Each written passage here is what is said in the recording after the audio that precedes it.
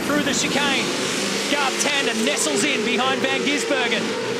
He actually swiped Rick Kelly, who touched the tyres. So Rick got squeezed onto the turn 1 tyres. You can see a lot of damage there. That's going to be a problem for him on this opening lap. Up to turn 4. Garth Tander then, they didn't have room, the two of them. Garth turned across and that's hit those tyres, as Neil said. A lot of damage, a lot of drama here. 3 abreast between 5 and 6. How's the start from Whincup? He did not give Van Gisbergen a look in.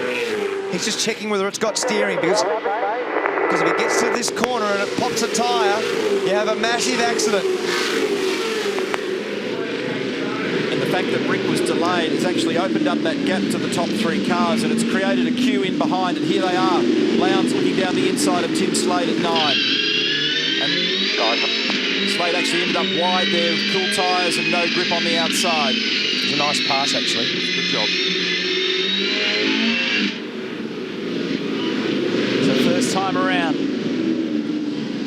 Whincup got a great jump. Van Gisbergen has to settle into the routine. He's done the most important thing by making sure that Whincup hasn't got too far away.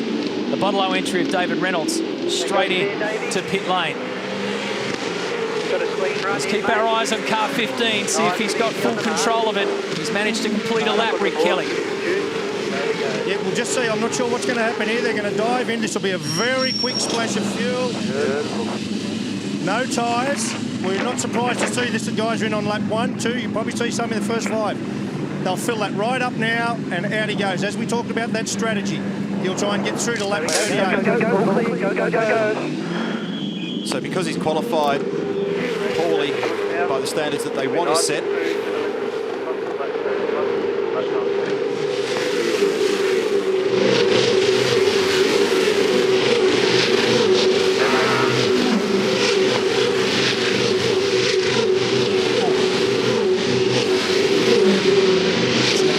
That's a seriously good corner, isn't it? and Bottle-O Racing, what they wanted to do there was to be able to just tick off one of the mandatory stops, get that out of the way, get some fuel on board, and hope that strategy gives them a benefit later in the race. That's what they're trying to do. Van Gisbergen looking racy down the inside at the final corner. Jamie Whincup's had 1 or 2 troubles there this weekend, actually trying to get that car turned and stopped and pick the throttle up on the other side. You can see him glimpsing the rear view mirror down to turn 1. He was disappointed yesterday to let that one get away in the battle with Scotty McLaughlin. He loved the exchange. He thought it was a brilliant battle. But he was also a little bit wounded by the reaction of the crowd at the end of the day as well. He did get an excellent start. Here's the replay of the race 3 start. It was a beautiful jump in car 1. Look at him. He just leapt away from Van Gisbergen. Rick Kelly got a good start as well. But focus on Tander and Kelly and watch what happens down here at 1. So the squeeze from the right side of the car on Rick squeezed him across to the left and onto the tyres. He was lucky he didn't end up That's almost a crash. around. Well, that's almost in the fence, isn't it? Yeah. Tom Kelly. Throttle cable. He says it's got no throttle, it's just idling. Broken throttle cable. Van Gisbergen had a little look there on the inside at turn 9. Garth Tander was fastest for that last lap, and then Craig Lowndes posted a quick one. 122.649 is the fastest. But up to the second sector of this lap, Van Gisbergen's been the quickest out there. So instantly, Van Gisbergen has shown that maturity is coming to him as Craig Lowndes goes straight into pit lane. Chaz Mostert's going to follow him, and so too Fabian Coulthard and some others. Okay, just down here running through the pit lane, I can see the FPR boys are out. It looks like Mostert and Lowndes is in now. Let's have a look. Topping rate for fuel. They are going to put tyres on. Unusual this early in the race. Again, this is part of that one strategy we showed you. These guys are electing to come in to get their first stop out of the way. Probably about 30 litres going in the car. Now they know the next time they come in, they've got to put 900 litres in to get that 140, and they're done. One stop out of the way. Good strategy. That would have been a second or two longer than it should have been, because I was watching closely out our window here. The fuel man couldn't get in properly, couldn't engage properly, he was shaking his head, so it was a couple of seconds delay before they managed to start running that fuel in the couplings. The angle on those hoses is critical in the coupling in order to be able able to get the dry brake coupled up and get the fuel delivered. And if you don't have the inbound angle correct, they just don't couple. So here's Todd Kelly limping with no throttle percentage in a very awkward spot. The white flag's indicating to the other competitors that there's a slow car. Lucky no one's around. That's right at the apex there. And so he's limping that car back home. There's the little battle going on at the front. It's 0.2 of a second according to the computer. You can see how tight that margin is. James Courtney, meantime, pretty quick back in the pack here at 11th. Just did the fastest lap of the race, a 1:22.1. He lost a bit of ground on the previous lap, but he's gathered it back up again now. And he's able to place his car in a number of different spots relative to Jamie at the moment. You can see that they're both choosing different lines on the racetrack. Just have a look at this. Have a look how close you need to be at turn 8. We're on board with the leader, Whincup. Looking back at Van Gisbergen. Check the right-hand side, how close it is to the inside apex. Check this. Beautifully done. Very smooth, very nice. As you go faster, you have to be softer with all the steering inputs. And what he did then is he turned it very gently and got it right into the apex. Very accurate, very nice. McLaughlin on Slade here. This is the battle for 7th. Quite a string of cars involved in this. Tim's car doesn't look to settle off those curbs as nicely as it should. It bounces. It's got an oscillation in the car that's ongoing. Todd's pulled to the grass to get out of the way there. Smart move, Todd. Just to give everybody space, and the Holden Racing team have brought car number 22 in for his first compulsory stop. Okay, mate. So when Neil's talking about the way the car rides the curb, the way that you've got to do it and do it nicely is when they come off the curb, the car's got to settle immediately. You can see it doesn't.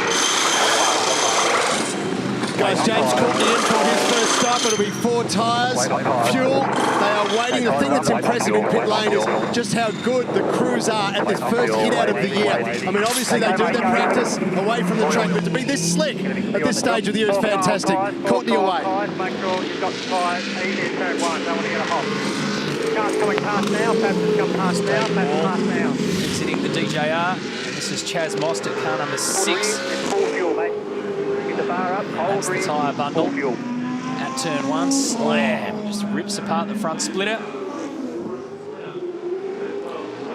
Power steering drama for him in race 1 yesterday, Marco. Yeah, just interesting watching James Courtney put his 4 tyres there. A lot of this will be about what tyre bank you've got. This is going to be a tough afternoon, but you saw Craig Lowndes put 2 tyres on, and he did a little bit of that yesterday. And you can almost bet as a result of that, he will have a good tyre bank and expect 4 tyres later in the day when it really matters.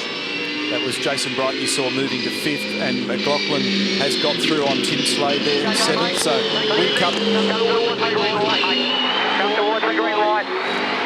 Whincup, Van Gisbergen, Tander, Rick Kelly, Bright, Winterbottom, McLaughlin, Slade, then Holdsworth and Moffat. That's the 10. Oh, that was a nasty leap over that second curb there for McLaughlin. He slid up to the second curb, and this is Nick Percat. We can hear them in the background on the radio. Fastest lap of the race, meantime, at 1:21.7 for Whincup. Penalty yesterday for Percat. This man also suspended penalty for the dangerous rejoin. So 3 cars in the pit lane. Todd Kelly did get back in there, and they'll be looking at that throttle cable problem, or whatever it is with the throttle assembly on that car. A little bit squeezed for room on the inside. James Courtney in turn 1. You can see the amount of fuel going in, Neil. And only after now 7 laps of 78, they've obviously started the cars without full load. So roughly between 60 and 70 litres of fuel have been put in the car to start with, which means you can actually put that fuel in so early in the race. What is so impressive in these longer races is just how quickly the engineers can change strategy on the hop. Scotty McLaughlin's crew were in pit lane, ready for him to come in for a stop, and he finally got that clear air that he needed, and now he's got the clear traffic, so they've come back in and resetting their strategy for this race. It's a good point. Sorry, Neil. It's a good point. So that's what you're looking for. It's so important in this sort of race to make sure you're out and you're using your own car speed. Well, if you watched our coverage yesterday in race 1, you saw Whincup and Red Bull Racing Australia give a good lesson on that. They got 2 tyres on that car. They shot him out there in clear air, and it worked very well. And later in the race, there was a dividend for it. Here's a replay of McLaughlin getting that pass done on Tim Slade from the chopper down at turn 9. Tim's giving him plenty of space. Fair slide going on for McLaughlin to get through because he was completely brake limited there. And car number 36, black flag pit lane penalty for exceeding the pit lane speed limit. That's Michael Caruso, the Nissan Hornets entry. Yeah, and just reflecting quickly on further on those strategy comments, very much in the way that Whincup is out in front. You hear us often talk about track position. Well, there's two things that are king when defining your strategy. Track position, that can be out in front or in clear air, as we saw with Scotty McLaughlin, and speed. And if you've got track position and speed, all of a sudden you're in charge of the strategy game. Rick Kelly has his hands full with Jason Bright on the charge and Mark Winterbottom behind him. Jamie Whincup leads the race by just under a second from Shane Van Gisbergen, who continues to put pressure on the leader. Garth Tander's in at third. And the final 250 Ks are underway.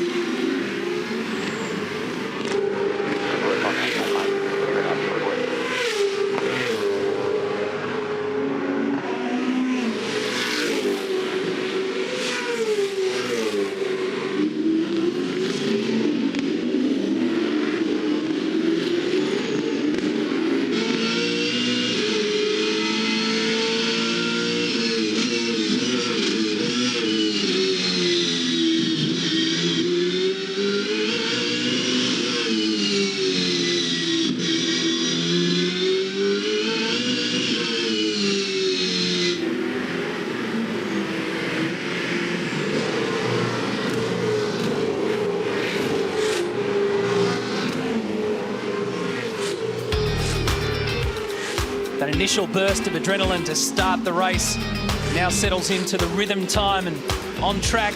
He's in. Whoa, he's gone into the wall. Straight into the wall and huge damage at turn 8 for Will Davison. Turn it in. So push me into turn 8. I've gone in hard. Stop me down, mate. Just pull on the side of the road, please. Pull on the side of the road. It's pretty bad. I can see it on TV. Turn it in narrow. And I pointed to the screen when they were heading down there. There was traffic congestion and I knew there'd be a drama. Let's pluck the front left wheel off that car.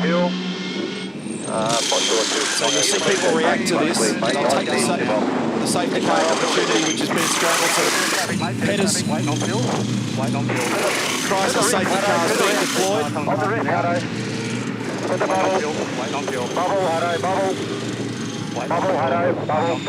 So Whincup, Tander, Bright, Winterbottom, McLaughlin, Slade, Pye, Moffat, Wood and Ingle all took the opportunity to come straight in. You are the leader. You can go. Quick reaction time. Sorry, mate. Hold. That is a mess. Go now. Don't hit the car. Don't hit the car. No brake. I've got no brake. Can't help you with the front straight, mate. Can't help you. That's the damage that Chaz Mostert did at the front of car 6 at the tyre bundle at turn 1. It's just that mad scramble that you hear. It's just ripped the front left straight off the car, taking the door with it. Huge damage. So he's narrow because he rounded up James Moffat. I can see it all brewing in the background. Anytime you go narrow into turn 8, Oh, he got a little bump. There was a touch as well. That didn't help. So a little bump just now, just changing the trajectory, can't get it turned, and that really caused it. Now, he may have been very close by himself because he was already on a very narrow line, but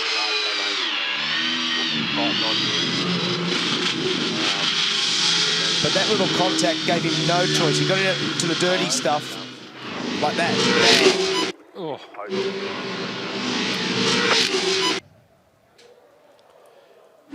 So view from our two cameras, Betty Clemenko and Ryan Madison. Betty, the team owner, and Ryan, the CEO of Erebus Motorsport. Will be shattered.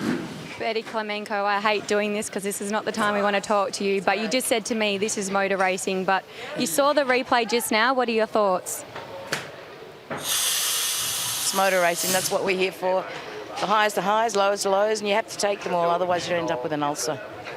I'm glad that you have that attitude. We might just quickly try get Will Davison before he runs off. Will, we just want to know if you're okay. It was obviously a very hard hit. We just want to know if you're okay. No, I'm fine. I'm fine. Just obviously disappointed. Yeah, drove it back with no door on it. So yeah, I got it back, which is a first. But yeah, I need to have a good look at the replay.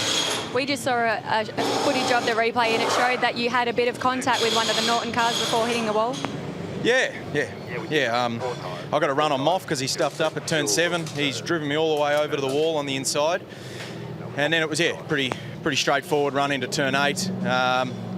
You had the inside line. He was obviously conceding. And, yeah, he's just clipped my left rear as I turned in. So, yeah, pretty stupid. Yeah, I don't know. I have to have a good look. Thought I gave him a bit of room. It's pretty narrow into there. So, yeah, it's not cool. Bad luck, Will. Thank you.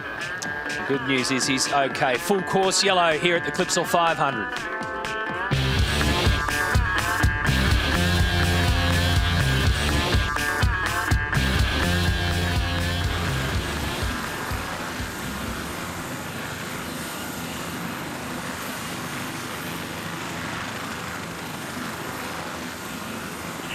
Okay, we're going for another lap, Sarah, after this, or safety car. We just need to make sure that we've cleaned up the debris there at the exit of that corner. So when you go through 8, just keep to the middle of the road, please, and we'll just do some more sweeping.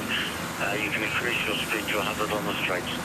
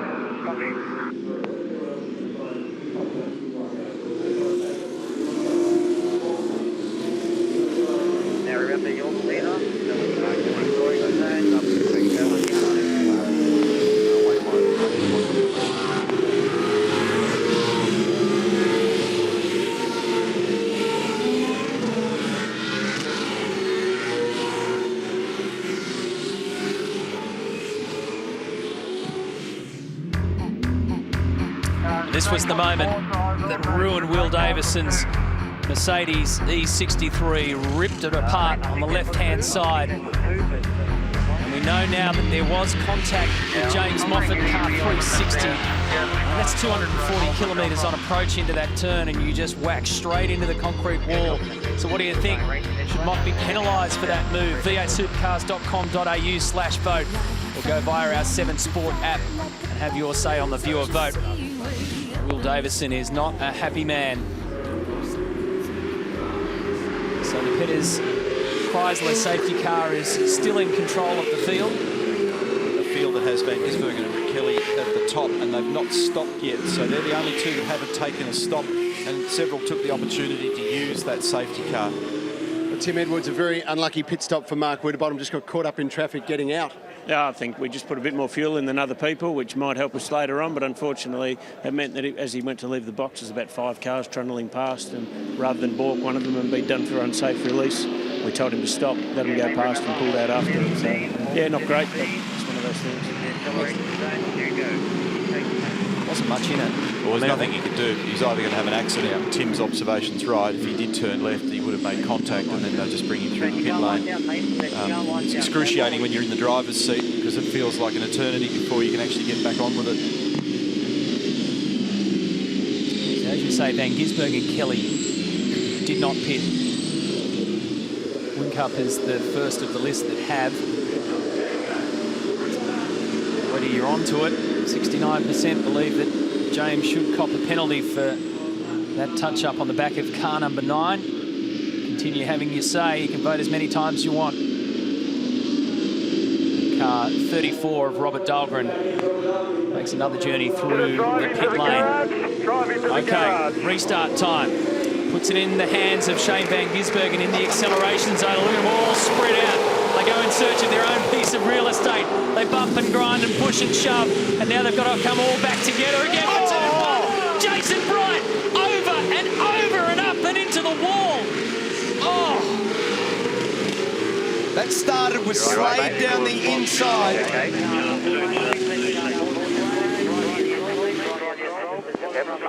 Just give us a radio call if you're there, buddy. Huge damage to car 16 of Scott Pye again. Yep. Check, please. You got me? Chaz Mostert. Team Cairo, Adele White, Wally Story in the foreground, engineer. Andrew Edwards, Jason's engineer, is frantically trying to make radio contact. And damage to Lee Holdsworth. The front left, that's going to wobble its way around the circuit for car 4. So have a look on the inside of the cabin. She has just got to go steady now, because he can easily run straight to the fence here. And he was already carrying damage to the front left-hand corner of that car, and they were asking him to just take it easy. So Tander's got damage in the front right-hand corner there. Well, that's how it started there, because Slade was down the inside. That's how it started. So Slade was down the inside with Tander and Courtney, 3 abreast, team cars. Van Gisbergen's come in, by the way. He's out of the car. Jason Bright okay. Scott Pye's out of the car as well. Fantastic. So this was the race leader. And this is going to be a significant delay to get that car cleared. Brighty was involved in a pretty big crash at the Bathurst 12 hour that he wound up in hospital for. He was checked out and okay, so that's 2 enormous shunts in the space of just a few weeks. The hard thing when you're upside down in the belts is actually to be able to safely manoeuvre yourself out of the car. When electronics in the car after a prescribed period don't sense any action from the crank trigger, the electronics in the car shut down. Here's the replay. This will give us some explanations. We'll try to come in together. So it's Tim Slade leans on the Holden Racing Team car, which just sends Team BOC Commodore flipping into the air. This was what happened. They all fanned out and then they all came back in, and it was never going to work. Van Gisbergen and Kelly get through, and then watch car 47 just pushes across, and it doesn't take much for Garth Tander just to lean on the front left-hand side of Jason Bright. It's that secondary impact that's the worry there with the wall, and it got right up on the top of the debris fence. This is Lee Holdsworth's view. That was the big crunch that he... So, okay, so he got hit by Scott Pye and a few others. The contact actually started with the 2 Red Bull cars. They actually made contact on the way in there also. There's Slade down the inside. He makes contact with Tander. Tander makes contact with Bright. totally out on the slide. Full opposite lock, so he's trying to steer it down. So Jason's trying to make sure it doesn't turn onto its roof. It then catches the curb, and the curb then trips it over. So as it gets to that point there, it was always going to turn over.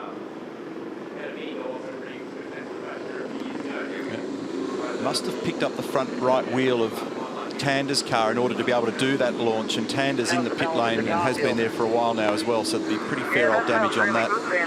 It's this next whack with the wall. All this stuff looks spectacular, but at that stage, you know, it's not a crazy amount of damage. It's this next one where it hits the concrete wall. It is tyre protected and then gets into the debris fence, where they're going to have a big nightmare trying to resolve getting this car back in shape. Fortunately, where the massive load has actually taken place in terms of the final part of the crash, Neil, it was actually against the tyres there. That's taken some load away from that. And that's a tonne and a half. Yeah, it's a tonne and a half in the air there. It's just been tossed around like a toy car. I'm in the garage with Brad Jones, and Brad, no team is more of a family than yours, and just collectively hearts were in mouths there for a few minutes. Yeah, you know, it's just, you know, we really wanted to come out of this weekend with a good spot. You know, I felt Jason in the BOC car was one of the fastest cars on the track at the time, and you know, to see that happen is very difficult, but he got out of the car and he's okay, and so, you know, you live to fight another day, but it's, you know, it's difficult to watch, and it'll certainly be an expensive repair. Brad, as you look at that, I mean, the car couldn't be in better hands with Bridie. He fought it as well as he could.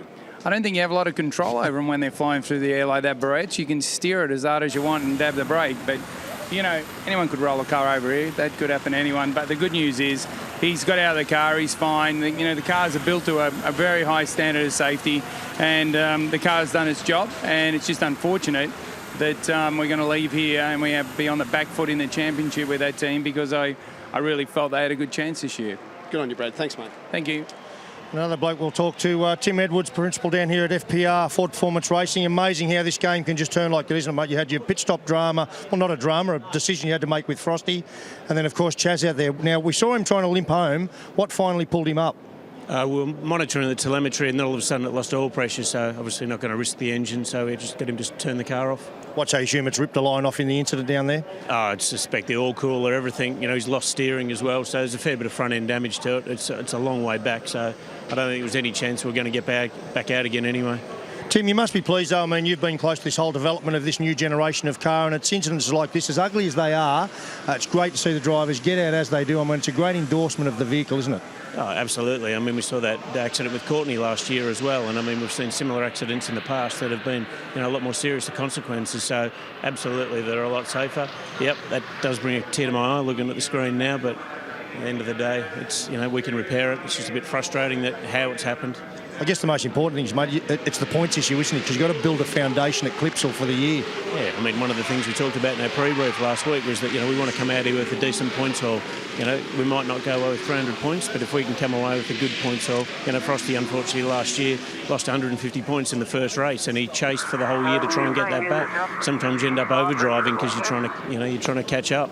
So, you know, we've got some good points, you know, with Frosty yesterday. You know, we've got a little bit on the back foot at the moment, but I think we'll catch up. Thanks, Timmy. So that replay also showed how Holdsworth got connected with Scott Pye, and then it was Chaz Mostert who went slamming into car 16. So casualties on the streets of Adelaide here at the Clipsal 500.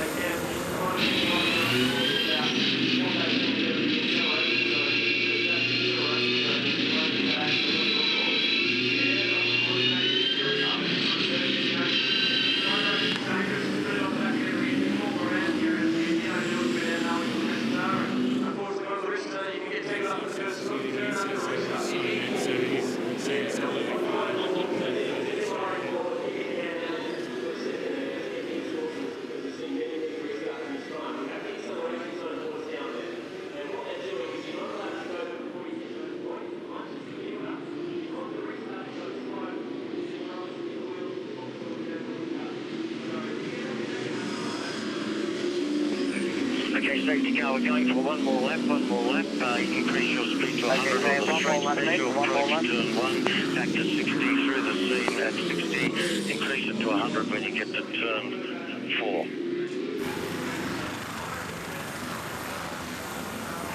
Okay, mate, looking at all the cars in front of you, you're roughly half a second to a second lap faster, so we've got plenty of pace. Copy, just need to take my driver to the proper.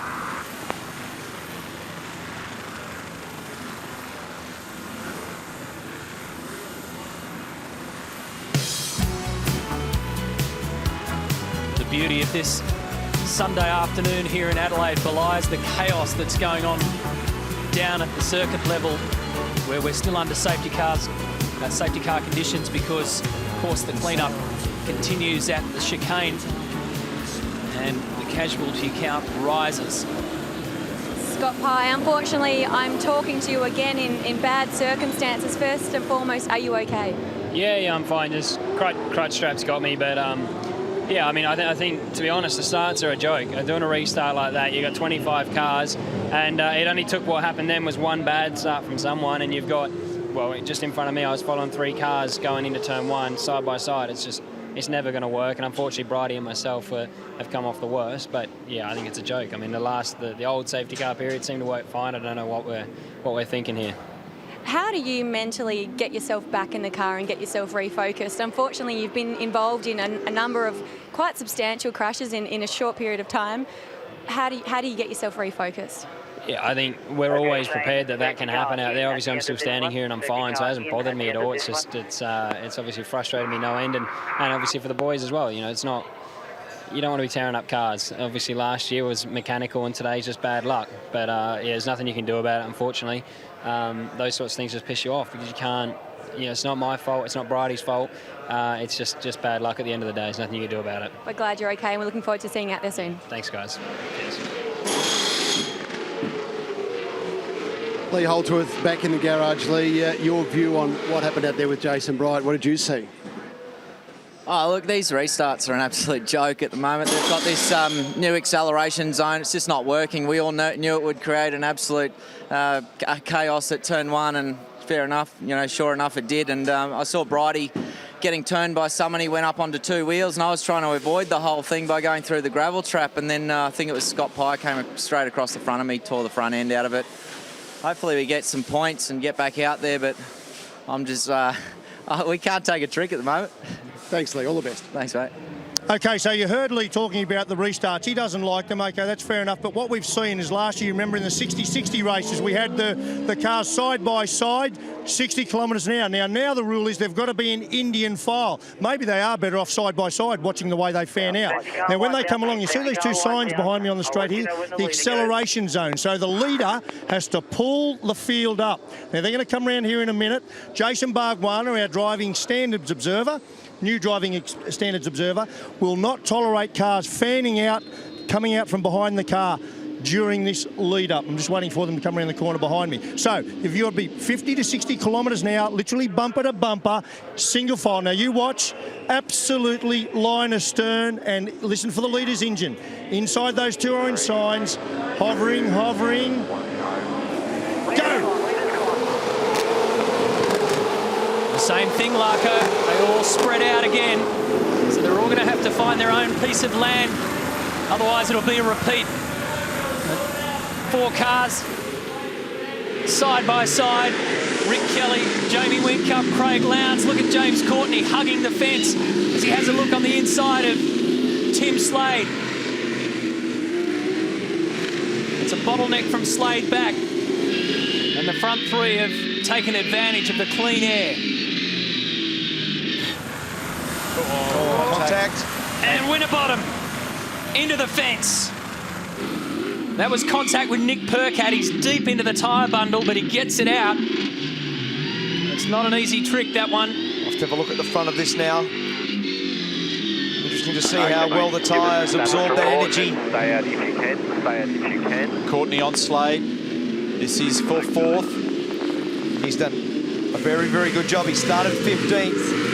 That's going to go, as I said, into 4th spot. Car 360, James Moffat, pit lane drive-through penalty for a driving infringement at turn 8 on car 9. So that was the Will Davison incident, which is basically at the centre of all the stuff that came subsequently. The trigger of what's happened next. I was watching closely Rick Kelly's restart there. He waded deep into that acceleration zone. A little bit deeper than others have.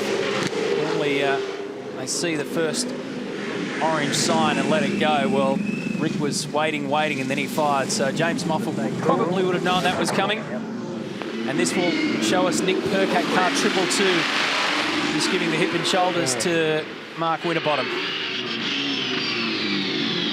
It's pretty wild in mid-pack. Scotty McLaughlin there. So Frosty just tagged Scott, and then watch this, bang. And there's zero grip out there. This shot will be pretty graphic. Oh, actually, Percat got a whack. He got a push from... Might have been Dale Wood. Could be Dale Wood, yeah.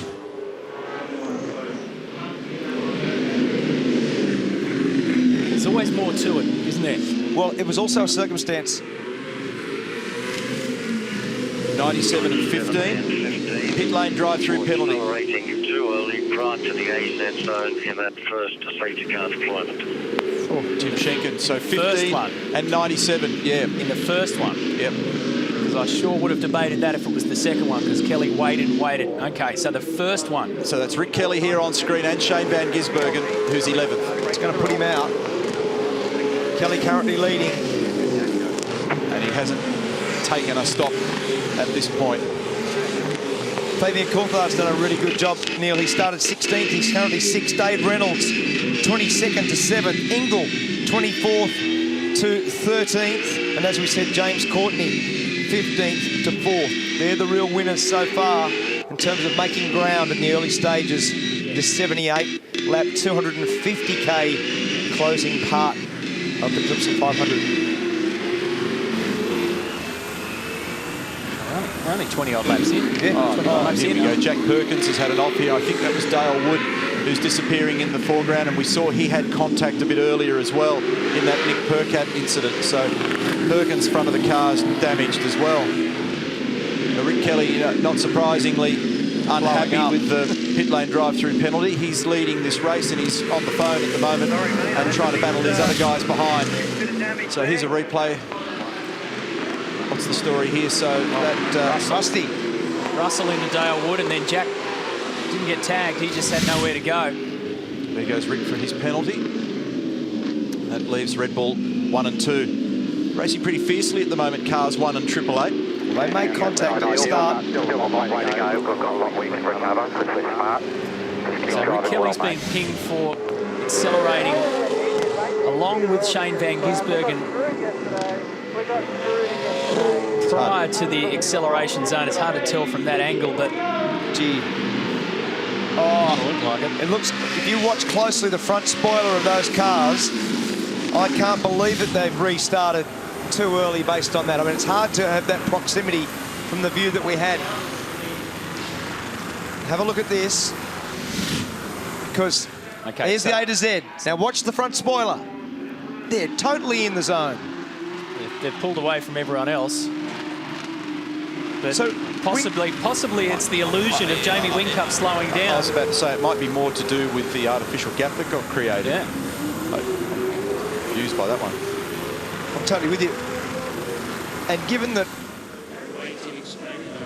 There guys, Damien White from V8 Supercars just in the garage explaining to Steve Hallam and the Techno team exactly the situation for Shane Van Gisbergen. And I'll just try and catch with Jono Webb very quickly. Jono, a black flag, your reaction to that on Shane? Mate, I got no idea what's going on, to be honest. I mean, I can only see what everyone else can see on TV, and from there he was spot on in that zone where he should have been when he went. So obviously officials are thinking something different, but extremely frustrating. They throw something new at us, and maybe they haven't explained it to the drivers well enough of what they want. Thanks, mate. Okay, listen to this. This will give us the engine.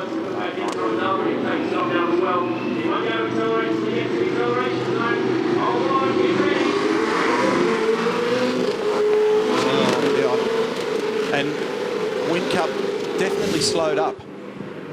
And you're supposed to be within one car length. So I reckon they were in. I reckon they were in the zone. I reckon they've been pinged unfairly. Hard to tell from those angles. You never know. But what it has done, it's cost Rick Kelly and Shane Van Gisbergen a crack at this race. They're going to have to do it the hard way. They're going to do it. Back after this.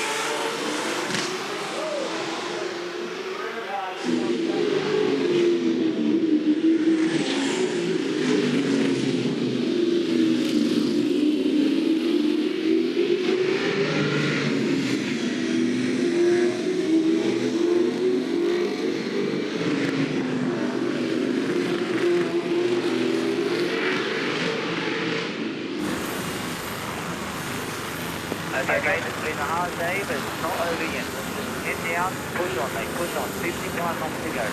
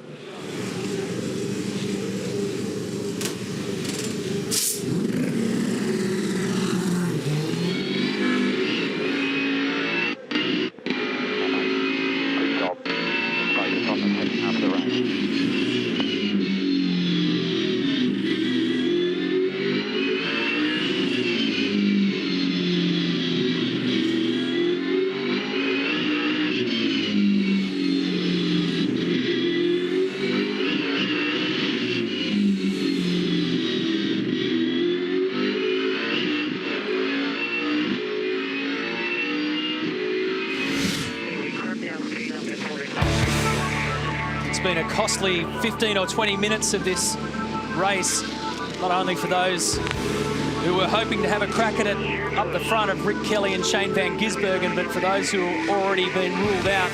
What do you think? Were the drive-through penalties fair for Shane Van Gisbergen and Rick Kelly? Look at this, Van Gisbergen gets a strike against his name for curb hopping as he rejoins after serving his penalty. Your V8 viewer vote, v8supercars.com.au/vote, or use our 7 Sport app and see what you think about that. Did the stewards get it right? Did they get it wrong? It's always hard to tell whether or not they're exactly in that acceleration zone. But from the angles that we've been able to establish, it looks as though it was a really tough call. Okay, the scenario is this. Jamie Whincup now leads from Craig Lowndes, James Courtney, Tim Slade, Fabian Coulthard, Scott McLaughlin in 6th, Nick Percat, David Reynolds, Michael Caruso and David Wall make up our top 10 on lap 26 out of 78, so more than 50 to go. We've got 16 cars on the road. Russell Ingall is in pit lane. The casualty list of Tander, Holdsworth, Mostert, Bright, Pye, Dahlgren, Davison, Todd Kelly.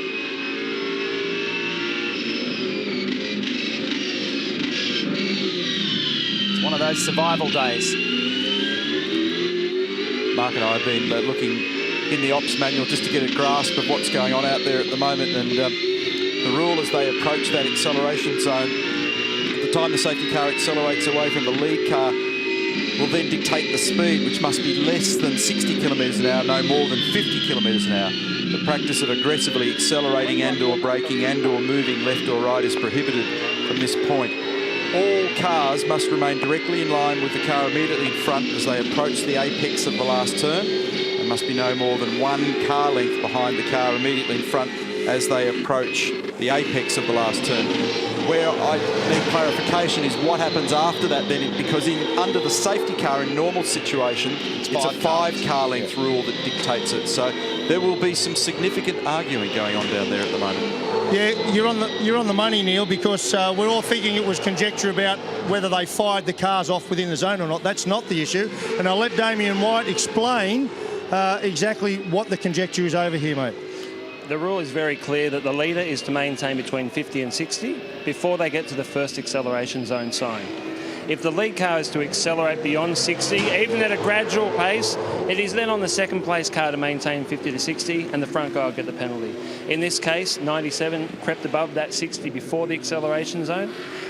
15 maintained that gap, therefore he was then in breach. Car 1, bit of discipline there, maintained that 50 to 60, no issue. The hard acceleration of 97 was correct in the AZ zone, but the penalty is because he exceeded the 60 limit before entering that AZ. Very well put. If you go back and have a look at the vision, I reckon Damo is exactly right. Okay, and my question is, how do we know that? How do we know it, Larko? Ask him. Sorry, mate, we're just keen to know, how do you know that? How do you know the facts that you've just stated? What are the tools to use? We have radar, of course, but it was explained at the driver's briefing.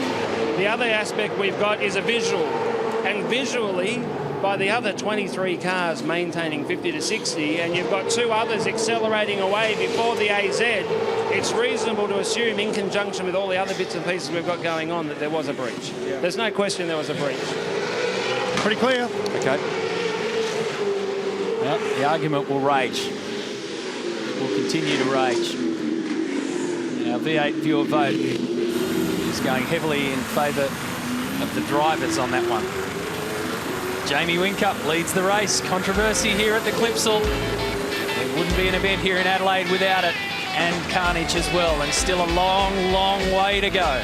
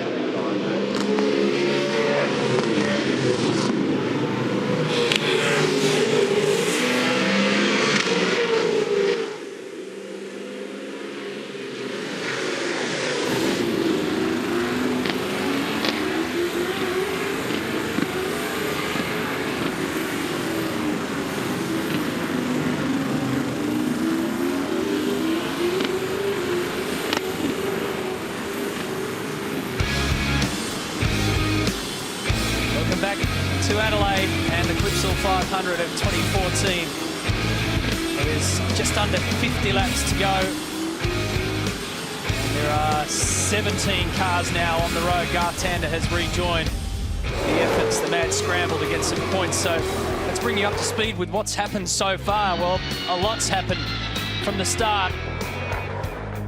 Rick Kelly was the first to suffer some damage But he managed to work his way through that as Jamie Whincup took advantage from Shane Van Gisbergen. They had a bit of trouble getting the fuel into car 888, but in the scheme of things, that hasn't really bothered them. Then this, a touch from James Moffat on Will Davison at the fastest part of the circuit, puts Will's Mercedes into the wall hard. And that's the end of both of our cameras down there as Betty Clemenko watches on. Will's okay. The front left wheel plucked off, left side of that car wrecked. Mark Winterbottom had nothing to do but wait in pit lane, and then this almighty crash involving Jason Bright, who flips over twice and then spins up into the air corkscrew style. He would get out of that car okay, but that was off the restart. Off the first restart. It would also cost Scott Pye his afternoon. Lee Holdsworth also suffered damage in that one. Garth Tander suffered some damage but has got back out there. And that's about 1.5 tonnes of V8 supercar just thrown into the air like a matchbox car.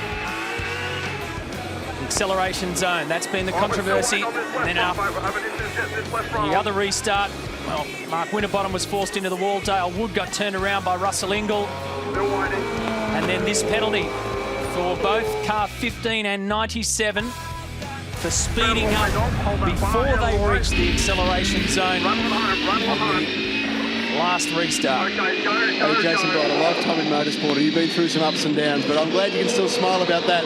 Whoa, that was some ride. Yeah, it was a bit of a ride. I've had a little while in motorsport. It's the first time that I've rolled anything, so yeah, a little bit disappointing. You know, we had an extremely quick VOC car this weekend, and you know, we're not going to leave here with the amount of points we deserve, I don't think, on pace. So pretty disappointing. You know, the new starts, I guess whoever made that rule got what they wanted. They wanted action. Just cost the teams a hell of a lot of money, though, that's all. Anyone to blame? Oh, no, I mean, Jamie made a bad start. It's not his fault, though. I mean, we just ended up 3 abreast there. You know, I'm not sure who got into who, but, you know, we got put sideways onto the curb. You know, I think the only one to blame is probably whoever decided to have a type of start that, you know, we don't see anywhere else in the world. You know, that's the worst part. You know, it's just, you know, putting a lot of cars at risk. You know, we're all out there racing as hard as we can, and you know, there's going to be situations like that if we continue to use those starts. You know, but if they want action, they're going to get it. Righty, we'll just have a look at it. Just take a look at the monitor up there, and just talk us through what you're experiencing as you went through this. The old fella was getting squashed a little bit about now, but it was, you know, it was actually a lot more gentle than what I expected, considering I haven't rolled a car before. And the worst part was landing on the roof at the end after it sort of climbs the fence here, and that was sort of the hardest landing. And then sitting upside down, trying to get yourself out when everything's sort of back to front is the hardest part. So, you know, good thing the cars are strong. You know, I felt really secure in my seat, you know, and all the safety gear did its job. It's a good thing it did. Look, I know you feel a little bit sore tomorrow, but for now, Bright, everything's good. Yeah, cheers, mate. All good. Well done, mate. Thank you.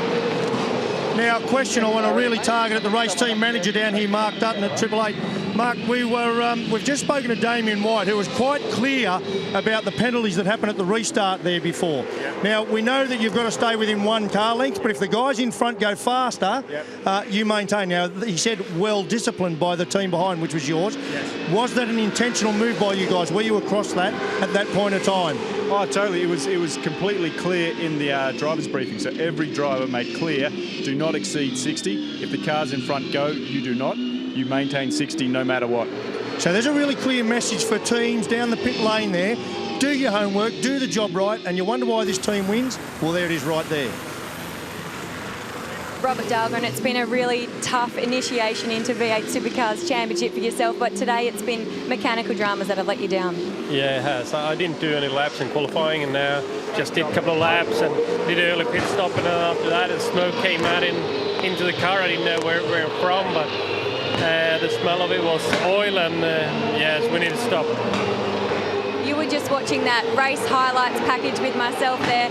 What do you think about this racing? It's absolute craze. I've never seen anything like it, but it's good for TV as long as nobody hurt themselves, but it's good for the crowd. Sit back and enjoy the show. All right, well, thank you. Yeah, his head spinning, Robert Dahlgren. And he just can't believe that this is what the V8 Supercars do week in, week out. So social media, as you can imagine, is absolutely lighting up like a Christmas tree over these penalties. And the explanation about the penalties, 79%, say that penalties weren't fair. We've had more than 130,000 votes on this question in just a matter of minutes. And a lot of the feedback on social media has been about the assumption of the speed. People want to know the facts. So that's something that we're going to have to deal with down the track. And also there's clearly driver anger about the restart format themselves. So maybe we can ask you a question about that. Lap 34 out of 78 has Jamie Whincup in charge by 1.7 seconds over his teammate Craig Lowndes. And James Courtney is nestled in third. Clipsal 500 here on 7.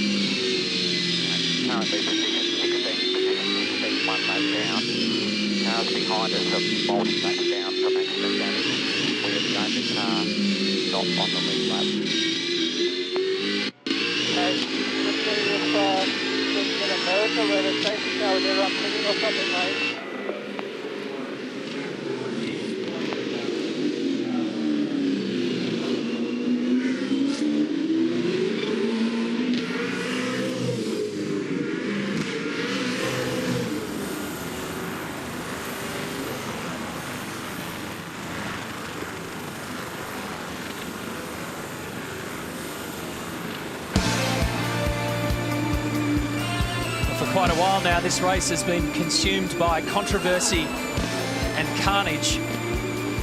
Now we're back into a real race rhythm. That's Red Bull Racing Australia at the front. Two Walkinshaw Commodores chasing of Courtney and Slade. And then Scott McLaughlin, the Volvo. And Craig Lowndes has lost a lot of time on Whincup. This is why. Big slide from Lowndes. He's battling to pull it up at the final corner. Right out sideways.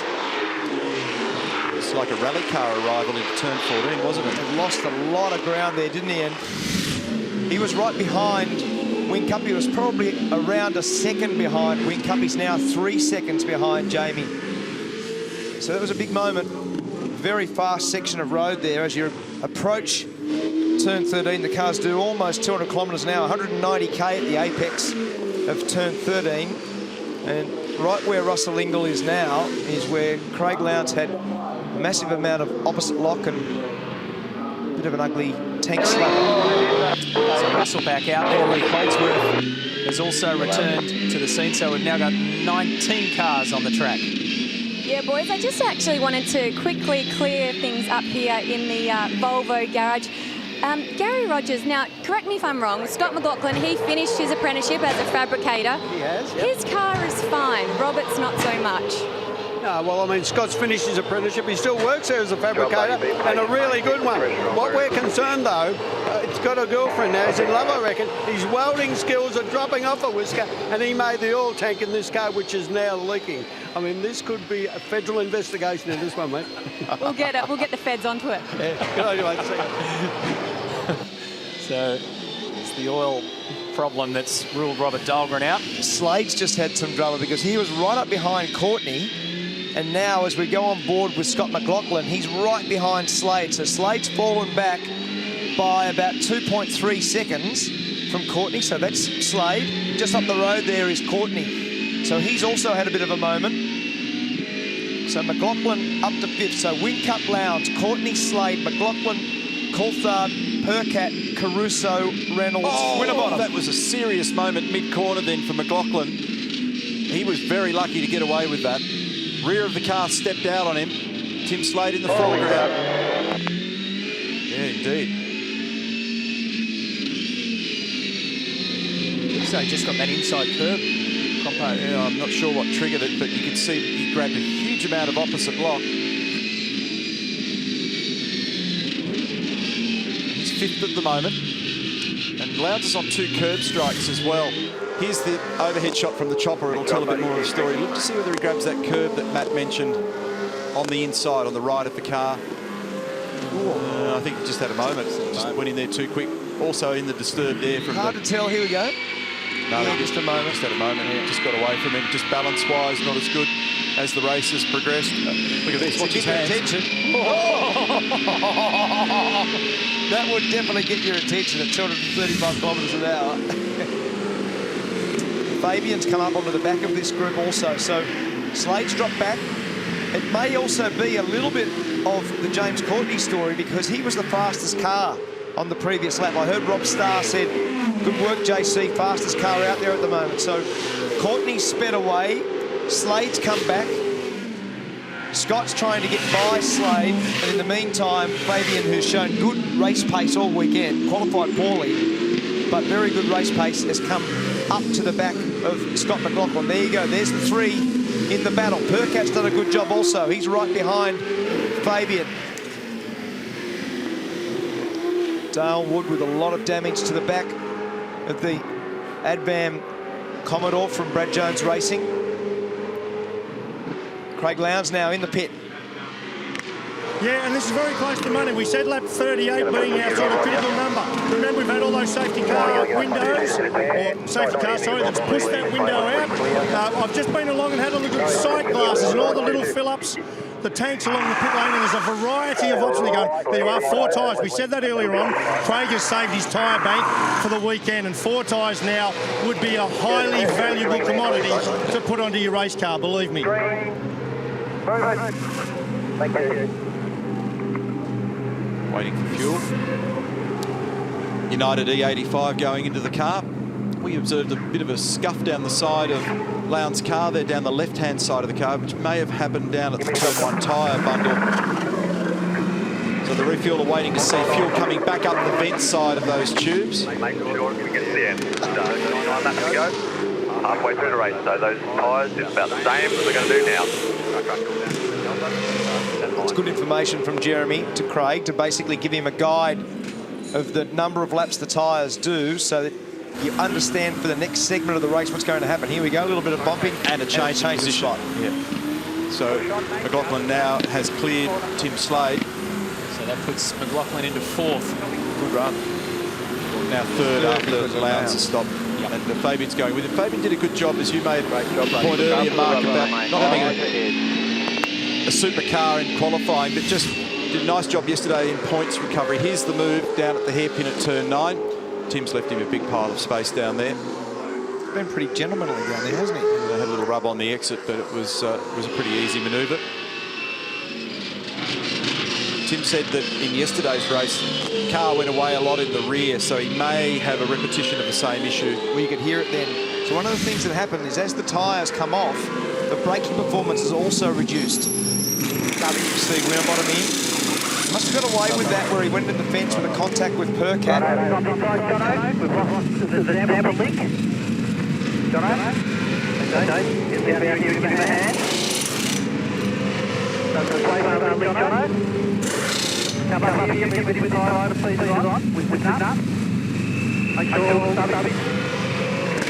they're putting the incompressible jacks in under the car to make it safe so that they can work beneath it without popping a penalty. And it's sway bar link. Yeah. So basically where the sway bar mounts across to the body of the car, there's all the damage on the left front from where he went in the tyres in turn 6. And the sway bar bolts to the body to reduce the roll.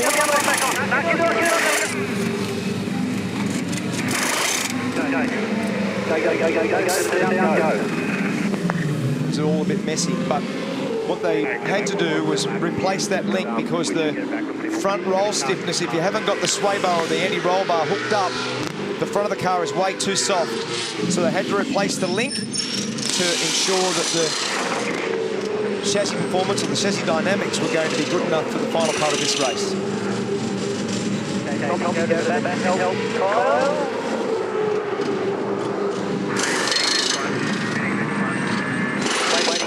Now.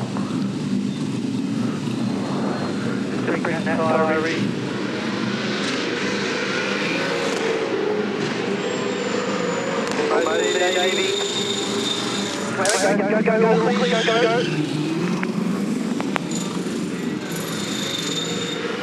Feels like a lifetime waiting for all that fuel to go in. So Courtney, a really solid job here. Started 15, so he's done a really good job. It's obviously a little bit out of sync now because they haven't made their second stops, but as he comes in. Sorry, Scape, if I can just show. So this is the back of the Holden Racing team fuel cells that are in the garages here. You see the side glass here? So this is how we know how much fuel they put in the cars. If I pop my head out here, okay, in goes the fuel. Oh, that's a bad stop. They've gone past where he needed to. Now, he's got a digital readout you can see in here. He knows precisely how much fuel he wants to put in. Fuel in there, that's the ethanol, 85 going in. United Ethanol 85. And the other clear hose coming out is the breather. So when it's full, it'll breathe back up that hose. That goes back into the tank.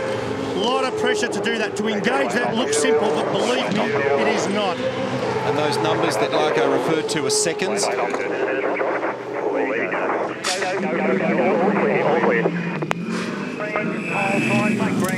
3.7 litres a second, so teams working kilos as temperature affects how much fuel you get. So that's why they're looking at those numbers on that fueling rig. Just listen to Tim Slade there. When he is trying to stop the car at turn 9, the chatter is the rear wheels locking and the drive line basically makes that noise, that chatter noise, as it meshes in the gears. So when he feels that, it's like putting the handbrake on, because remember the cars haven't got a diff. The rear wheels do the same speed, both sides, rear, left and right. So by the time you get to a point where the rear wheels are locking, it's like the handbrake coming on. Yeah, 60 comes in, the Gary Rogers Motorsport crew. Just take it easy. They know they've got the time, the fuel to go in.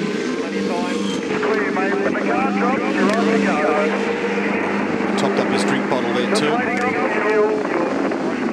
Nice composed stop.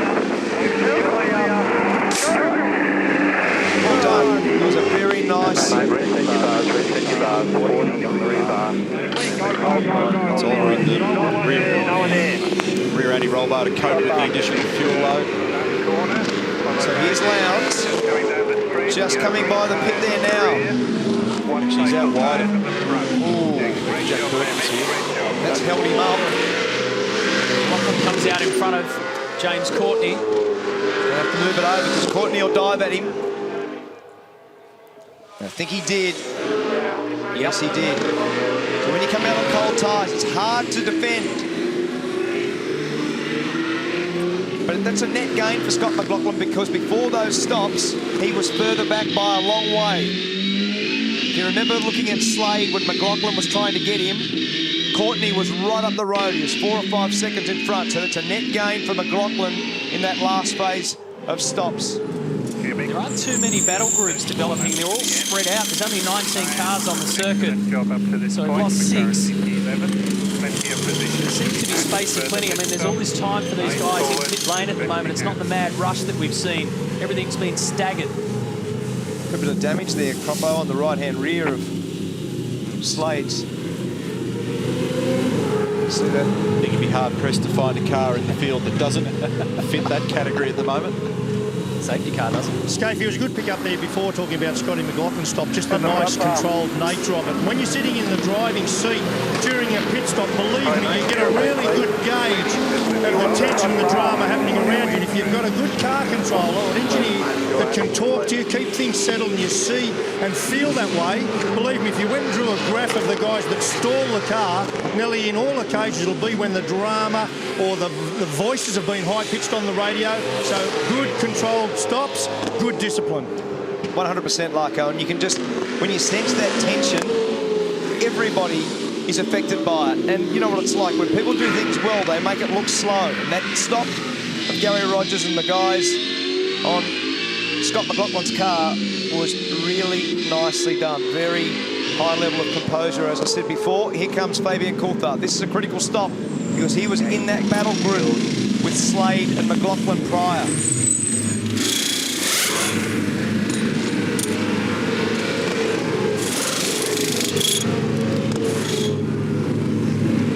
Just putting some dry ice in the passenger side of that car, driver cool suit system. 13 seconds.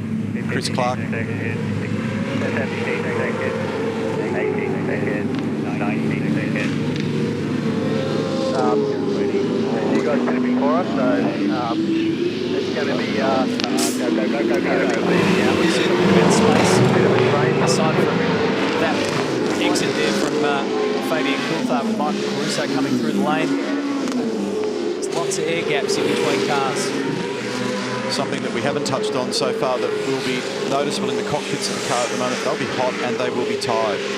They did 2 hard races yesterday and they've been through their qualifying procedures and the shootout for the key 10 earlier today. Right about now, particularly if your car's not bright and shiny in its performance, it will be starting to get physically very, very hard and mentally very hard.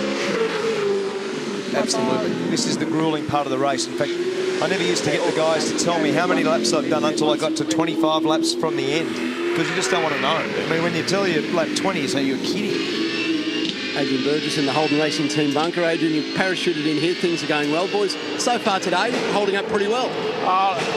Yeah, it's not perfect yet, but this is what we need to be doing. We've got JC running a strong third. Tim and Nick are doing a good job. GT's had a bit of a tough run while he was in a good position, but look, yeah, we've got a lot of work to do. But my old friends and foes up the road in front of us, so we've got to gun them down. Adrian, what's been the big focus since you landed in here? What do you really want to work on with the guys? Oh, we need some car speed. It's the first thing. Yeah, look, we just got to be smarter with what we do, with everything on track, off the track. We've got a lot of work to do, but we've got very good people here. Everyone's keen. Everyone's coming to the party. We need to put some speed on the car and give the guys a better piece of equipment to use, and then we've got to make sure we do the right job on the day and challenge the others. Sounds like exciting times, Adrian. All the best, mate. It's busy, mate. It's busy. It's a good point. When all else fails, make them fast. That's right. That usually cures a range of ills. 100%. So Whincup still to do that second critical stop, and then we get a sense of where this pans out and what the last segments of the race look like. Yeah, Whincup's first stop was on lap 10, so he'll be starting to have a lock on pit lane, and then we'll race it flat out to the end. He leads the way here at the Clipsal 500.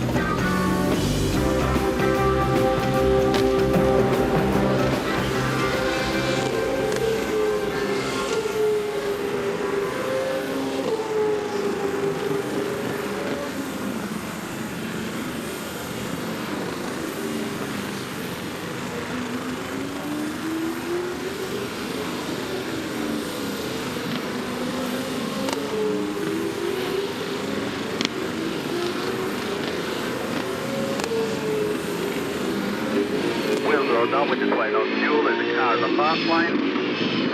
Okay, you'll be clear to go. Make sure the rear wheels don't spin. Okay, just waiting on fuel. Fast lane's all clear.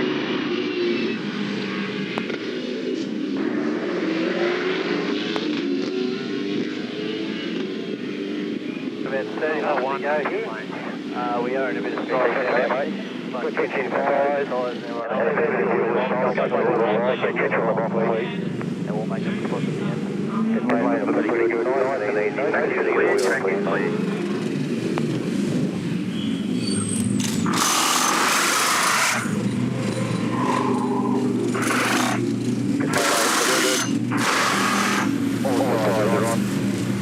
Yeah, there, thank you. Yeah, please, mate.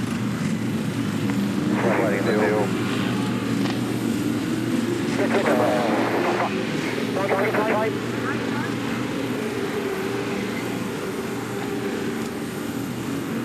Still good, go.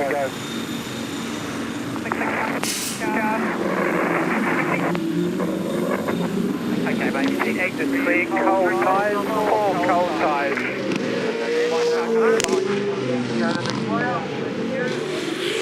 Everyone's clear, we're just going to hold the field, holding the field. When you drop field, good to go. Holding the field, okay, mate, field clear.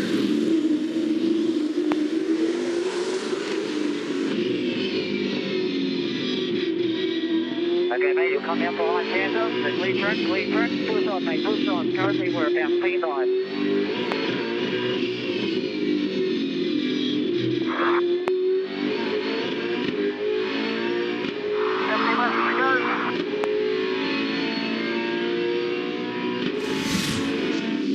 To go, mate. 30 laps to go. Everybody has stopped. 30 to go. Here's a critical moment in this race.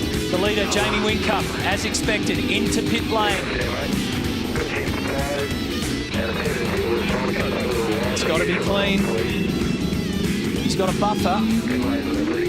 But he will know that any mistake here in the lane can cost him dearly. He had about 55 seconds on Lowndes, so just need to see how long he sits for fuel, because it takes around 23 seconds to transit the lane, and then you add whatever the stationary time is. Their car controller's touching the car. The car controller's not allowed to touch the car. The guy at the front of the car, the front left-hand quarter of Jamie's car. Well, he finished taking the fuel out. I'm pretty sure that's what happened. Cold tyres, all cold tyres. Let's see where he rejoins.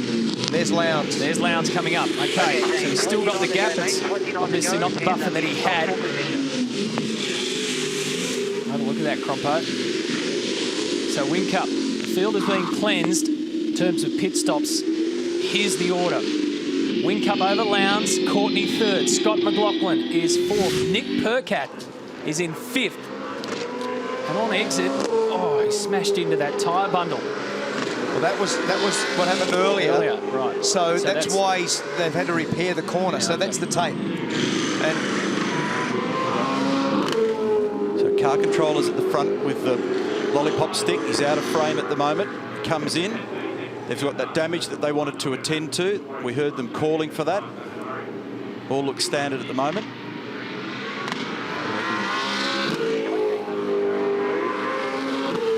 Well, that's... Okay, the car controller, room 12.2.2.4, who must not undertake any work at all on a car at any pit stop. That's a violation.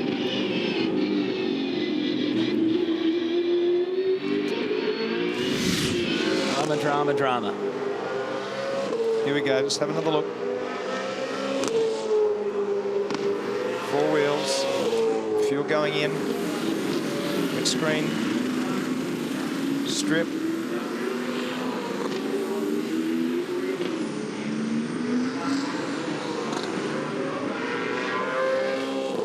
I guess the question is, Crompo, does that classify as undertaking work on the car?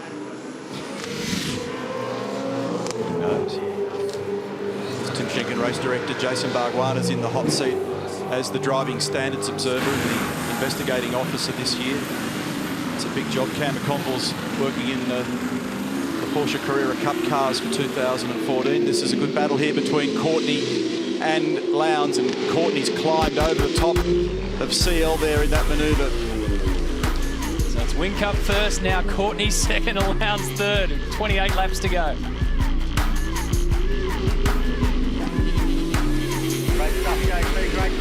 Russell ahead, left down, left up.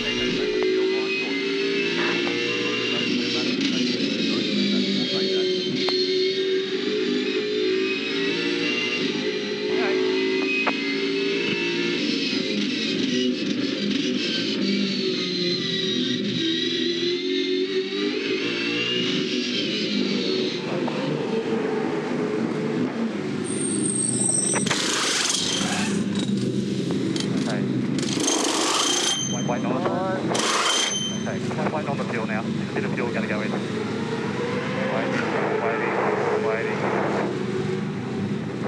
Okay. When I drop it, then right to go. All clear. All rears. All the traffic. You should be inside the shaft here again. Okay, mate, all clear.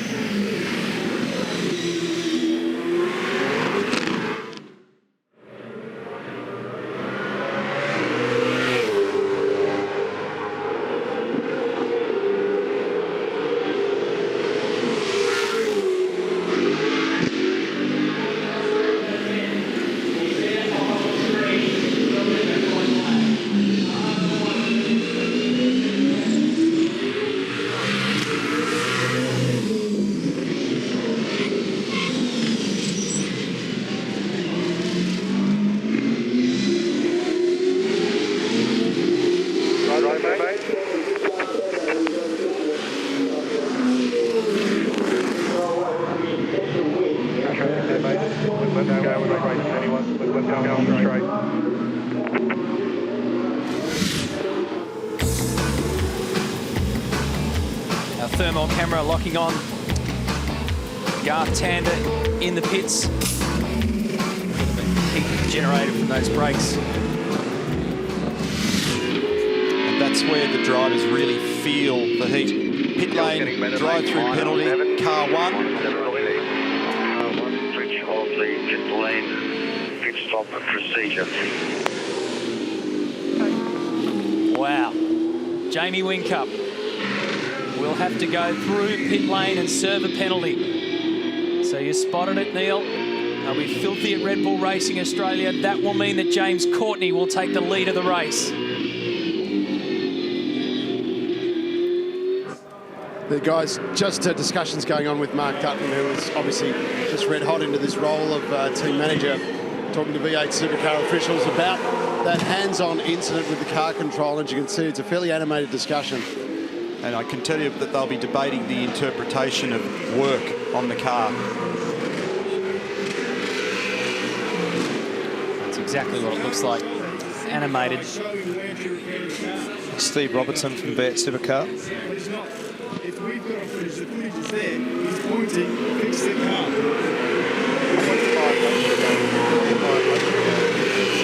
So the net result will be our race leader. You saw it, he was pointing out. He's the leader of the car. Understand they used to work together as well. So Steve worked at Red Bull Racing. So Mark Dutton, team manager, he'll fight for his corner, clearly. Great job. Well, this has continued down a couple of garages. Damien White from V8 Supercars is here, and this debate continues. Red Bull are not going to let this go, guys. Damien White saying not too many in, thanks. Hey, Joe. I can't remember a more dramatic day for quite a while. We've had huge crashes, intense racing, and split hairs in rules. Well, penalties applied obviously to Rick Kelly and He didn't put any effort in. He pointed out, boys, fix this. The reason reason they want the car controller's eyes up is your car controller. They want him at the front of the car to control the traffic, to mind the safety issues. Every car controller.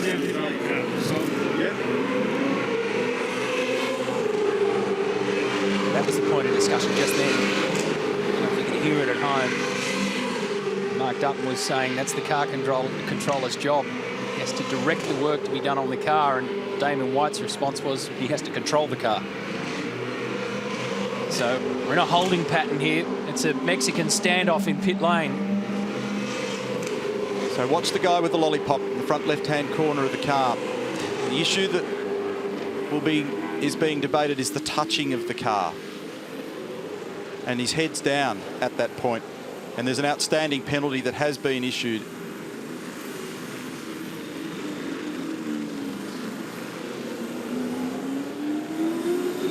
It's just the slightest margin of error in this sport.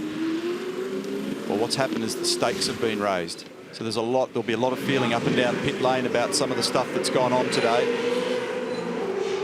And let's not forget that when this takes Red Bull out of the lead of the race, it puts their foes at the other end of pit lane, the Holden Racing team, in the lead of the race. Pit lane penalty made, kick through, drive through.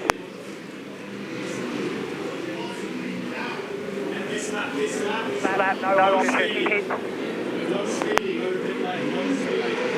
So David Couch, just telling Jamie he's got no option, he has to pit. And now they want to make sure that he doesn't speed. That's what happened to Rick Kelly when he served his penalty. He got another one off the back of it for going over the speed limit in the lane. Driving straight through. Mark Dutton, I know you fought this hard. That just breaks your heart. You think you had a fair case? Oh, totally. I mean, obviously the car controller's job is to control the pit stop and to release a safe car and release it safely. He was pointing out work to the guys. Let's not be silly. You cannot repair a car by touching it with that amount of force. That wasn't doing a single thing. Is there anything you can do, or you just got to cop this one? He's just driven through then. We can't do anything about it. We had the time to, the 3 laps that he has to serve it. We got knocked back, so play by the rules. Thanks, Dono. Cheers. They're not happy with the rules, but they have to play by it. So that makes Whincup now shuffle down to position 8. He will be ropeable inside the cockpit of car 1. You can see the furrowed brow when he was entering pit lane. That focus was replaced by just pure frustration. And Mark Dutton, in his first weekend as team manager, has fought a hard fight. Roland Danes now taking the fight up to Damien White. And the result is this. James Courtney now leads the race over Craig Lowndes, Scott McLaughlin in 3rd, Nick Percat and Fabian Coulthard. Then Michael Caruso, Slade, Whincup, Reynolds and Van Gisbergen. Well, here in the Holden Racing Team garage, Adrian Burgess, just watching what's happened there with Team Red Bull. Adrian, your view on the incident you saw there with Team Red Bull and the car controller touching the front of the car? Well, yeah, if they're the rules, they're the rules. Yeah, what can I say? I just got to do my job in here with these guys, and if they make mistakes, yeah, got to put them under pressure and make the most of it. So, well, this is a long way from being over yet. It does still in this. You're very much in it. James Courtney now takes the race lead, which is nice. Oh, look, it's always nice to be in the lead. I'd rather be doing it on our own merit than other people's mistakes. But look, we'll take it. They want to put them on the table, we'll take it. Thanks, Adrian. Cool. There's still 20 laps to go, and Lowndes will be hunting down James Courtney, who is yet to win a race at the Clipsal 500. Is today the day, a dramatic day in the V8 Supercars on 7.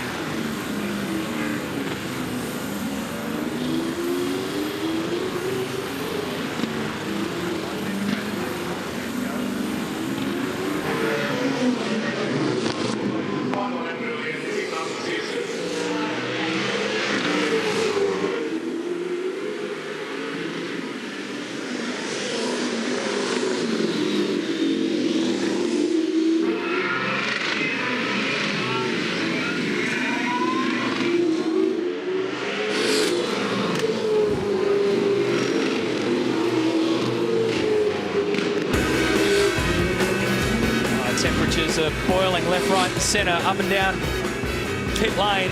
Now we've got a Holden Racing team fight against Red Bull Racing Australia with the Volvo of Scott McLaughlin ready to pounce inside the footwell of James Courtney. See him having a safety tap there of the brake just before he had the big stop down at turn 9.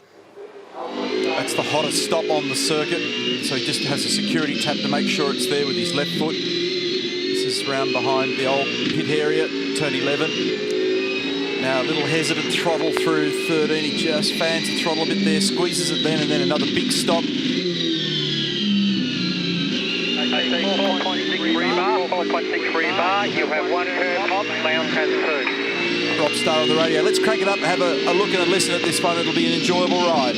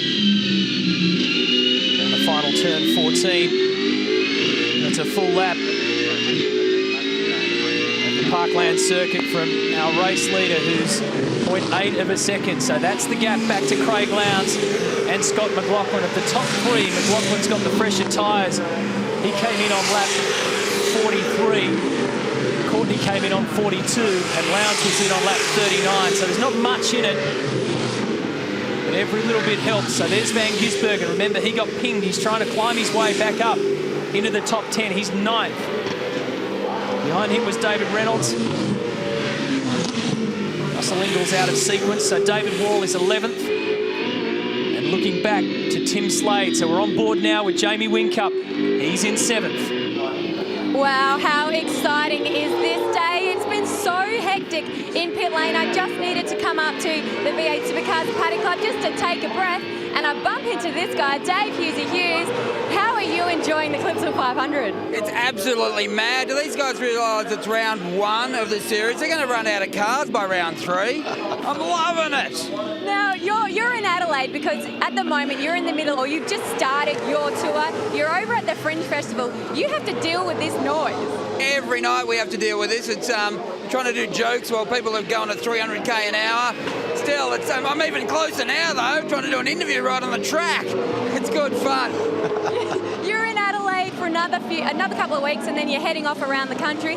Where can people find out about your tour and get tickets?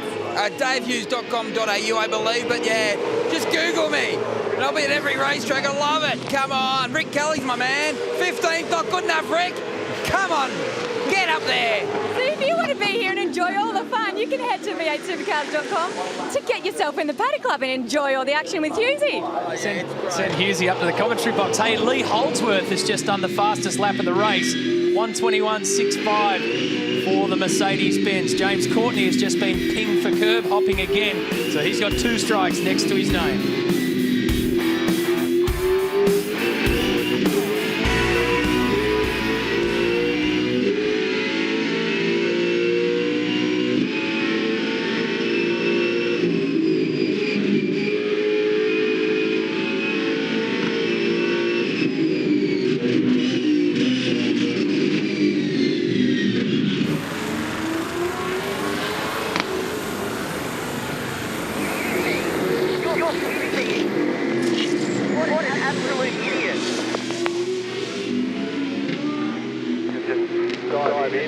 We'll get your tyres, he's gone off as well.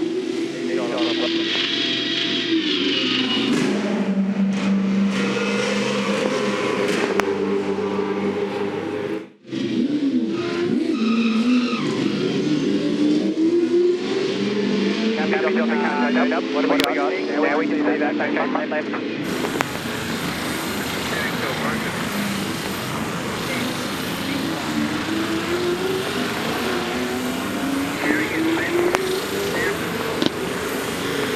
You'll be coming into the box, so you'll be coming into Prix garage.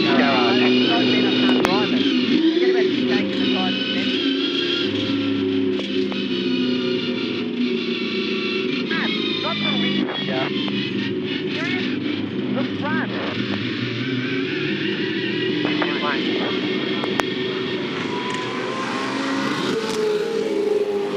Run, mate. I've got the steering completely done.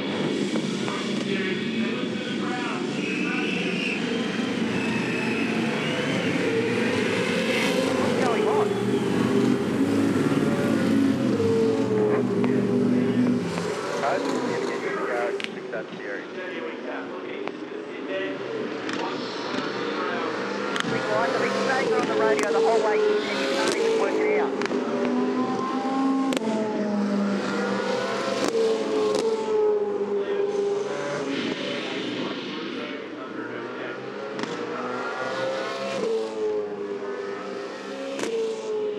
Right.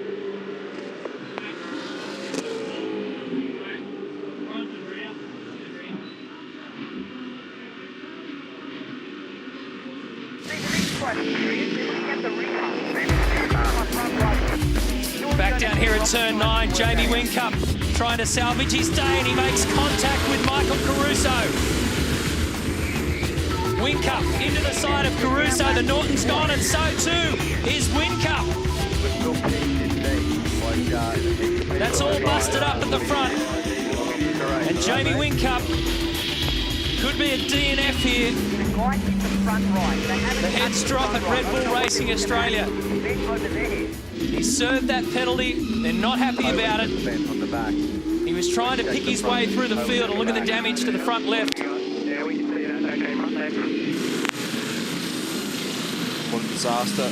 And that's what's happened when he's ended up back in the pack there, and he's had a lunge down at turn 9 at Michael Caruso. It's under investigation as well, so even those cards may fall against him. So he's crept back on the grass, as we saw Todd Kelly do earlier in the weekend, just to stay out of the way. Here it is from above, from a long way out.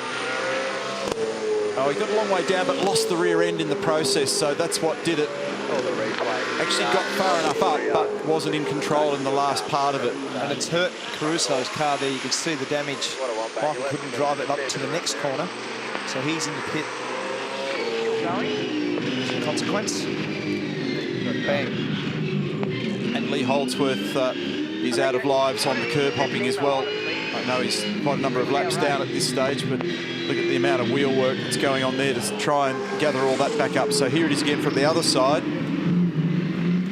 You don't see car 1 sliding quite so much, but it's busted right rear on Michael's car, and it's steering from the rear as a result. Busted a toe link or something. Just hearing there's a problem with the Volvo. It's dropped back out. There it is. Well, Scott McLaughlin was in 3rd, and he's now sliding further down, and that means that Nick Percat goes up to 3rd. So he was running for another podium spot. Nick's been doing a really solid job in this racing car, number 222 Barrett's. Jamie Whincup, this has turned into one very tough day at the office. Yeah, hey, first and foremost, big apology to Michael. I come in all out of control, trying to push hard to get some positions back after the pit lane penalty. So big apology to him and his crew. And yeah, that's all I got. Jamie, thank you, mate. Thank you. This will trigger the safety car if that car can't be restarted, and I suspect it can't. That's really disappointing. He was having such a great run. 67 laps of 78. He's just exhausted. Absolutely spent. Whoa. Percat now, Fabian Coulthard's going for podium position. 4th position, correct. So, and until the safety car's declared, they've got to stay on it. So those yellow flags out there now. So we'll take a break while the Pettis Chrysler safety car goes out and sorts out this field. Courtney's still the lead, a tiny margin over Lowndes.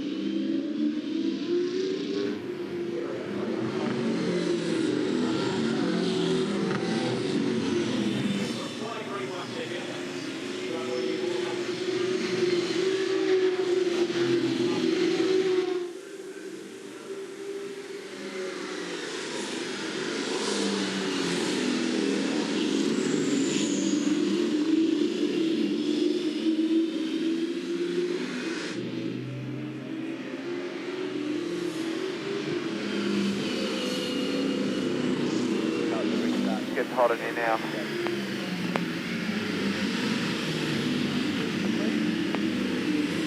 Wondering if you think you can tyres, there's 11 cars on the lead lap, you're currently in P4, so and he's behind you in for position.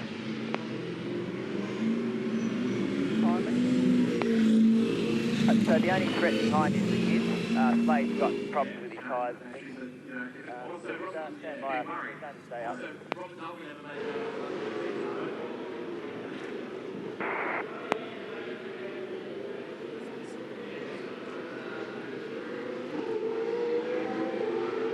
All right, we've got the left front off. Yep, do it up, Doc, do it up.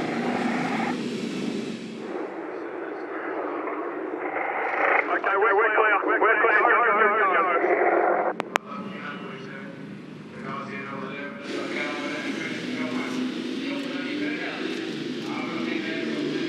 Mate, the safety car is just approaching the hairpin, turn 9, so we're clear of that. We just need to press on into that queue as quick as we can.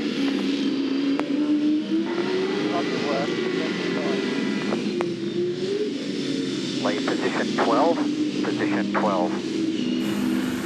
You'll have two cars in between you for the next car, which is car 18. Rapidly running out of cars here. Started with a field of 25, and what have we got now? We've got 12, 13 cars left at this stage. Yeah, Matty, and Michael Caruso still sitting in his car. So that contact with Whincup, although it didn't look like much, it was severe enough to belt this rear tyre, which bent the track rod or toe link, whatever you want to call it, which allows you to wheel align the rear of the car. Here, there's one lying on the ground. I'll just grab it here so I can show it to you.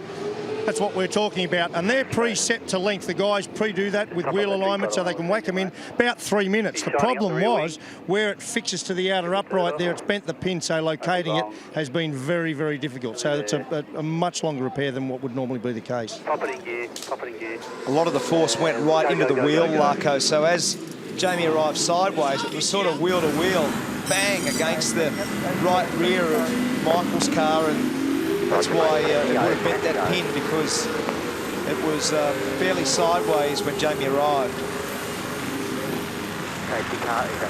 So as this is bunched up, very interesting, because Courtney and Lowndes were the two fastest cars, but Percat has done a great job.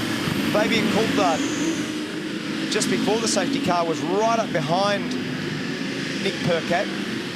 Slade probably doesn't look like he's got quite the pace. Van Gisbergen 6th. Dave Reynolds also battling for pace. David Wall, James Moffat and Dale Wood. That's your top 10. Yeah, so there's only 12 cars on the lead lap at the moment. Rick Kelly's 12th. And walking wounded after that. Adrian Burgess and Blake Smith, they work together at Dick Johnson Racing in the Courtney Championship year, on screen there at the moment. Could be a big result for an Adelaide boy here for Nick Percat in 3rd position. In the series now full-time, having done extremely well in the Dunlop Series, Carrera Cup. At 11.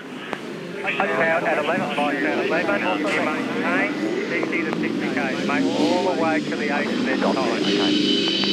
Remember that Nick stepped in for James Courtney, injured last year after Phillip Island. He ran at Sydney Olympic Park at the final event. Great shot there of James looking back at Craig Lowndes. You heard Rob Starr say between 50 and 60k, all the way to the A to Z sign. Given the controversy about that today, he will ensure there's a speed readout right in front of him on his dash. So now there's no weaving, they're all directly in line. You watch them pop out of the line when Courtney gets to the acceleration zone. That's the AZ squares on the fence. Right to about now. 2, 1. Go, go, go, go, go, go, go. Courtney peels away. Percat covers Coulthard. It's going to be a mad dash to the finish. And it's going to be brutal at the front, because Courtney and Lowndes are going to play hardball here for sure. So's Van Gisbergen. So's Coulthard, because his speed's good.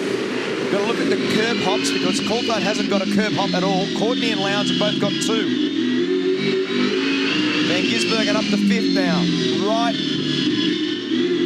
in behind Fabian Coulthard. So the pressure will be on the Adelaide boy, Nick Percat, to hold Fabian behind. And the pressure's on Craig Lowndes to have a dive at James Courtney. Early laps like this is the time to do it because tyres are relatively cold at the restart, and Van Gisbergen straight down the inside of Fabian. Good pass. Serious recovery for him, given the pit lane penalty earlier. So Courtney yet to win a race at the Clipsal 500. Lowndes now a 6-time race winner at this circuit. Percat, first full-time season. We know he's already got a Bathurst title under his belt. Van Gisbergen pulling it back after a disaster penalty. That car that Nick Percat's driving is the car that Tony D'Alberto had last year, and how loose are these blokes over the top of the curb there? Well, he tried to do it because he knew that was his last curb hop for Courtney. He was going to go over, straight over the curb, and he kept on turning it. And Percat just got one as well. So now the top 3 are all on 2 strikes. One more in a bad sportsmanship flag, and after that they do a pit tour. But this is going to be a riveting end. They've got a margin over the 3rd place, and it's a long way from done here. And how's that for an explosive pack? You've got Nick Percat in his rookie year in the main game. Shane Van Gisbergen, Fabian Coulthard, Tim Slade's not far out of this. There's another South Australian. That'll get him up in the stands here as well. Percat covers, and Van Gisbergen's going to try and sneak round the outside to try and get the line for the next one, but he can't expose too much because Coulthard will snatch a spot.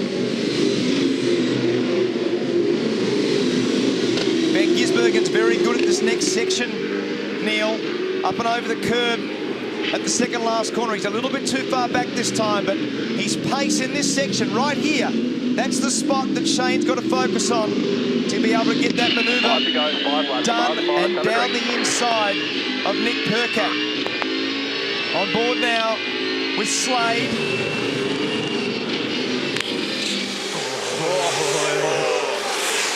Shane Van Gisbergen must have been just fractions away from breaching over the top of the curb there. All the way, but there's Nick's in trouble. I don't know that he'll stop. He's run wide. Gizzy's up on the outside as they make the run to 5. If he can sneak a little further along, he'll have track position. He didn't get it done. Rick Kelly's in here as well. How's that for a train of horsepower and aggravation? So it's Percat, the South Australian, Van Gisbergen, the Kiwi, another Kiwi behind him in Coulthard, another local boy in Tim Slade behind him. Oh, in the wall for Percat! Percat has gone into the wall, front left. He's made a critical mistake, unfortunately, under pressure, and he's off down the escape road at 9. What a shame. Out of 3rd position. Okay, mate, we've seen that. We've seen that. Talk to me. That's Alex Somerset talking to Nick Percat. Sorry.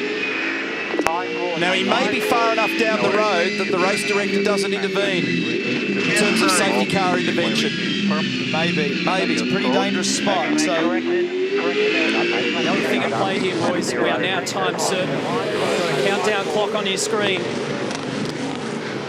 So Van Gisbergen goes to 3rd. Clipsal 500 winner 2013. He's got clear air. He's only 4 seconds away from these leaders. Look at Kelly, out of control, dancing on the rear brake, up the inside of Slade, done. That was a massive move from Rick Kelly, riding the bumps. The car was teetering on the edge of disaster, and he got that slot. He goes up to 5th. he would have felt like he was totally out of control, and that's why his heart rate's there. Those guys that's been an incredible fight back. Van Gisbergen up to 3rd, Rick Kelly up to 5th. After both driving penalties, Lowndes almost in the fence at turn 8. Lowndes is throwing everything at this. It's half a second on the computer timing at the moment. Courtney fighting to claw this race team back to the top, and Lowndes throwing everything he's got. The last time he was a Clipsal 500 winner was 1999. And James has had quite a checkered past here. In the early days when he first got involved in V8 supercar racing, this was a real bogey location for him. 2 solid top 10 results for him last year, building on it now. He's in a real arm wrestle with Lowndes. He started from 15th on the grid, Courtney. Remember, he's now got Adrian Burgess, the man that they took out of Red Bull Racing and put in the Holden Racing team. The last time they all worked together in 2010, James Courtney went on to win the championship. There's aggro between these 2 teams. And there's pure fight out on the circuit. There was a big hit for Nick Burkett and a real disappointing finish. You can see the distraught eyes of the team owner Ryan Walkinshaw. That's another part of the steep learning curve for the youngster who was doing a terrific job. He started 13th and he was staring down a podium spot. Supported by James Rosenberg, who's backed many drivers over a long period of time from South Australia, going all the way back to Mark Poole. Look at this. Great battle down here at turn 9. Lowndes ranging in closer once again. You can see real differences in the behaviour of their cars here, and that's Mark Winterbottom, bad sportsmanship flag for 3 breaches on the curb. He's 12th at the moment. When you claim the Sunday race win at the Clipsal 500, you're also crowned the overall Clipsal champion. It's a real badge of honour in V8 supercars. Here we go. Courtney using all of his nous to hold off. And I don't think Van Gisbergen's got enough to be able to bridge this margin. It's still 4 seconds to the leader, 3.5 to second place. But this is unresolved at the moment. Rick Kelly on the outside now of Fabian Coulthard at turn 4. So only 2 laps to go, guys. And the pressure now that Kelly is applying to the back of Fabian. So the clock is counted down to 0. We get 1 more full lap after this. Courtney's on 3 hops, so it'll be a bad sportsmanship for him, but it doesn't really matter at this point what they wave at him. He's going to fight like crazy. He's got a margin. How berserk was that? Absolutely threw that thing at turn 8 and managed to get out the other side. Look at this, Kelly. So they're arguing for 4th. Mechanical black flag, car 18, Jack Perkins. How is the comeback from Shane Van Gisbergen? Sent through pit lane, middle of the race. And Rick Kelly. Both of them really good, very, very good run. And here they are, fighting at the end. Van Gisbergen currently on the podium position. 3.22 kilometres to go. Courtney, Holden Racing Team versus Lowndes, Red Bull Racing Australia. Van Gisbergen trying to hold on to a podium finish. This is it. The Clipsal 500 crown is at stake right here. So 10 turns remaining to resolve the question of the Clipsal 500 champion for 2014. Lowndes has been a specialist on occasion down at turn 9. Does he have enough pace? This is the one, turn 7. Last time around, Courtney threw the whole lot at turn 8, where you are millimetres away from catastrophe. What does he do this time around? He's just got to get through cleanly, but Jack Perkins, so there's traffic on the circuit. Clips the wall. Got away with it. Into the concrete. Where on earth did that car come from? They managed to both get around it. But that has cost Craig Lowndes, and that's put James Courtney in the box seat. Just a couple of turns to go. The last time we saw him in 2013, he was all busted up at Phillip Island. He comes back with effectively a brand new car, and the rivalry between the Holden Racing Team and Red Bull Racing Australia is on. Courtney gets the win. Lowndes second. Van Gisbergen third.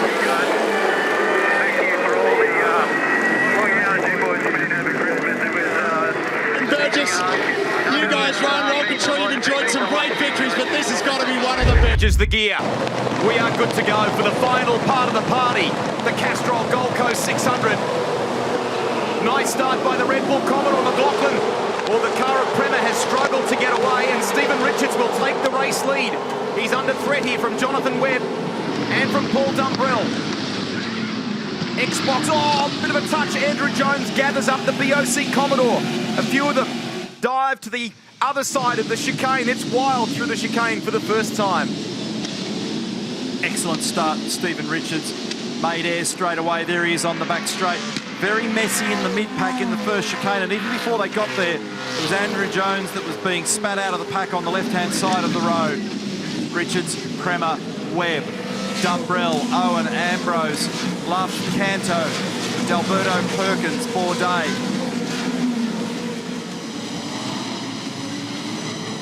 It's like Bourdais trying to make a move down the inside there. Does he complete the mission? Fighting with Taz Douglas and Jack Perkins. Look at the gap already. 1.1 seconds. Maybe even more now over Alex Premer. Webb's pushing Premer here.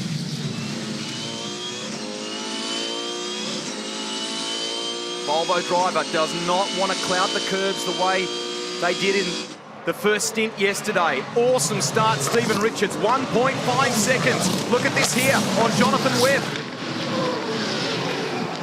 Dumbrell can't do it. So D'Alberto had to go straight line, so did Dumbrell, and Dumbrell's redressing. He's going to drop a spot here, though, to Steve Owen in the process. Very awkward place to be on the outside down there at turn 1.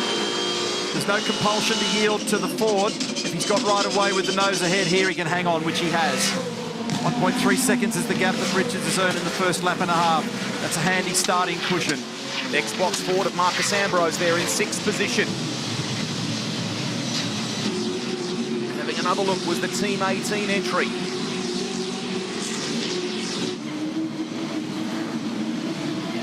Problem in the rear end with this car, we're hearing on the radio, something's failed. This is Jack LeBrock at the wheel, car number 4. As Greg Murphy pointed out before, all co-drivers are in the cars, and every car in the field at the moment is on a hard tyre. So it's playing exactly to the strategy that I spoke about before in the Wilson Storage Tech Centre. Had an issue with the long pedal in that Mercedes yesterday. Talking with Jack LeBrock this morning. Good sectors, good lap from Alex Premer, a 1 minute 13.80. He's shaved about half a second off the lead that Stephen Richards enjoyed. It's now just on a second. Dumbrell's just eased away slightly now from Steve Owen, from that threat that was present 1 lap ago. Let's have a look here at the replay of the start. Excellent drop and go there for Stephen Richards. And then one of the Nissans was really battling to get away there. That was David Russell in Rick Kelly's car. And in the mid-pack on the run down towards turn 1 there was some aggravation. We're on board now with Jonathan Webb. Watch Stephen Richards go on the right. Just blaze straight past Alex Premer. And Webby got a very good run as well. This might explain what's happened to Andrew Jones in Jason Bright's Team BOC entry. So straight away I can see it's going to turn into 3 wide down here. That doesn't work. Taz Douglas is getting the big squeeze. Oh, that was very messy. And that cost both Taz and Andrew Jones. And the guy that they were squeezing was Sebastian Bourdais, who doesn't easily blink. Nice save by Andrew Jones and all of that. You from Dean Canto. That's D'Alberto in the Super Cheap entry that had to go across the top of the traffic island down there. This is the stuff that typically goes on in pretty much every race in the mid-pack. There's a lot of instinctive driving involved in all that. Just got to do the best you can. That's a right-hand mirror missing from car number 14 for Luke Youlden. Just keep that tucked in the memory banks, because sometimes later in the race when you sometimes can't understand why certain things happen because they can't see. Here we are on board with Bourdais. Damage on that car yesterday down at turn 4. Margin is now under 1 second between Stephen Richards and Alex Premer. This is 11th position we're focused on at the moment. Preston Hire entry, Charlie Schwerkolt Racing, one of the cars in the Walkinshaw Racing family. Just a couple of spots in behind there. Oliver Gavin, he's moved up 2. having started on row 8. So Gavin in car 222 is currently in 13th position. At LD Motorsport, they were saying this morning, this guy, he's such an experienced sports car racer, success at Le Mans in the GT category and in various formula, but he's so good on the equipment. He said he brought that car, the state of the tyres back yesterday. Barry Hay was very impressed with his drive. He's continuing that now. Yeah, tough start for the Wendy's entry of Ash Walsh and Jack LeBrock. It's a broken right rear arm for the boys, so really disappointing day for them. Meantime, the sister car, thank you, Rihanna, car 9 at present. Alex Davison at the wheel in 16th place, the Penrite Mercedes. And it's as a result of damage, so you can see the right rear corner of the car's had a hit there. Whether that was another vehicle or the wall, I'm not 100% sure, but it's going to take a little while to get that back on its feet. Gap stable there, isn't it? 1.077 seconds between Richards and Prema. You're watching Alex Prema in second place. Behind him, Jonathan Webb in car 97. And then Paul Dumbrell at the wheel of car 1, the Red Bull Racing Australia Commodore.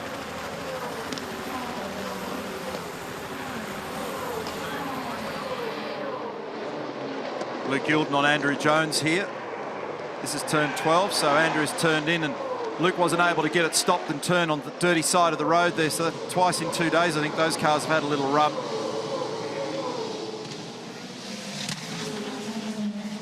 .6 of a second now, this margin, so all of a sudden something's happened to nick half a second out of that in the last half a lap.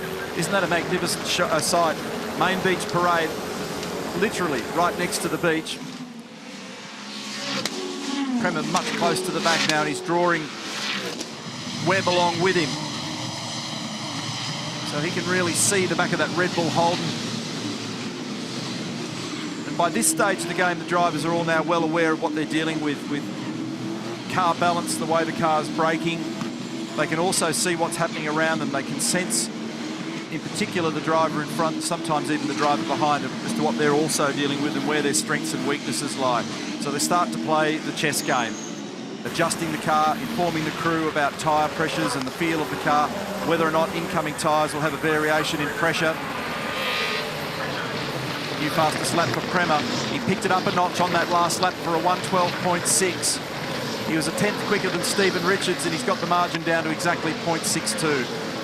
Interesting the different strengths and weaknesses in the cars. Richo looked like he got off that final turn well, got good drive, but in other parts of the track, Prema closes the gap, 0.6. And Jonathan Webb sits in third. There's the Freightliner Commodore. Also in pit lane for us this weekend, along with Greg Murphy and Rihanna Crean, is the 2014 Bathurst winner, one half of that combination, Paul Morris. Hey, Brad, you guys sort of buried mid-pack and already got a few blood noses. You're always really creative and come up with something different, but what can you do in this format? Well, there's not a lot you can do, really. You know, I think the stints are too long to double stint on softs. Didn't work yesterday, so it's just a matter of trying to stay out of trouble and mull your way forward. So it's not always easy, but we'll see what happens. So you're just stuck in the trenches, fight your way out? Well, I think that's a bit the way it is at the moment. You know, you need to get good car speed. I felt Bridie had really good car speed. You might yesterday on hard, so you might get to the middle of the race and be able to do something a little different. But right now, you're sort of stuck following the leader with this format. Cool, thanks, man. Thank you. Trouble out here for Pedersen and Pither, car 111 and 34. That's the Volvo up the escape road, and we saw Pedersen at the back end of that interview trying to just draw the Super Black Racing Falcon out of the barrier there as well. Now, whether they're related incidents or separate, I'm not 100% sure.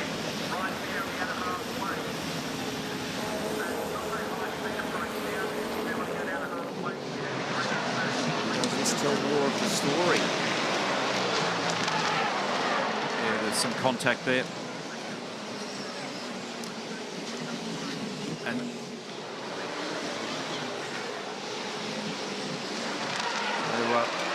heavy contact there at turn 11, so the two of them got together. Pedersen's victim out the outside here in the tyres, and I'm hearing that from the cockpit of car 34 that something's collapsed in the right front of that car. No surprise, having eaten some concrete there, it's stranded, and therefore the safety car.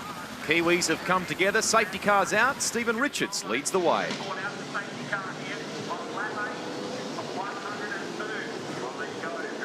So RCF Lexus safety car looking to pick up the leader at the moment, down at turn 4, and this is Pither.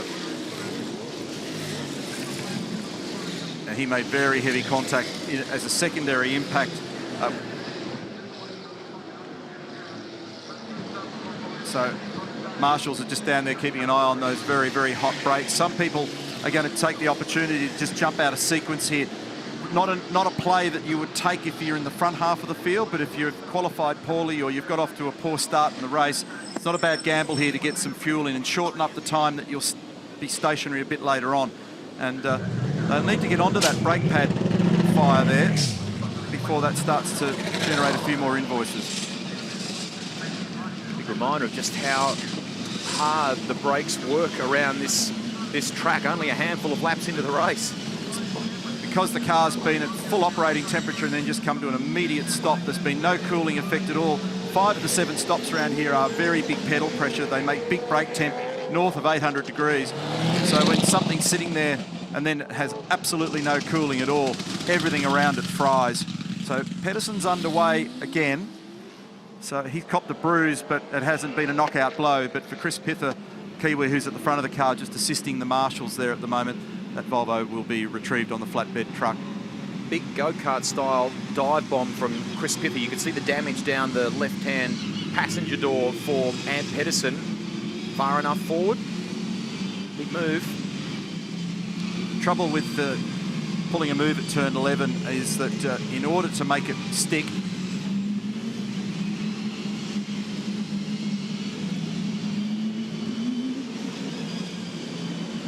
there's plenty of guys down there with fire extinguishers to be able to sort that. That's going to make for a very big clean-up. Remember your remark a little bit earlier, Greg, that there's about 3 nanoseconds between the end of this race meeting and packing up and air freighting everything across to Auckland for the ITM500, next event on the calendar. So for everybody at Wilson Security, Gary Rogers Motorsport, those Polestar Volvo boys are going to be working pretty hard between now and the next race in New Zealand.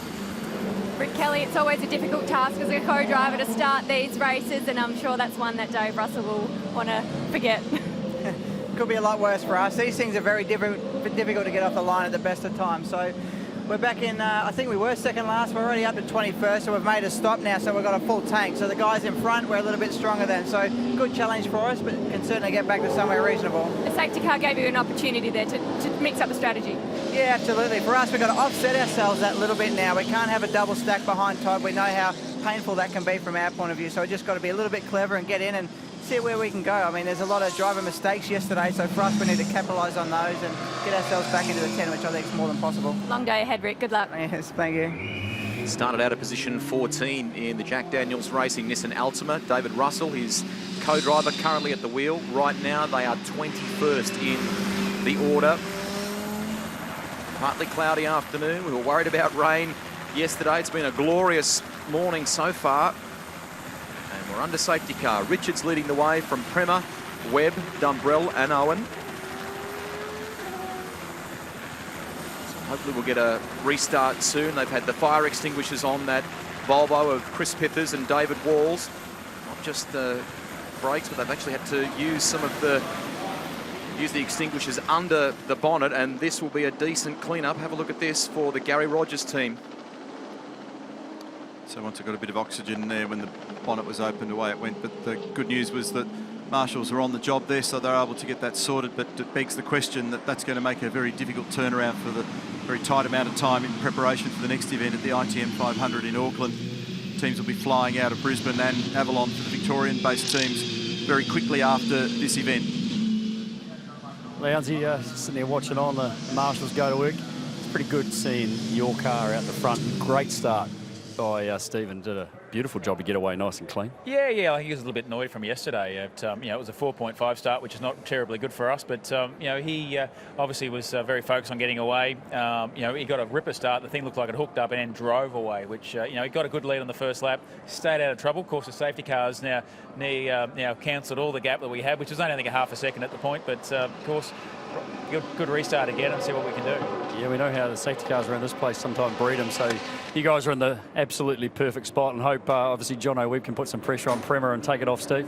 Yeah, look, it's one of those things that, you know, we saw yesterday cars are going to be really fast. The Volvo was quick until it had a front spoiler damage, so we're not surprised. Now, Richo will obviously stay out of trouble. He won't do anything silly, but we're where we need to be. We need to be at the front, need to be out of drama and in clean air. It's a good place to get another trophy.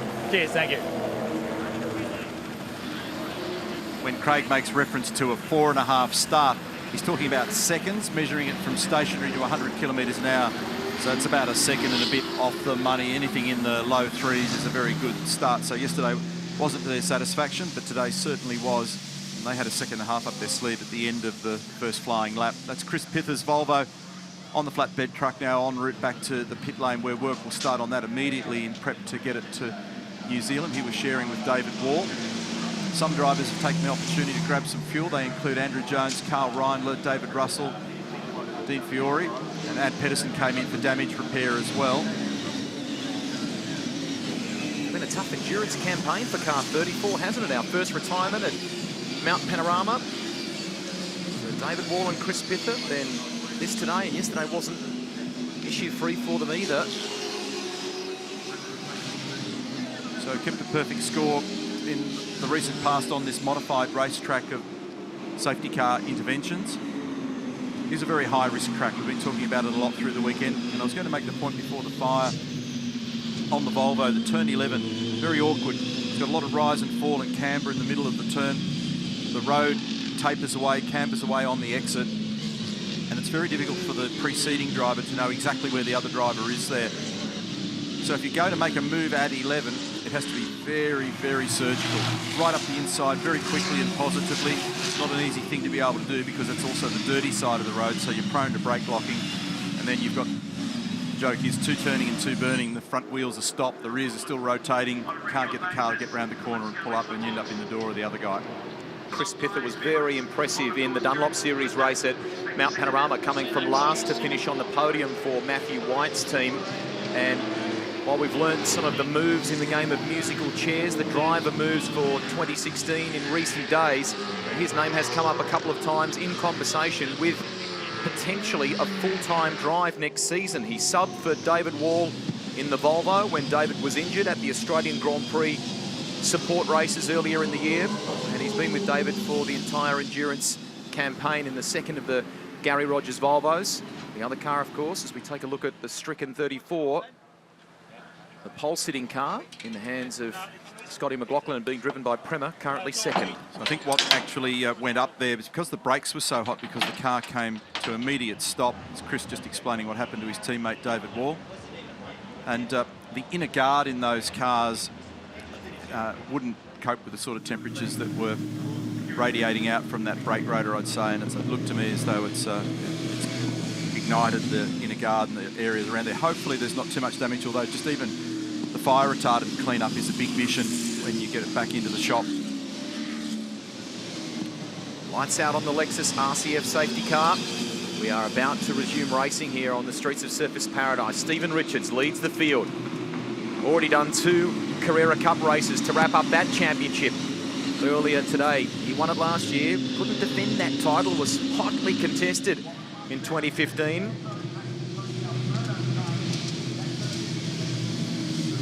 Richo controls the field.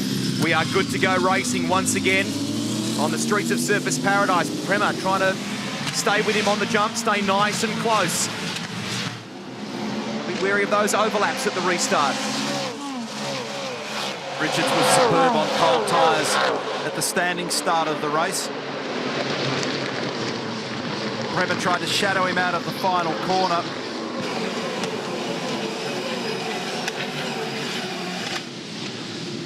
Steve Owen it is, who just pokes down the inside. And that's for Ant Pedersen in car 111, Super Black Racing, for his role in the incident with Chris Pither up at turn 11.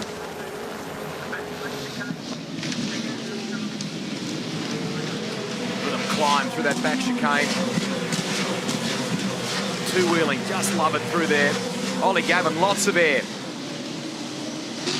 A little bit of margin on those colder tyres, normalising again. It's 0.8 between Richards and Prema.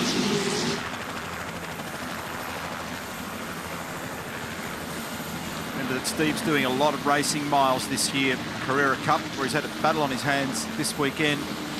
Fresh from victory at Mount Panorama and hundreds of V8 supercar drives.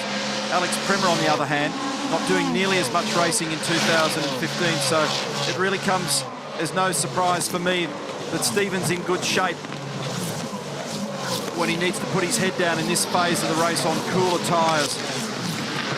So he comes into the race meeting this weekend, Richo, with 441 V8 supercar starts, so he's done a lot of it. He knows what to expect and how they feel. Compare that with Alex Prema, 67. There's Chris, young Kiwi. Yep, not much you can do about it. And there's his counterpart on the racetrack that was involved in the incident, unfortunately, Ann Pedersen. 1.17 seconds now, Richards to Prema. This looks interesting because these guys are shadowing each other. So Prema, Webb, Dumbrell, nothing in that. And then Steve Owen's actually in a nice spot at the moment. He's not sucking down too much hot air from the preceding cars. He does have Marcus Ambrose, I should say, right behind him, and then Warren Luff. A little bit of space there now. You can see it between Dumbrell and Owen. Fastest lap of the race so far at 12.69 to Prema. See that group of cars coming out of the final corner then at 14 and 15. There was a heap of them. It's just a never-ending train of cars. I wouldn't want to be at the back of this pack. It'd be hard work. You can't see where you're going because of the preceding cars. Oh, big lock up there for David Russell, the front row. He's going to go straight ahead there through the traffic island as a result. And really hard work in the pack there. Car will be slipping and sliding around. Brake temps will get up, water temps will go up. So we're looking at Sebastian Bourdais here in car number 18. He's sharing with Lee Holdsworth. Turn 6, 7, 8, 9, 10. And there's a positional change now. So Paul Dumbrell gets one move done. He wagged the tail on the exit and sneaks one by on Jonathan Webb. So that's up to position 3. Jonathan said to us in the lead up to this race he was feeling a little better today. Hasn't been completely 100%. That would have been quite taxing, that race yesterday. Super first stint by Jono as we take a look at the move by Dumbrell on the Darrell E Commodore. So that's what I was talking about before with turn 11. If you're going to get it done, it needs to look unequivocal. Fire up the inside with kilometres an hour in hand, position early, and have the car set up and confidence to do it. I'm digging that shot, it looks fantastic. That's 260 plus kilometres an hour.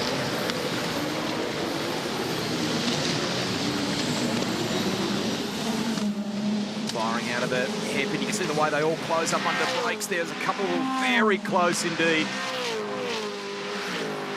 Richo's got that cushion back again as it was prior to the safety car, back out to 1.3 seconds. And we'll just see what happens now that he's been released as to whether or not Paul Dumbrell can rip into that margin to Alex Prema. It's 1.4 seconds. Keep an eye on those numbers. Guys, I'll just quickly catch up with Chris Pillar because he's really disappointed, mate. I know it's no consolation at all. It's, the blame was apportioned there to Andy. Got a drive-through penalty for that one, but your race is done. Yeah, unfortunately, I felt like I was comfortably up inside on that corner. I'd had a look 2 laps prior and I wasn't, I pulled out, but that lap I thought I was comfortably in the gap, and I don't know if they're potentially not running a left-hand wing mirror or something like that, but I think he just didn't see I was there and turned in. It's our day done. Disappointing because the Wilson Security Volvo was feeling pretty good and I was looking forward to a good day ahead. Disappointing, mate. Thanks.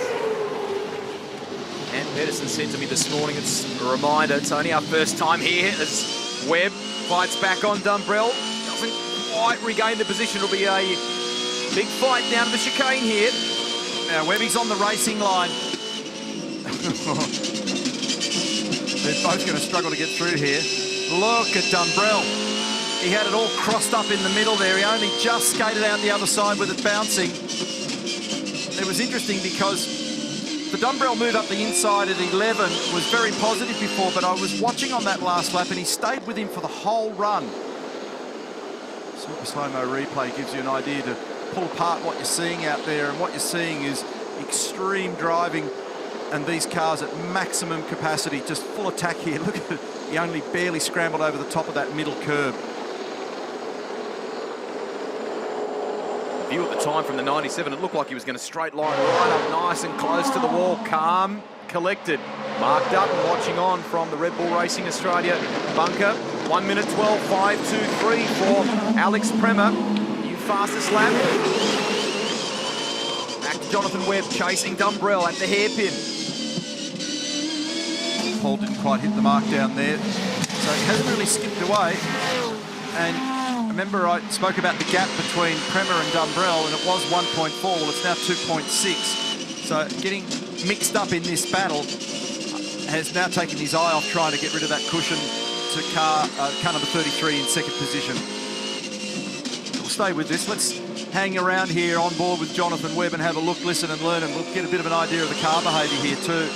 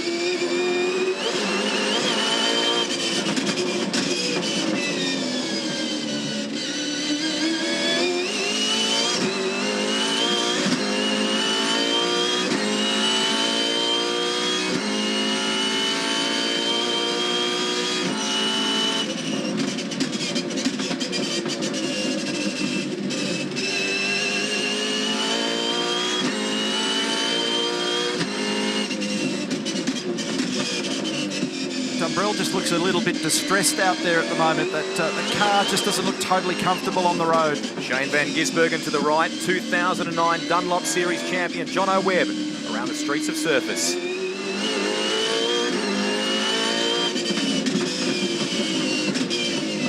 The reason that I say that is that on quite a number of occasions I've spotted Dumbrell's car just not quite going where he's pointing it. I've seen it on a couple of occasions, and lock up there. I saw that smoke when we were on board before in the Techno car, and I wondered who it was that had sent off the smoke signal. It was Alex Premer. Front right was locked on the run into one, as the fronts are never square there. Little moment there also for Webb. So there's a bit going on out there at the moment. A bit of pressure on these boys. They're all pushing hard. Richo's got a 1.7 second margin now in the lead in car 888. Here we are again with Jonathan Webb.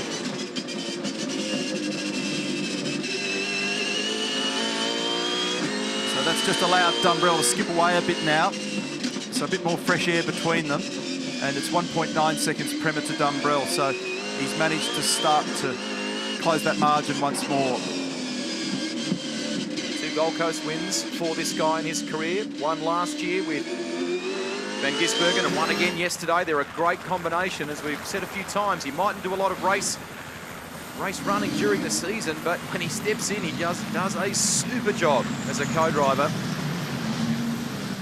Back to this group here, which includes Tony D'Alberto in the Super Jeep Auto Commodore. He's in position 9 ahead of Jack Perkins, then Sebastian Bourdais.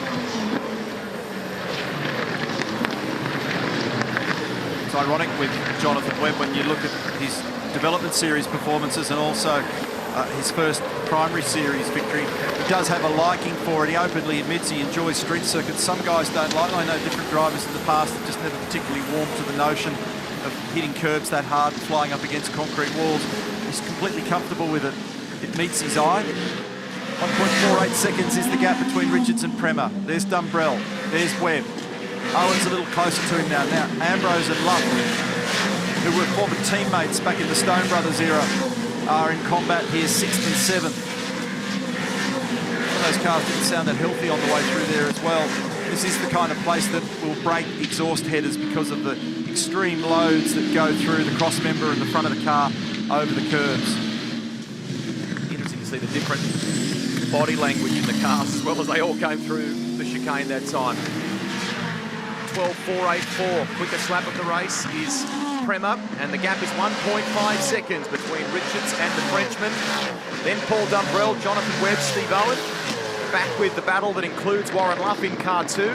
Marcus Ambrose ahead of them in the 17 in 6th spot. I think losing a bit of that track time on Friday with that nagging vibration problem for car number 1 hasn't helped their cause this weekend either. I had a word on the grid with Jamie Whincup. It's been a weird weekend for them, but jumped out of the gate with extreme speed. And I think they've lost a little bit of track read along the way.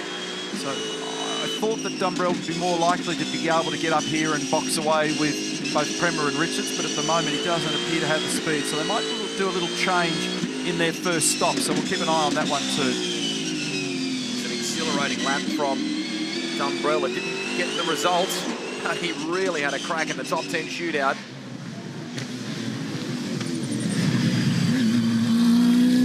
We've been monitoring Paul Dumbrell's progress, and he's had a few good sectors pop up just now, so whether...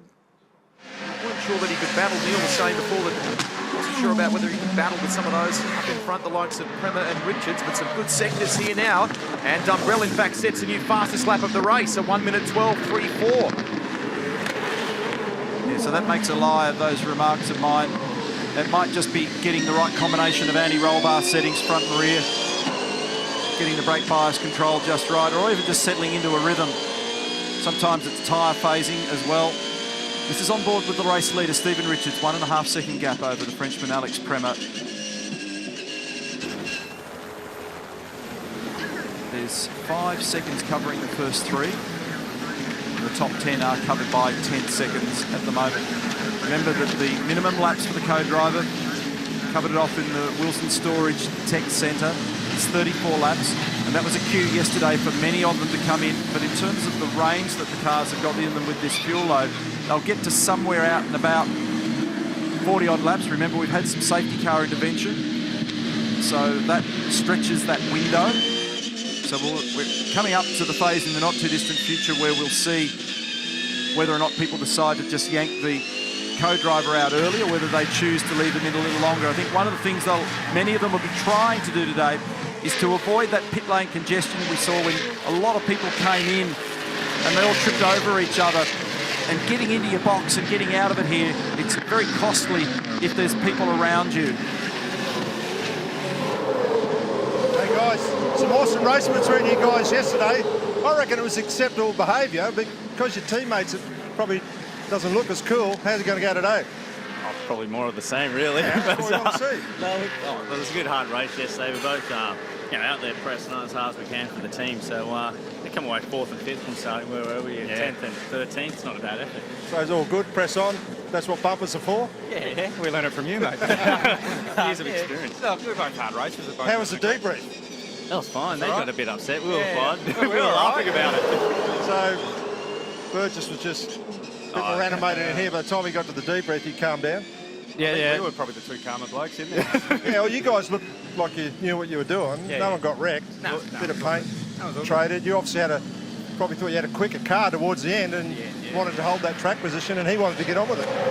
Yeah, well, that's it. I mean, I think it was lap 50 or something when we were racing at the start, and then at the end, I think JC got caught up with a lap car, and that gave me an opportunity to get back by. But you know, if there was a scratch on the car, it was pretty small. Yeah, press on, boys. We need more of that stuff. Paul Morris talking about the rivalry yesterday between the 2 HRT drivers. It was fierce on track toward the end of the race. Right now, both cars are in the top 10. Warren Luff in 7th place. Jack Perkins is in 10th. You saw that warning about the bad sportsmanship flag for car 21 for overuse of curves. I was just going to talk about the positive for Macaulay Jones. He started from position 25. He's made his way up to 18th. The rookie has done a good job here in race 2 at surface. He's in front of Andrew Jones, and he's just behind Russell Ingall, who yesterday clocked up 250 V8 supercar events. He's already number 1 in that ranking, and that's a pretty special milestone. We're on board with him here on the run to turn 11. The other thing that makes it tricky at this end of the racetrack as the afternoon wears on is those shadows that you can see there in the braking area. Evident here also at turns 12 and 13. very easy to just get the trajectory wrong with your turn in and suddenly just glance a wall on the inside or the outside. Milestone weekend for Russell, this endurance campaign where he's come out and done some stuff with HRT and with ProDrive. This is his 250th championship round start. Impressive by Russell Ingall.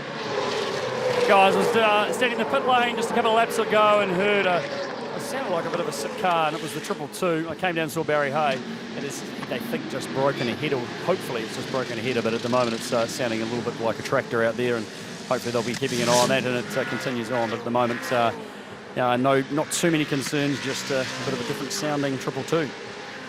Yeah, I thought I heard one in the background a few laps ago. It's got a distinctive, awkward sound. Listen to it. It doesn't necessarily harm performance to any major degree, but the big risk is that you can set fire to something, depending on where the leak is. You can do other peripheral damage, and so they'll be keeping a very close eye on telemetry information in there. This little battle here continues to rage. This is Marcus Ambrose and Warren Luff. Further back, we've got some miss action here as well between 7 and 23. Alex Buncombe, the Englishman, Dean Fiore.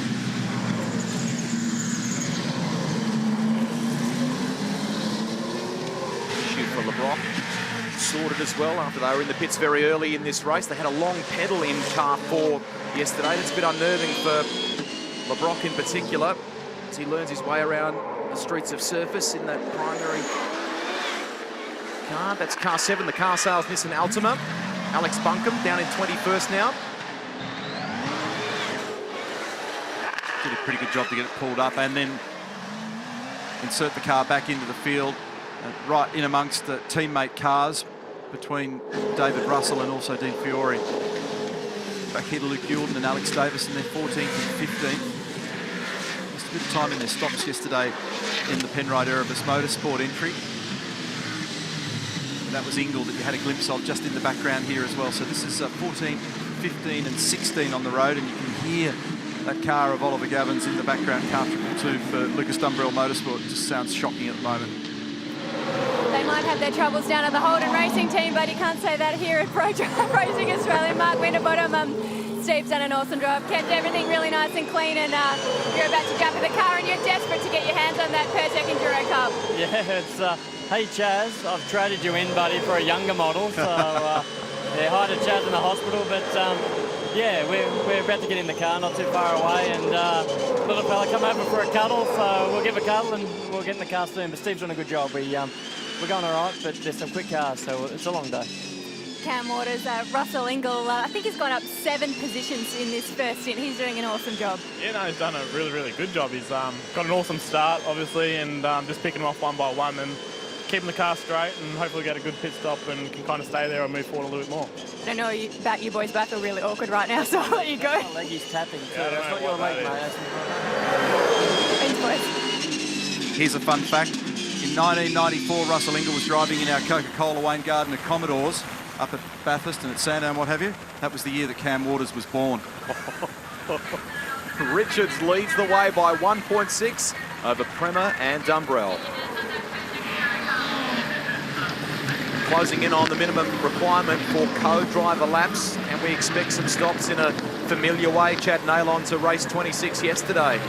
Well, that's how it fared with the co-drivers. Took the very first opportunity, including this man, Alex Prema, to dive into the pits as soon as that 34-lap minimum had been reached.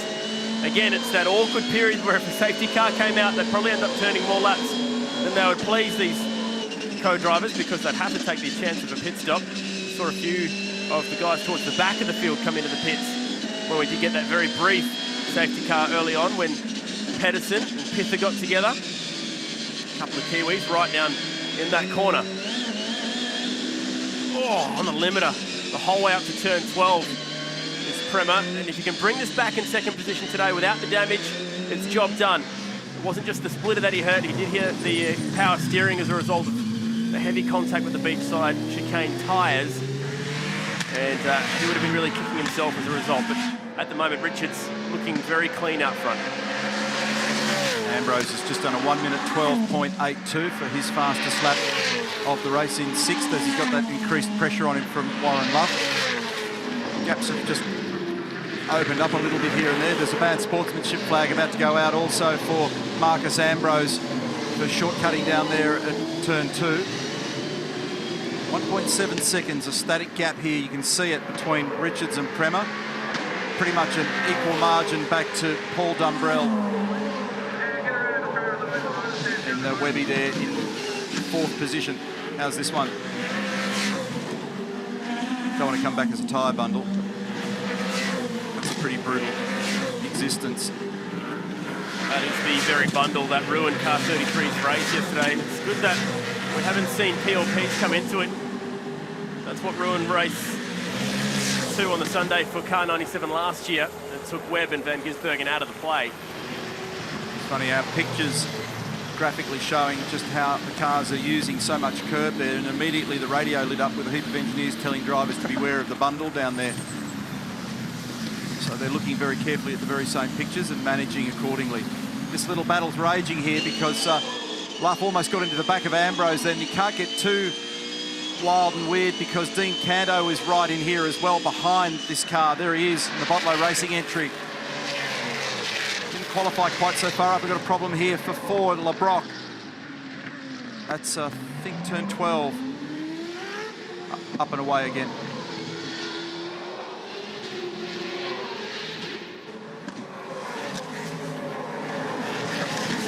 Back to that battle that I was speaking about. So these three are tied together at the moment, and one false move, and Luff looks like he's ready to grab Marcus Ambrose.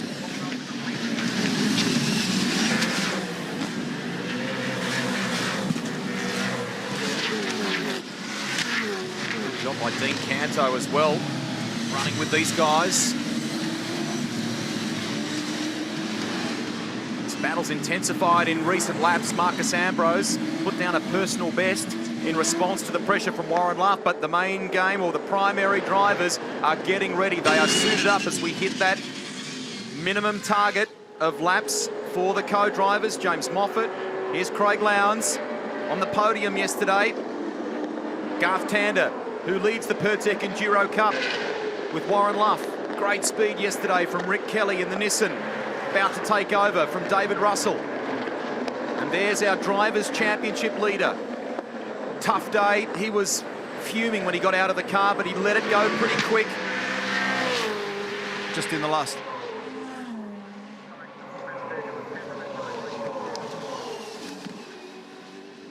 That's Luke Bilden. That gets reset when there's a new competitor jumps in that car, so, but he's nearly out of lives there for that manoeuvre. Now that margin between first and second has just opened up a little as well. It's out to 2.6 seconds now, and just in the last couple of sectors it's gone out another couple of tenths. But this is a mighty battle here involving Ambrose, Luff, Canto. There's a train of cars all starting to form a queue here behind the Xbox Falcon, so it might be just starting to hurt its tyres a little. 34 laps is the minimum for the co-driver. There's fuel range capacity to go further. The risk here is that everybody dives in and then they're on top of each other for the turn in and then the roll out. Ready and waiting at Team 18 as well. Sebastian Bourdais currently 11th. I can hear engineers, look at this, Luffy. Thought about it. Engineers counting their drivers down, obviously with a predetermined plan, and some of them are just locked on it, so they've made their minds up before they've come into the race that that's how they're going to play it. Some people in the lane today were talking about waiting to be a little more reactive rather than having a preset plan, so that you can be mindful of who's around you when you pull that card, so that you don't end up in the lane in this congested scenario. Good job by Tony D'Alberto here as well. He's closed up on Dean Canto. Tony and Tim Slade know how to grab those surfboards, those trophies here. I cheekily asked Marcus earlier in the weekend whether this was the last hurrah. He didn't want to commit to an answer. It may be. Announcement for Dick Johnson Racing Team Penske for next year, for Fabian Coulthard and for Scott Pye. They're sure there's the opportunity for him there to be a co-driver if he wants to be, and that's probably going to be something that Marcus thinks about over the summer period. I think one of the points that needs to be made about him, is a big lock-up in the background there, I think it was Bourdais, is that he's done so much intensive racing, so much more than we even do here, and boy, we do a lot of racing in this series. And they're getting ready, so a lot of people are going to commit to this same strategy that they did yesterday. Seems unusual for some of them. But making the point about Marcus, 9 years in NASCAR competition with an extraordinarily long calendar, certainly in their main series over there, and very mentally taxing. So this is Shane Van Gisbergen, yesterday's winner, getting ready to jump in, take over from 4th place, Jonathan Webb. They're on standby at Wilson Security Racing, Gary Rogers Motorsport, and that was Scott McLaughlin. This is Craig Lowndes. His teammate's the leader, 2.57 seconds. James Courtney's on standby, and in they come at the Holden Racing team. Now, Paul Dumbrell stayed out. They don't need to be double stacking for no good reason. In comes Stephen Richards. In comes Alex Premer. In comes Jonathan Webb. Steve Owen has come in. Staying out is Dumbrell, Ambrose, Luff, D'Alberto. Remember, they share a boom at Dick Johnson Racing Team Penske and Techno Autosports, so hence the reason Ambrose stays out.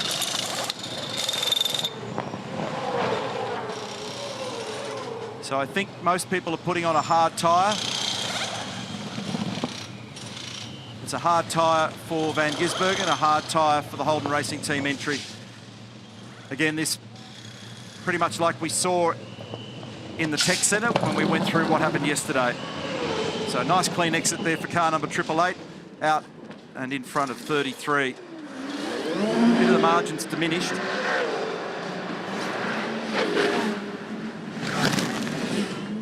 You can see there's a flag there warning them of that garbage on the road down there as well. So Perkins and Courtney having swapped.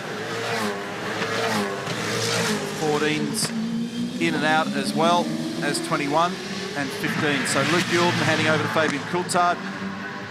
Macaulay Jones handing over to Dale Wood.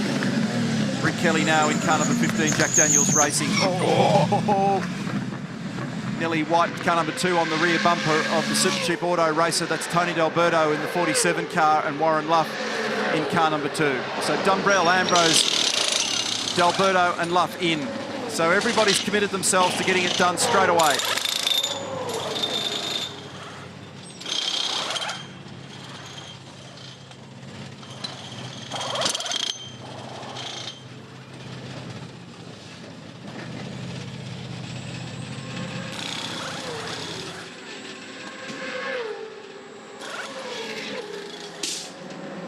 Remember, the 2 was racing 17 and is now in front of it. McLaughlin looked closer as well to the 888 as it left pit lane. Not much, but maybe a second faster in its pit stop at the Gary Rogers team. The rejoin, so, Shane Van Gisbergen opts to go to the right there as car 2 rejoins.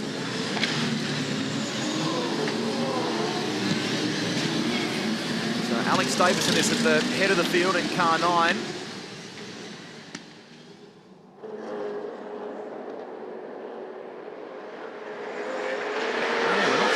Car 2 slowed there, slowed all of a sudden, and the 47 was through. And those positions since the stop have changed. So Tander 8th in the queue, and Slade is 10th in car 47. Just looking at numbers in here, it's a 20 litre shorter fill for car number 2 to affect jumping car 17 in that queue, because they were trapped in there for a while, it seemed, behind the Xbox Dick Johnson Racing Team Penske Falcon and the Holden Racing Team entry. So they've chosen not to stand still quite so long for Garth Tander and for Warren Luff. That's the reason why they got that extra gain. Alex Davison's the leader of the race. And Russell Ingall, they're the only 2 that have not yet stopped. A lot of work on car 9 overnight, a lot of the bracketry and mountings and things. Nothing serious after that incident at this point of the track yesterday. There was a huge concertina, lots of cars involved, the 47, the 18 coming through now as well. And a little worried about both Will and Alex about their fuel economy. They don't think it's as good as it should be in car 9. So we're riding here with James Courtney. He's tucked in behind Lee Holdsworth, 12th and 13th. Tander's up the road a little in 8th as a result of the difference in fuel strategy there. And looking, see James was still getting himself comfortable in that car as well. Just still sorting out the belt tension, getting everything exactly where it needs to be.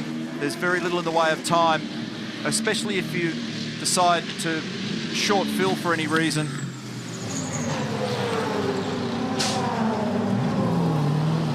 Guys, I just went and spoke to Warren Luff there. We saw that exchange, the replay just before, the 47 going around the outside of the 2, and it was just before they came into the pits. Unfortunately, Warren Luff, with a big head shake, said that he accidentally turned on the speed limiter as he went around that corner, and obviously hesitated that car enough for the 47 to get by. Wow, that's weird. New fastest lap of the race, Jamie Whincup, 1:12.13. Car 1 is 5th in the order. Russell Ingall leads, but is yet to pit from Dean Fiore. Then it's Lowndes, effective leader when you talk about stops and things like that. McLaughlin and Whincup.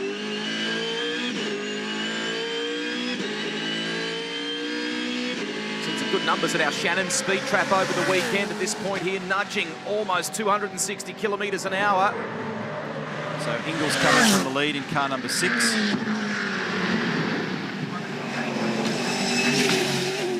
Fiore did lots of miles in this car yesterday. Michael Caruso was a bit upset as the race went on, and Fiore ended up back in the car. Remember that Dean Fiore in 23, just double checking my figures here, was one of the cars that took the safety car refueling. So it's put him out of sequence.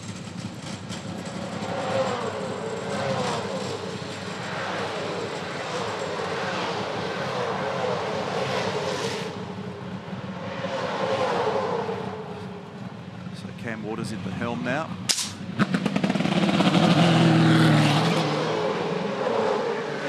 And Doc Ingall goes back to the future, to the back of the garage, as it were. And based on recent form, start knocking on doors up and down the pit lane. Here's my phone number, here's my business card. So Dean Fiore, after that early stop, leads the way in car 23 from Craig Lowndes, Scott McLaughlin and Jamie Whincup. There is Jono Webb.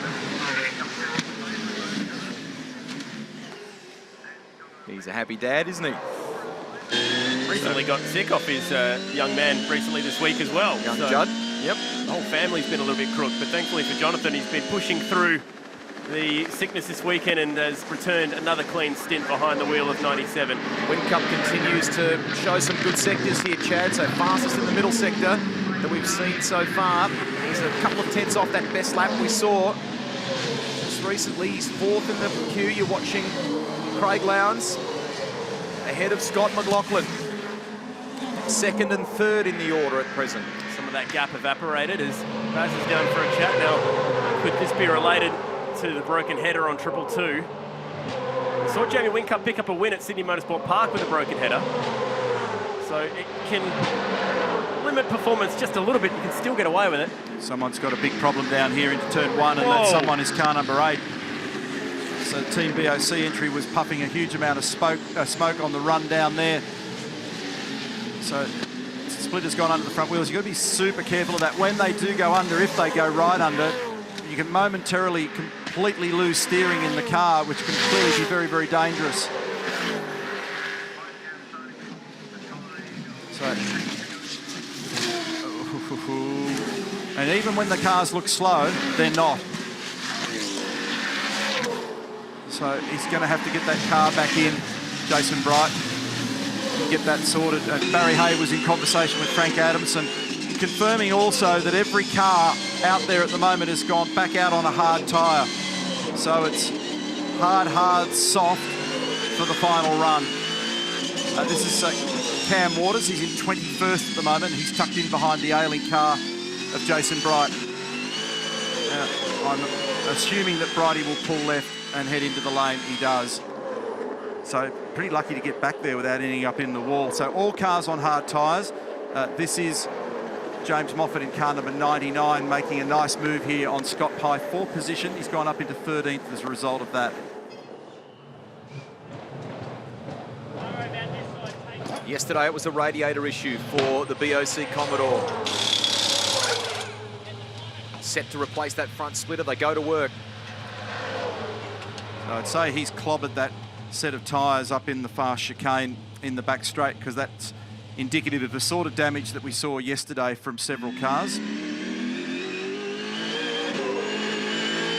So Dean Fiore's the race leader with 17 seconds in hand, and his first stop was at lap 7. So he's out of sequence. Therefore, his fuel window closes earlier. His advantage, I was going to say, was 23 seconds at one point. It's come down to 17. And he's lapping about 1.5 off the pace we're seeing from Lowndes and Scott McLaughlin in that chasing group. Watching Dean Fiore with a 17.1 second lead over Craig Lowndes and Scott McLaughlin. The advantage was just over 20 seconds. It's now come down to just under 17 seconds. Craig Lowndes making some good laps, and so is Scott McLaughlin. So some pace from the 888 Commodore and from the Volvo as they chase. But it is a different sequence, as Neil said before, in terms of pit stops. They've got Bright back out. He just went past our commentary box. And this is Jack LeBrock, Eddie Clemenco. Difficult day, unfortunately, at Erebus for the Wendy's entry. So just confirmation once again that all of the cars out there in the field are on the hard tyre. Nobody's elected to do anything different. Yesterday we saw a couple of people vary their strategy slightly, but the soft tyre just didn't cope with the notion of doing a double stint, even with the rotation. And this is Dean Fiore, who's the leader now. He was one of the 4 drivers that took advantage of that safety car, which has changed where he's at in the sequence of windows. Might need a safety car to be able to help correct that at some point, but at the moment he's got fuel that would get him as far as lap 55. So he's hustling at the moment out there. As a 13 on the last lap for him, but remember, he'll be on older tyres relative to those around him. And it's a mechanical black flag for car number 3, and the driver's window net is down on that car for Tim Blanchard. So that'll be the reason why Barry Hay was in conversation with Frank Adamson. 222, sounds like a tractor. Nick Percat's now at the helm. So far, there's been no obvious performance loss with that car. This is the sister car, the Team Cool Drive Commodore. Tim Blanchard at the wheel. He and Carl Reindler finished in the top 10 at the Sandown 500. Right now, Blanchard is 19th. Barry Hay, team boss, says we are seeing real progress from that driver training, that tuition that he's had with Paul Morris. That's right at the limit there for Whincup, who's got it all crossed up in the air and very close to being over the boundary line. So he's in 4th position at the moment, and he's in for the window net. It's car number 3, Tim Blanchard. He's out of 19th position for this one.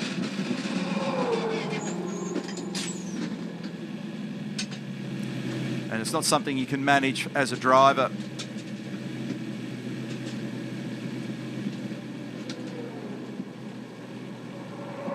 Gee, that's costly in terms of, well, everything. Getting in, getting out, and then the stationary time to resolve it, and Tim knows it.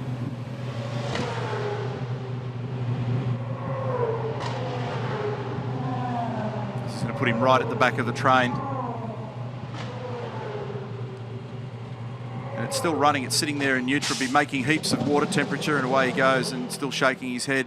So, yeah, silly little things like that can be very costly. Sister car in the hands of Nick Percat is currently in 12th place, and they had real hopes of a good result here. They were in the top 10, Ollie Gavin and Nick Percat yesterday, and they've been making some good ground with that car. Steve Richards made awesome start, managed to get down to turn 1 first, lead after the safety car as well, and beautiful job just controlling it and looking after it. Yeah, it was nice. It's probably the first time since I've been a Red Bull I've had that opportunity to actually get out there and drive the car, you know, as fast as I can. Under no pressure. Under no pressure, so it was great, really good. The car, we've made a small tweak to it overnight, and it's definitely improved at the curb riding and stuff. So, you know, it's great. Good start. That was a great day yesterday, mate. Looking a little bit better today, so good luck with it. Thanks, man. Craig Lowndes made some noise in the lead up to this about wanting to keep that combination together, to keep Stephen Richards with him for the endurance races next season. You would have to say, based particularly on the last two races this weekend at Mount Panorama Bathurst, where they took victory, it's absolutely worth keeping them together. Lowndes with the fastest lap of the race, a 1:11.90. He trails Dean Fiore by 12.4 seconds, and he's ahead of McLaughlin by over 1.2. It's only barely hanging together in the front right-hand corner of Jason Bright's car there as well. And Bright's down in 23rd position. So guys that have had extra tours into the pit lane for reasons they prefer not, Blanchard and Bright and Heimgartner, as a result of what happened to Ant Pedersen a little bit earlier.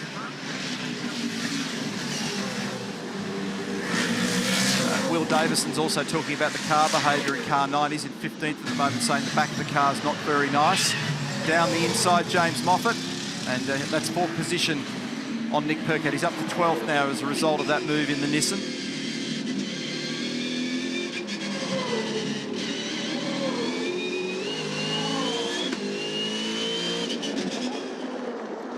And so, okay, now I know why. I thought it had just fallen apart. It didn't fall apart, it got ripped apart. So Bright's actually clouted that tyre bundle in the middle of turn 8.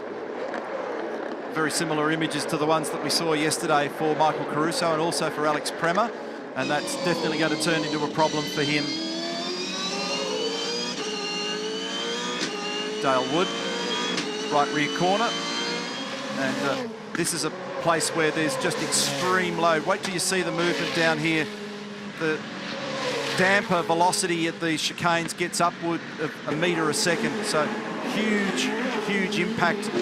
Bang, bang, bang, bang. Just amazes me, and particularly amazes me with the stadium trucks, that you can actually create equipment that can take this level of pounding. In fact, a gentleman asked me earlier in the day, does this stuff all get beefed up for here? But the cars hit curbs in lots of locations on the tour, so they have to be able to withstand it. But for the wishbones, for the anti-roll bar mechanism, for the toe link, for everything you can see under there, just even for the damper and the damper shaft and all those little rod ends to be able to cope with that load. First of all, it's knowledge that's been accumulated over decades of motorsport, but never ceases to amaze me when you look at them, just how robust they are and how they can just pound around all day. And 2 weeks ago at Bathurst, it's for 1,000 kilometres. Unbelievable images. Here's Cameron Waters currently in 19th place, taken over from Russell Ingall. Meantime, Lowndes and McLaughlin are trading some quick laps. 1:11.90 Lowndes, 1:11.96 from McLaughlin. Russell Ingall, mate, that's the end of the Endurance Championship. I just want to know if you've got anything lined up for Pukekohe other than commentating. Well, I saw Gary Rogers on Friday when I was walking down pit lane. I said, if you've got anything going in the next 3 rounds, that way I've covered most of the bases. So he just laughed and said, leave it with me. So you never know. How was your run, mate? Yeah, mate. Ever since we rolled the rig out of the truck, we've just been struggling for pace here. It's the car, because they obviously didn't have very much time to put this one together. So it's the two girls' car from Bathurst, and they said to him, it's a little bit on the weighty side. It's actually one of the first Car of the Future cars that ProDrive built, so she's been hanging around a while, but just struggling for pace a little bit. You know, Cam Waters saying the same thing, just really can't get that extra sort of about 3 or 4 tenths we need. Guys at the front running so quick. I mean, running mid-12s at this stage is damn fast, you know, so we're running sort of high 12s, 13s, and that ain't good enough. Mate, anyway, it was a good run, a couple of races there, and welcome back. It's been fun. Welcome back to the pit lane and doing commentary. It's a lot cooler, I can tell you. So. Russell Ingall.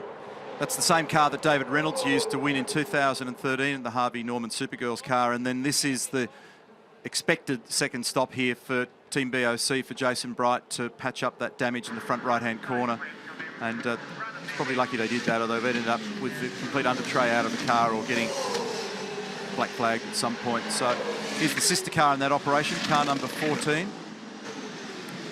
And Fabian Coulthard here. He's on the move next year, has been detailed several times this weekend. Two-car operation for Dick Johnson Racing Team Penske. He's got Rick Kelly in behind him, who yesterday was a little wilder with the strategy play. He was one of only a few drivers that did the double stint with the soft tyre. But today they've gone for a more standard play. They're in 16th and 17th at the moment. Meantime, here we are with 33 in third is what I tried to spit out. So McLaughlin here, not terribly far from the back of Craig Lowndes, who in actual fact, in reality, is really the corrected leader. It's an 8.5 second margin to Dean Fiore, who's out of sequence because he stopped early to get a little dose of fuel. And they've sent Jason Bright back out the pit lane. He's just gone past our commentary box. Super middle sector, which backs up your point about McLaughlin. Look how close he is here to Craig Lowndes. Lowndes has got the quickest lap of the race so far. And Russell said it a moment ago about the pace up front. They're lapping in the 1:11.9s. And it's a genuine fight between these guys. You hear Scotty say, is the splitter okay? Because remember, from a driver's point of view, it's very, very difficult to know. And it's only going to be a few millimetres one way or the other that makes the difference between being okay and not. Now, they took on the same amount of fuel in their stop. So this is a genuine battle at the moment. And they're trading very quick laps. And you can see that he's Richard Holway, engineer. And Richard's got the presence of mind to not respond until he knows that Scott's in a straight line and just pulling gears rather than talking to him in the braking area or mid-corner. It's getting closer. Fuel window for these guys gets them out as far as lap 78 or thereabouts, and for Fiore, who's still in the lead, gets him out to about 55, 56.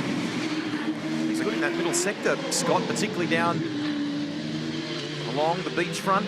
Through that back chicane, he makes some good ground there. So it's 0.9 between them. Depending how much these hard tyres degrade in this sequence, the reason I wanted to talk about how far they could go on fuel here is they don't have to. The critical lap, the get-home point, is from lap 61. Not very far away from now. Once they get to that point, they can fuel up and get home without further stops. That's a little bit of a mirror back off one of the Volvos. Pace is one of the backers of the Wilson Security Volvo entry. So when I say one of the Volvos, it's got to be the Volvo, because car 34 went out early in the game. Dean Fiore's come in now, by the way, so that leaves Lowndes and McLaughlin as the actual leaders, and that's down to now 0.9 of a second. Good place if you're one of those mirror makers or mirror cover makers, isn't it? We go through quite a few of them over the weekend. I saw you there last night with your little card table and chair, just selling mirrors to needy race teams. Look at it, Scott's there. You can actually see it on the right-hand side. So all there is now is the frame, the mirror frame there without the body on it. So it's just waving to the crowd unnecessarily. So, he's worked that margin down, but there's a bit of caution being exercised from the pit lane. They're just saying be very careful on that tyre bundle. We don't want a repeat of what happened yesterday. You can see there she looks at the second hand. So coming up to the point where they could get their next load of fuel in. The primary drivers will stay in the cars, but they will go onto a soft tyre. Now, for some people, they'll get a gain, and that's actually the mirror itself. Isn't that bad luck? Doing something with cracked mirrors? I don't know. Don't ask me. Here we go. We're back. Stop number 3 now for Team BOC, Jason Bright. And that was a really big whack that we saw before. And the gentleman in the yellow and black outfit is Noel Kelly, the senior engineer at Dunlop. He's having a look there as well, just to make sure there's no tyre damage, corresponding tyre damage. Back to car number 47, Tim Slade. He's got Winterbottom in front of him. He's got David Reynolds right behind. Yesterday, Reynolds was on the podium, a mighty drive for P2. Qualifying's hurt him a little bit more today. He's in the top 10. Remember, he's in a good championship battle and position here at the moment as well. He's third in the championship. Frosty's our leader. Lowndes is second and consolidating. So from a championship perspective at the moment, you've got Lowndes leading and Winterbottom in 6th place. So there'll be another little loss of points if they were to stay as they are, but not nearly the leakage that we saw yesterday for Mark Winterbottom when they lost the 93-point swing in their battle with the Red Bull car with Craig Lowndes. Incidentally, Michael Caruso at the wheel of car 23 now. He has taken over from Fiore and is now in 20th spot. Well, that's damage to the bottom of car 8's under tray is substantial, so I'm not sure how much longer that's going to stay there, but also the brake duct is damaged, so... Oh, safety car, here we go, so I'll put you back on it. Safety car.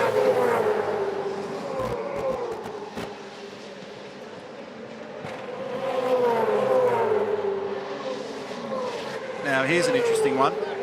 So, and this, you can see everybody laying up, so they're going to take the opportunity to pit. And that potentially puts everybody on a double stack scenario. It also means that if you go on to the soft tyre from here, you've got a heck of a long way to go on the soft. Now, Fiore went onto the soft tyre, by the way, so they're doing non-standard things. They're just trying to eke out a result, and in they come. Lowndes, followed by McLaughlin. Soft tyre there. Oh, close to contact there for 7. So the rules require you must use the soft tyre, but it's forced them to use them long.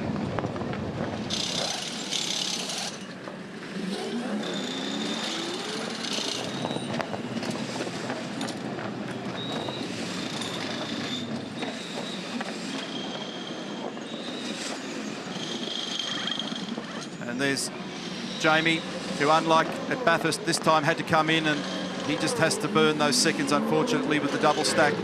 So remember that Tander's got to have more fuel put in that car. Remember, he was 20 litres shy in that last stop, and there's Courtney double stacking as well. So they'll all have to get fuel, depending on how many safety car laps and whether we get another one. There'll be another refuel between now and the end of the race.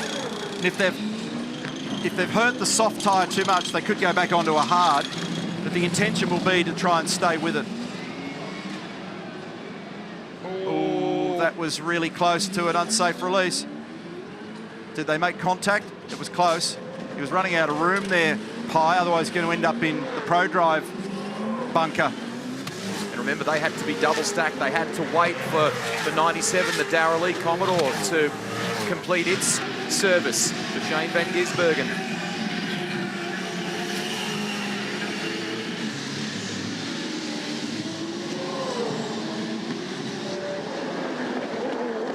So this is the important question that I raised about whether or not this was an unsafe release. Well, yeah, so that's going to be a penalty for car 17, well and truly. So contact there for Scott Pye is going to send him back down the lane. Contact with the Nissan.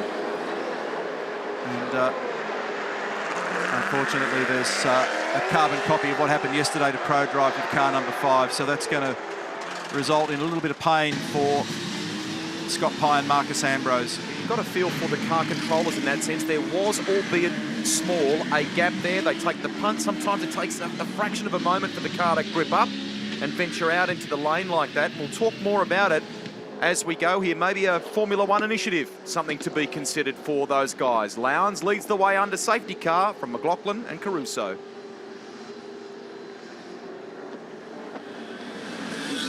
So Caruso on the softer rubber here, Chad, and this is going to be interesting, this next part of the race. Well, they were the first ones to go to the softs, and then they were going to roll the dice to make them stretch to the end, and they would have been on a completely different strategy to everyone else. But as it's happened, they ended up being on equal pegging tyre-wise. Oh, that's Wood clipping the tyres on the 17 on the way in. Gee, there's been some pit stop 30s this weekend. And that was already a stacking issue. So we saw 3 cars get caught up stacking, including car 1. And these guys have managed to get through the pit stop so far without having too much of an issue. We saw the car controller release them too early yesterday. And we're just fixing up 1 or 2 things on the racetrack, including a sign down at turn 4, which was coming loose, as well as the mirrors that have been deposited off the right-hand side of car 33. It was already a pretty good race between Lowndes and Scott McLaughlin. This will close them up anyway. But the big thing here is that unless we get a lot more safety cars, these guys are not going to be getting home on fuel from here. It'd be impossible. They will need a splash and dash. Word from Warren Luff on the performance of car 2 when he came in and then handed over to Garth Tander. The car was decent, but our pace didn't reach its full potential because we were stuck behind Marcus, battling with Marcus there in his stint. Another thing we should keep an eye out for here is those towards the back of the train. I'd be coming back in and sticking fuel in and doing it on repeat. And do everything you can to cheat the scenario here. I don't literally mean cheat, but to cheat the inevitable, which is you're going to be fuel starved here. So do everything. They'll be running them in the highest gears at the moment with the lowest percentage throttle as they all crunch numbers and try to work out. There's the mirror off the Volvo being retrieved. There's bits everywhere. So just keep a bit of an eye out as they come back down the pit lane here as to whether anybody reacts. I wouldn't be doing it when you're up near the front of the field where you'd lose track position. But if you're down the back, what it could do is give you a position later in the race and you'll vault over people who may have to come back in and grab some fuel. So Lowndes is the leader over McLaughlin. People that got hurt in that process there were Courtney and Whincup. They had to double stack. And expect to hear a call on Race Management Channel any tick of the clock for a penalty for car number 17. What a shame for those guys. And the race director Tim Schenken's on the radio at the moment talking about dealing with this signage issue at turn 4. And Will Davison's just been informed that they don't think he can make it to the end, so on their numbers they're going to have to do a little splash to get home. He said he was worried about economy earlier in the day, potentially, just based on what they'd seen yesterday. He's more worried about it now after that radio call. So here we go. So I knew they'd do it at BJR because that's very much a Bradley ploy. So they know that having made 3 unnecessary stops into the pit lane to deal with the damage to the front of that car, that they just top it up. That'll have the effect of vaulting them up the order. They're not going to get much out of this, by the way, but there's, what, 3 cars in there? Kelly, Bright and Walsh. It's only going to be a few litres.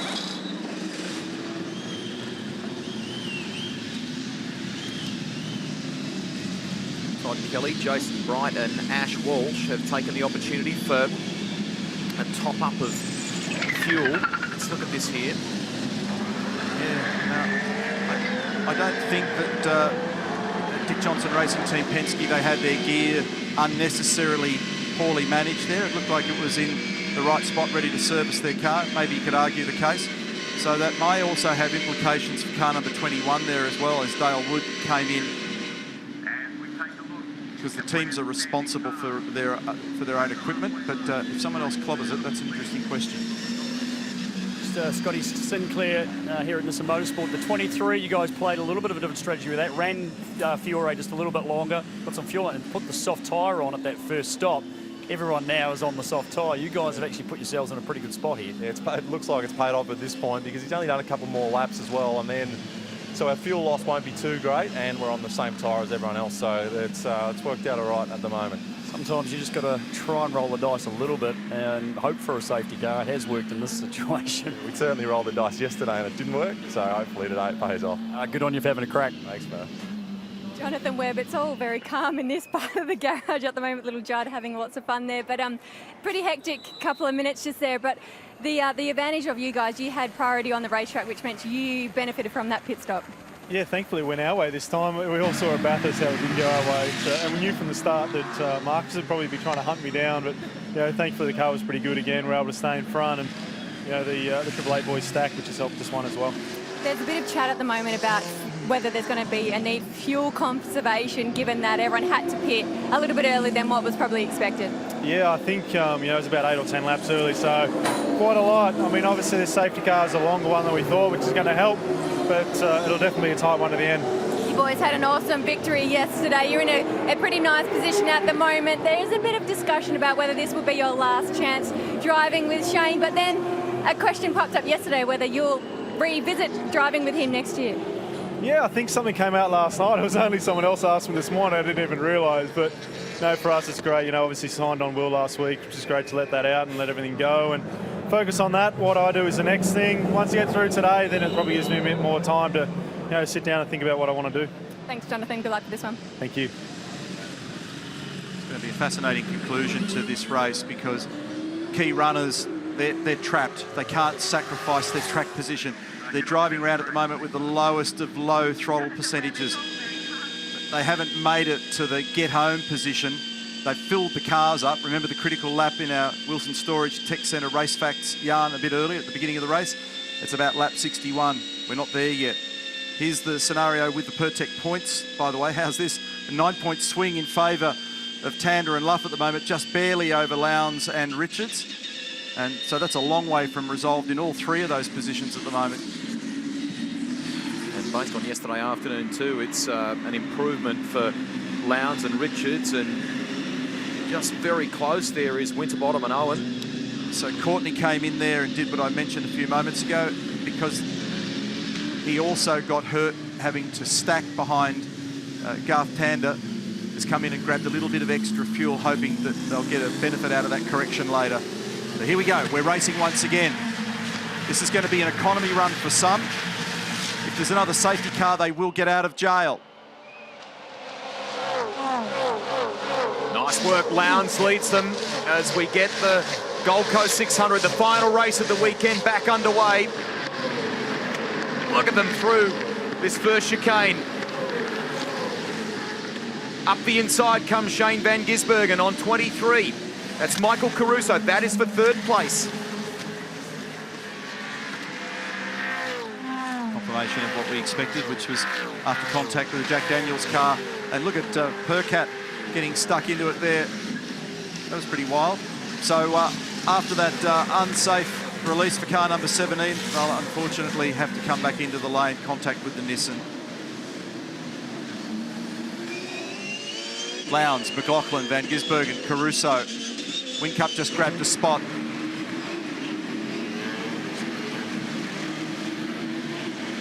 People using the opportunity in the restart when tyres are cold and gaps exist to try and make a quick gain. So that was an opportunistic move there for Whincup.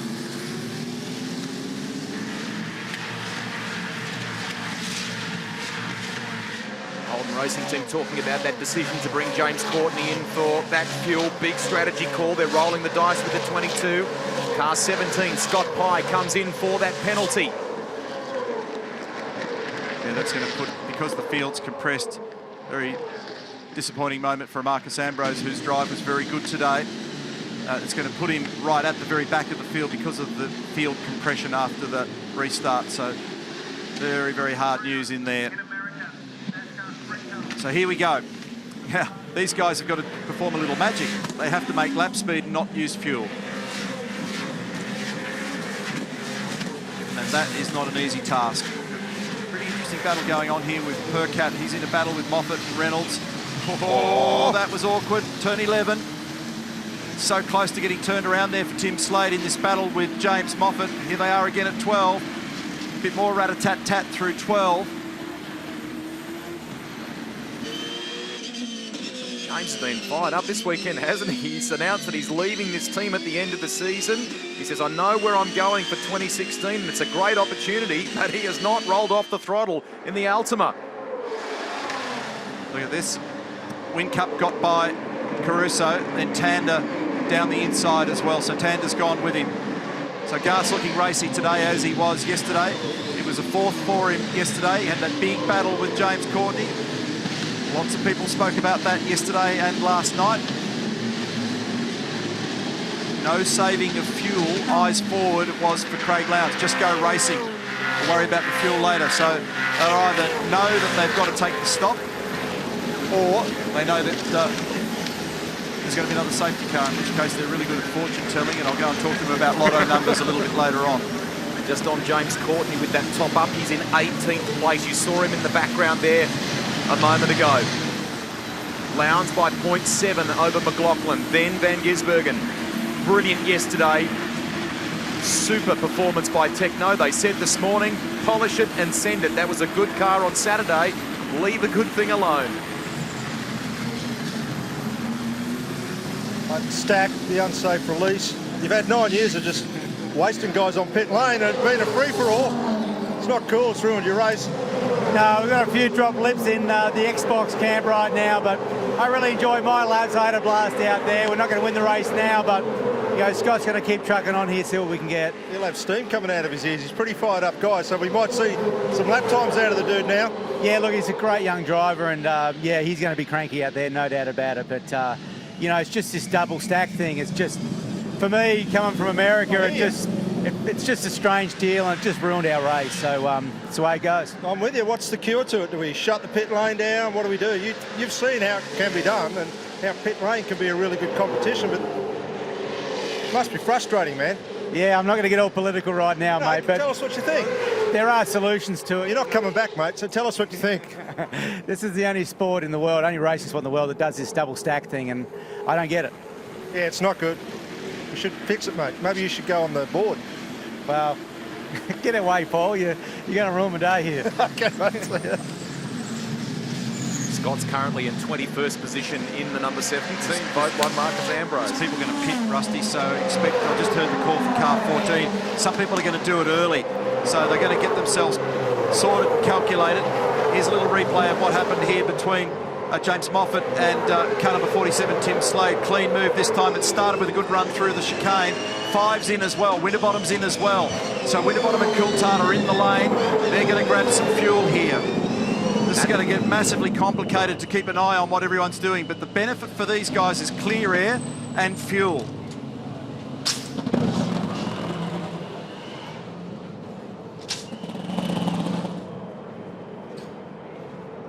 Nice clean exit there for Winterbottom. Lance has got a margin of 1 second over McLaughlin. Then it's Gizzy, Whincup, Tander. People are pressing on hard. McLaughlin was very quick in the third sector there before. And so the benefit for those guys that you just saw departing the pit lane is clear air. And look at this little battle starting to bubble up. 0.4 between them. Van Gisbergen in third in car 97. Whincup in fourth. And the Red Bull. So these guys are going to do the same thing with one. And I think the Nissan's come in as well. I think that was Moffat in the background. It's going to do the same thing. He has come in. So more fuel. So people dealing with it now so that they don't have to worry about it later.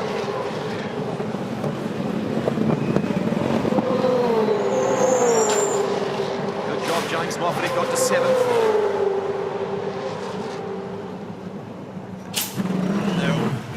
Also looking to get a benefit out of the undercut on those new or relatively new soft tyres. So clear air, good grip, solve your fuel problem, pull the trigger. So you can hear Dutto talking, Mark Dutton, about fresh air.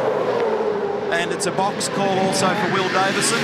And that's Scott Pye having to tour through the traffic island there to avoid potential contact. So car 9, expect them in as well, out of position number 10 for Will Davison. He was determined to get that spot, Jamie Whincup. And Scott Pye knew it. Watch this Penrite Mercedes here. It's quite a bunch, quite a group. Push, push, and then box also for Van Gisbergen. So they're going to do the same with Gizzy in car number 97. Here comes Will, 10th position. Reynolds is in. Davison in. Meantime, Lowndes and McLaughlin can continue in this brutal battle. It's only 0.9 of a second between them. Todd Kelly's come in as well in the Nissan. Here's David. Gives them the back end of the top 10. It's just fuel. Young, soft tyres on that car.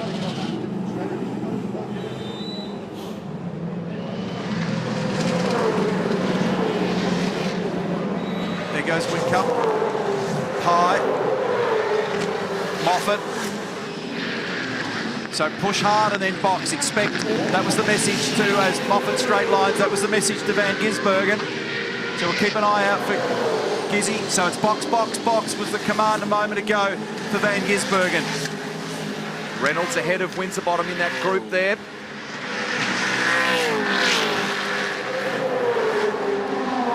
Lowndes has just done the personal best sector for him in the third sector. And look at how hard Whincup is pushing here. Plucks the mirror back off the left-hand side of car one. And he's familiar with that car reading wall. That was the one that grabbed him on Friday morning. Here's Gizzy. Cleaning the screen. Whacking some United E85 in it. Holdsworth and Waters in as well. He's got to wait. That's going to hurt. That's going to hurt. Remember that Waters is going to peel off. There was a second, maybe two, in caution there, but the caution's worthwhile. The contact puts him out of business. Third sector wasn't as flash for Whincup. Brilliant in the middle sector, though. Here we go. Whincup's in front of him. That's actually hurt a little bit.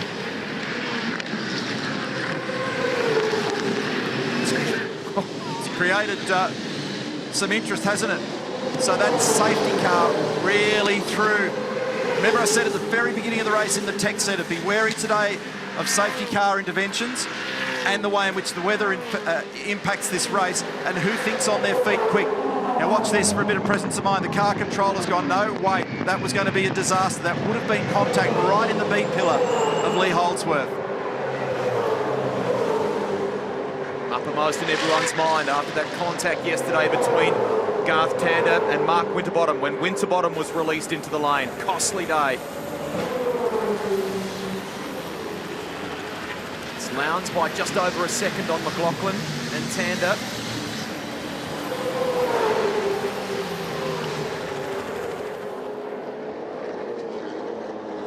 And Tear-Off has left the wipers sticking straight up and saluting the crowd. I don't think it's going to be a big issue at the moment.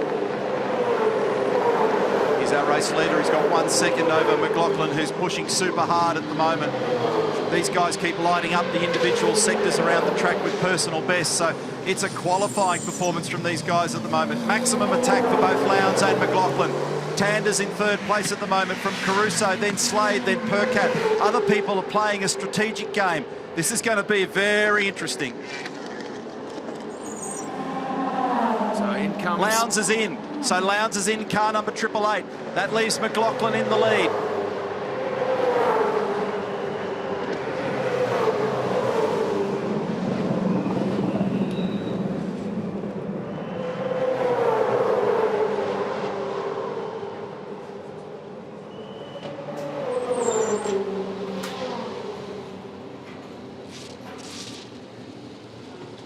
Fastest lap of the race belongs to Lowndes at 1:11.7 before he pitted. Who's he come out with? There's Bridie's car, second hand. Still got problems in that front right-hand corner. Just a splash, that was the word from the team. That was rubber, the build-up of soft rubber from under the car. Craig Lowndes. Here we are with Scotty McLaughlin, leader of the race. He's lit up some good sectors too, personal best as he tries to hustle this car. If he's about to make the same play.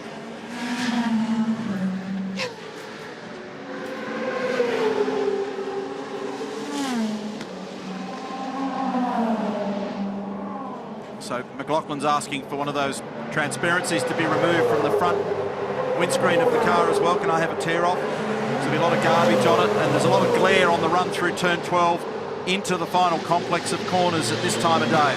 Let's see Gary Rogers in the pit box there a moment ago. Behind him, Billy Gibson as well from Gibson Freight. Those boys will be busy in the coming days as we get set to ship our equipment, our cars, to Auckland for the ADL500. Next stop on the tour. So what are they going to do here with Volvo?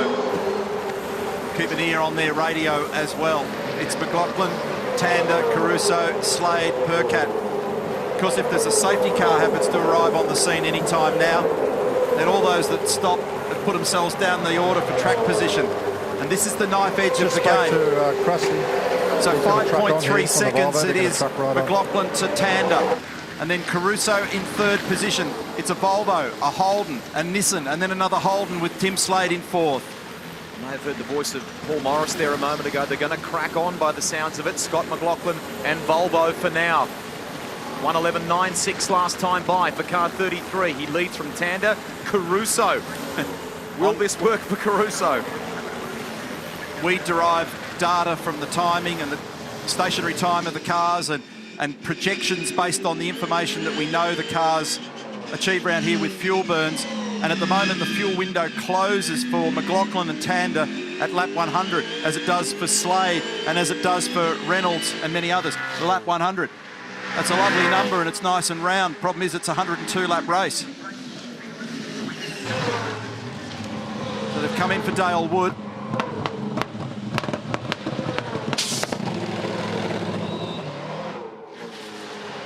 Was in the top 10 with that car.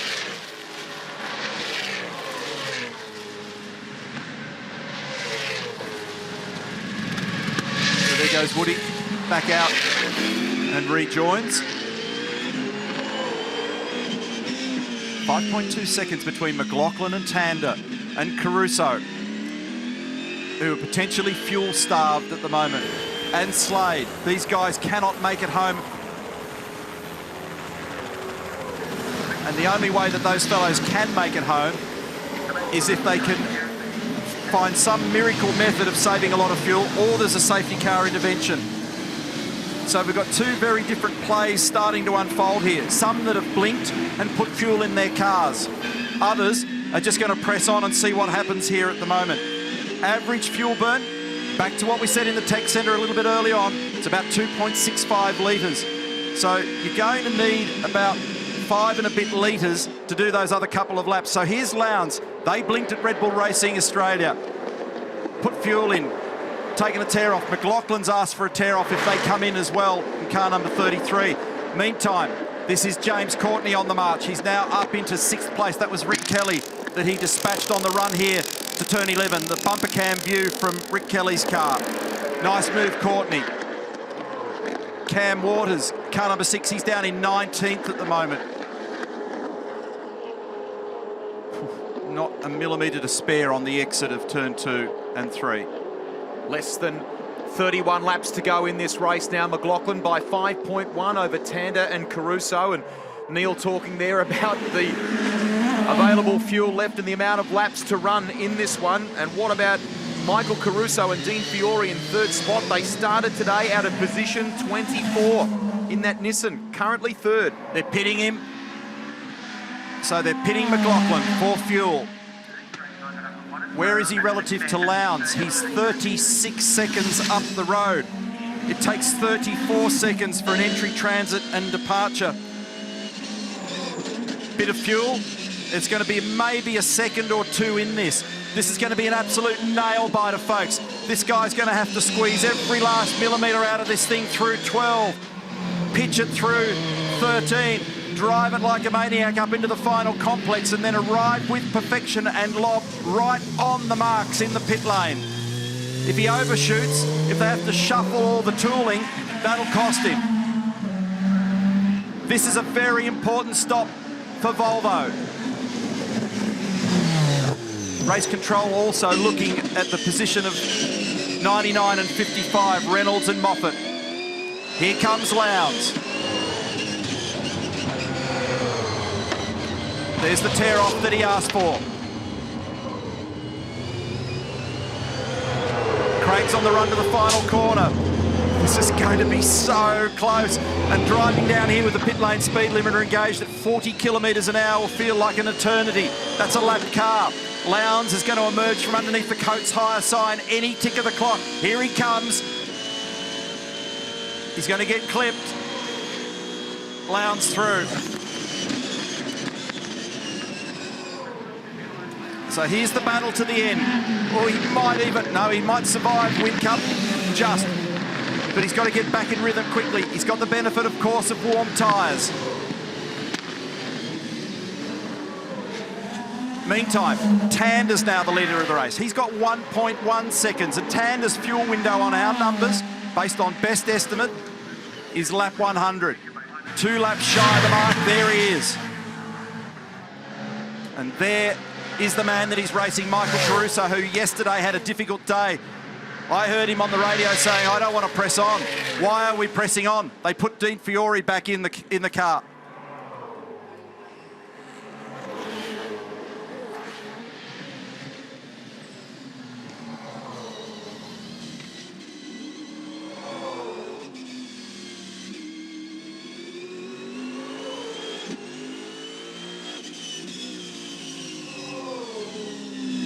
They are in 13th and 14th, and Tim Schenken, the race director, talking about James Moffat and David Reynolds.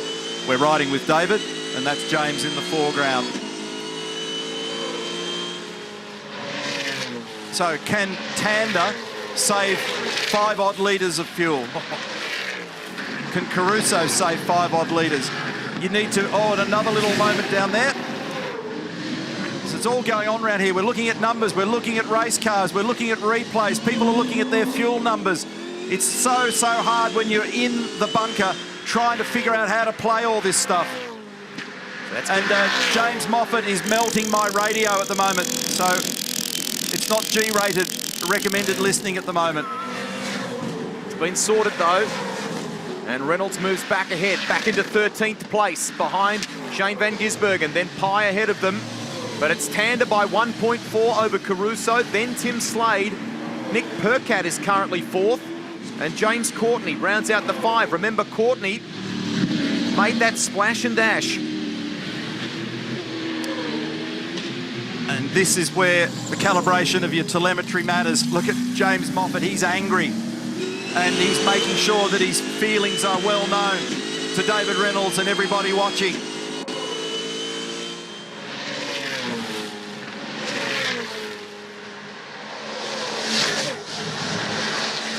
Lowndes is 8th, McLaughlin is 9th. They've got a big battle going. It's 4 seconds between them at the moment. But those that are further ahead in this queue, are they running the gauntlet or do they blink and come in and grab fuel? Check the attitude of Moffat's car. He is fired up in car 99. He's in 14th place and hustling as he chases David Reynolds here. Reynolds on the podium yesterday. There's a lot of laps remaining. So you just never know in this weird caper. And you would not bet against a safety car intervention. Didn't get one early yesterday. We got it late in the game. Good laps for Nick Percat here as well. Best we've seen from him in this race so far, 1:12.33. He's 4th in the order.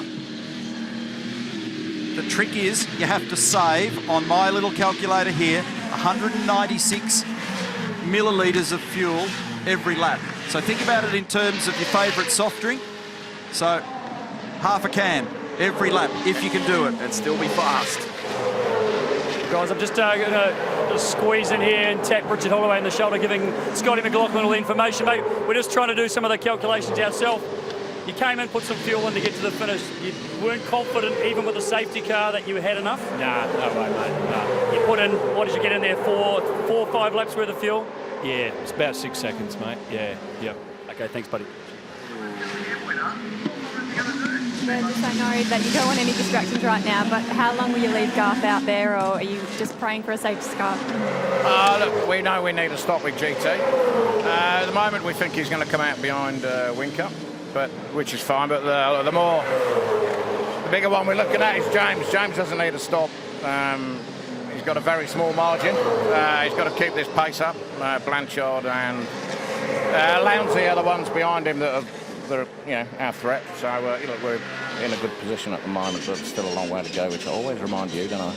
You do. Thanks, Adrian. Thank you. Took that splash of fuel under safety car, didn't he, James Courtney? Yep.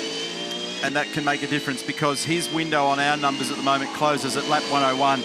That's close enough to argue the point, which is what Adrian is pointing out there. So, when you're arguing about a couple of litres of fuel, it's very dependent on how James uses the throttle. If he upshifts 500 revs or more early, if he doesn't blip the throttle on the downshift, if he short shifts, careful on those downshifts and thinks carefully about it, he might be able to make it fly. The other guy that's actually strategically in good shape at the moment is car number 3, Tim Blanchard. So that explains the penalty for Moff.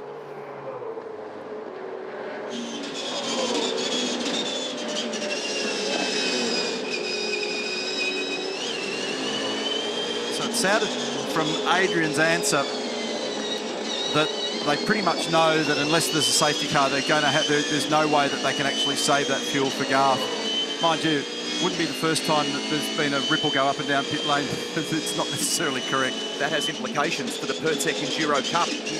He and Warren Luff for the Pertec Enduro Cup coming in today. What implications will that have if they don't get a safety car? If they can't get this car home? as it currently stands as leader of the pack, Garth Tander. Michael Caruso 2.7 behind. We drift back to this lot here. Lowndes is in position 8, and Scott McLaughlin in the Volvo is 9th. Then Jamie Whincup hustling, chasing. Does he brush the wall a little bit then with what's left of that mirror?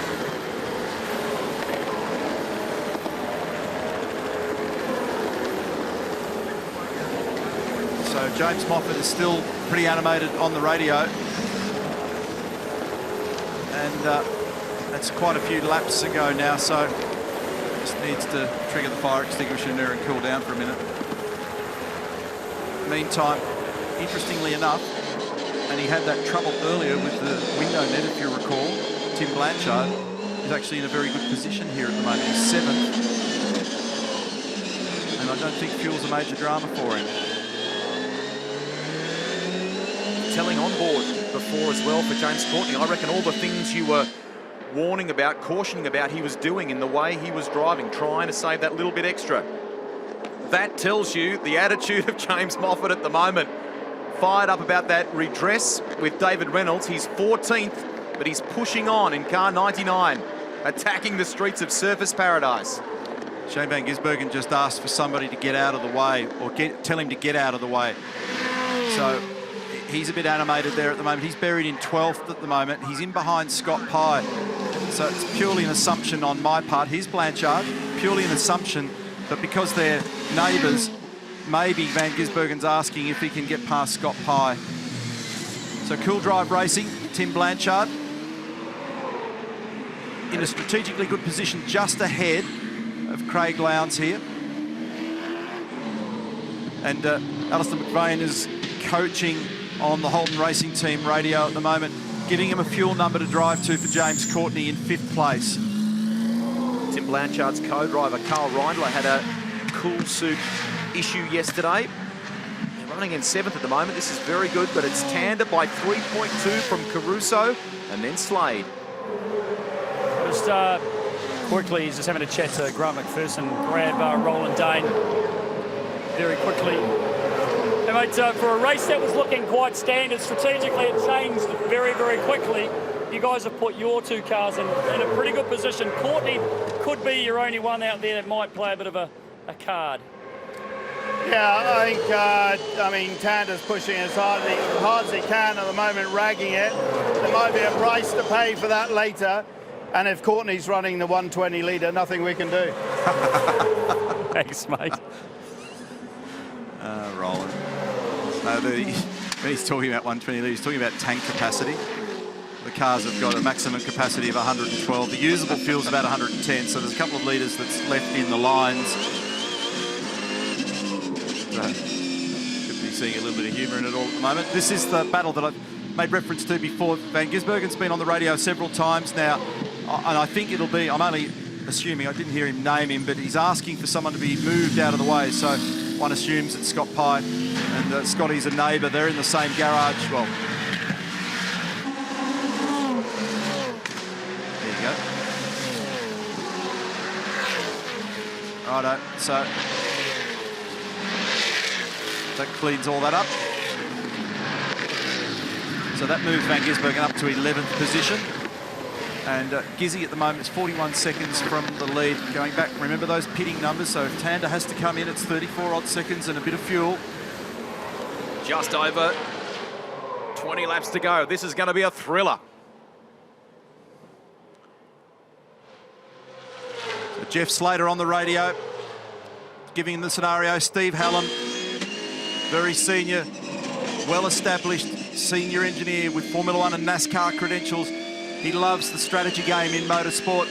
Yesterday was a great yield for those guys. It's a small team and they've been punching above their weight.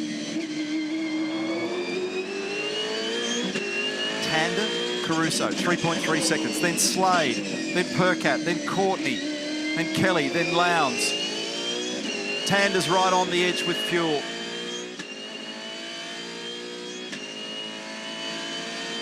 Slade's on the cusp for fuel. Percat's on the cusp. Rick Kelly's on the cusp. So is Pye. Pye might just make it. Courtney might just make it. Mark Dutton encouraging Jamie Whincup. At the moment, Jamie's in 10th. That's McLaughlin in the foreground. And Gisbergen's already made some space between himself and Scott Pye. So chasing, Shane chasing Jamie Whincup. Jeff Slater's telling Shane Van Gisbergen the cars in front of you are starting to struggle. You're gaining on them at the rate of half a second a lap. This is Tander going by the ailing Jason Bright, the Team BOC entry. Oh, a little mistake for Tander.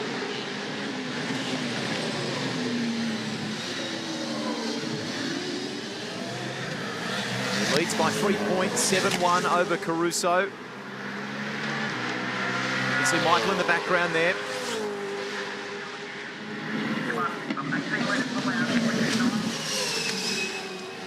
Idea of numbers at the last stop in terms of fuel for those guys.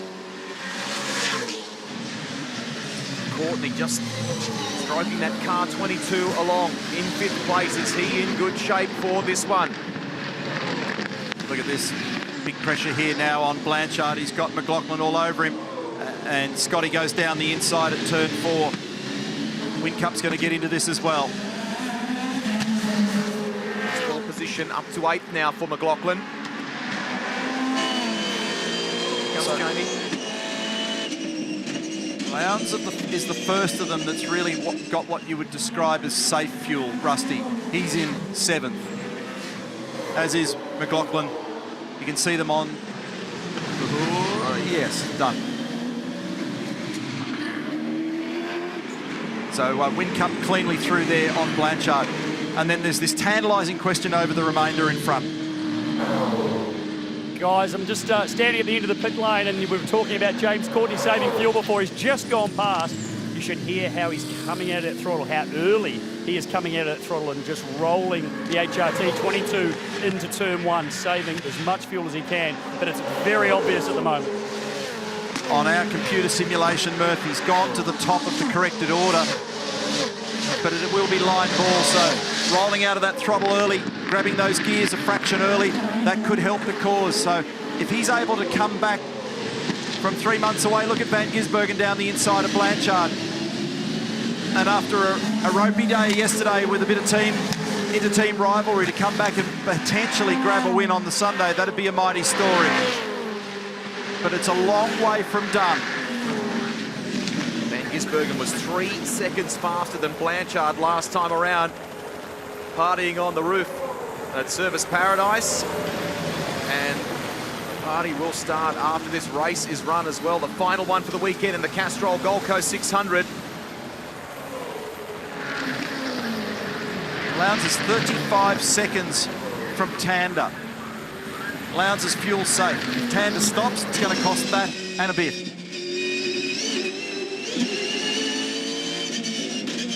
James Courtney took on a splash of fuel during the safety car, and he's been nursing, stroking car 22 along, trying to conserve fuel. Greg Murphy reporting from pit lane before that you can hear the way that he's driving it. In the queue, he's currently 5th. Will it be enough to get home and maybe win this Sunday race here at Surface Paradise?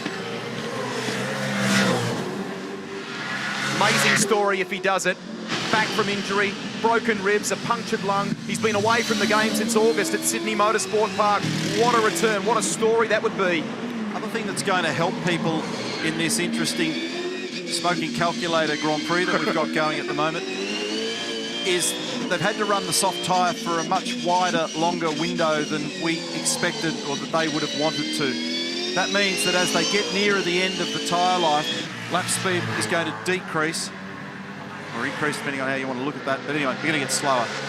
Better to express it that way, which means they'll use a little less fuel. So there's also going to be a little question mark over walking wounded on tyres here as well.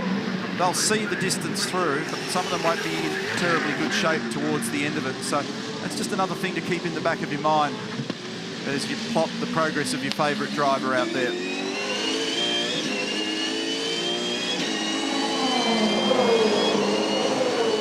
Hey mate, I reckon you're in good shape. Look, to me, you had to save about 2 kilos of fuel, which is about half of one of those a lap. I reckon he's done that now. When are you going to drop the hammer? Oh, look, we're not at the moment. We're going to get some insurance. Lowndes is, he's 18 seconds behind us, 17 laps to go. We took that safety car to top it up. we gave him a number and he was on it from the word go, and he was still giving us 12-0. So the gap hasn't really shrunk to Lowndesy, but we believe we got about a kilo in the pot at the moment, but time will tell, mate. Roland reckons you can't do it, but I reckon you can. I've done the numbers. I reckon you're going to get it done. Just go back and tell him to watch and we'll see what happens. happens. Yeah, we will. What a shame for Blanchard and Reindler. They were in the top 10, and a reoccurrence of that window net issue which brought them into pit lane before. Oh, back with James. While that interview was taking place between Paul and Adrian, they're on the phone to this man and really counselling judicious use of that fuel to the droplet. Trying to manage this on the corrected order for us, showing number 1. So that's Alistair McVeigh, and on that number saying you'll be fine. Greg Murphy confirmed the early roll-off into turn 1. Garth Tander's actually the leader of the race, and on our corrected order, interestingly, we're seeing Courtney and Tander as a 1-2. There's Blake Smith on the right, Alistair McVeigh on the left. They're working those radios hard there at the moment. Caruso still second. So Tander, Caruso, Slade, Percat, question mark Courtney and Kelly, all in some form or another with a bit of fuel pain. And then stopping earlier to get rid of that problem, 7th, 8th, Lowndes and McLaughlin, 9th, Whincup, 10th, Van Gisbergen. They cleared themselves of that issue so that they could run hard towards the end. Everybody's got tyre performance tapering at the back end of this window. They were forced to stop early by that additional safety car intervention on lap 54. Van Gisbergen's done a super job here, right on the back of Jamie Whincup. This is for 9th spot, and he's got the gap down to 0.3 now.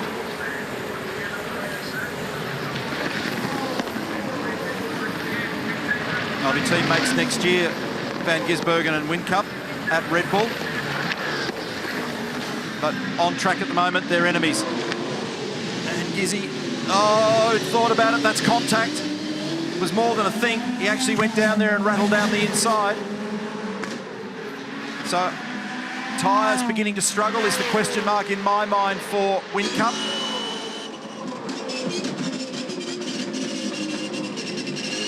Shane's got to be a bit careful.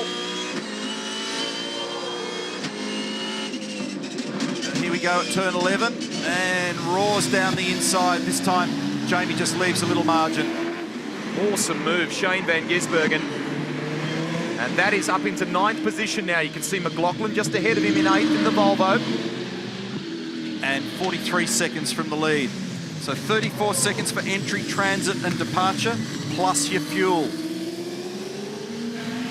Taking Adrian Burgess's word, he says they've got to stick some fuel in Garth's car. And we understand too that Percat, of course, will have to stop. He's currently 4th.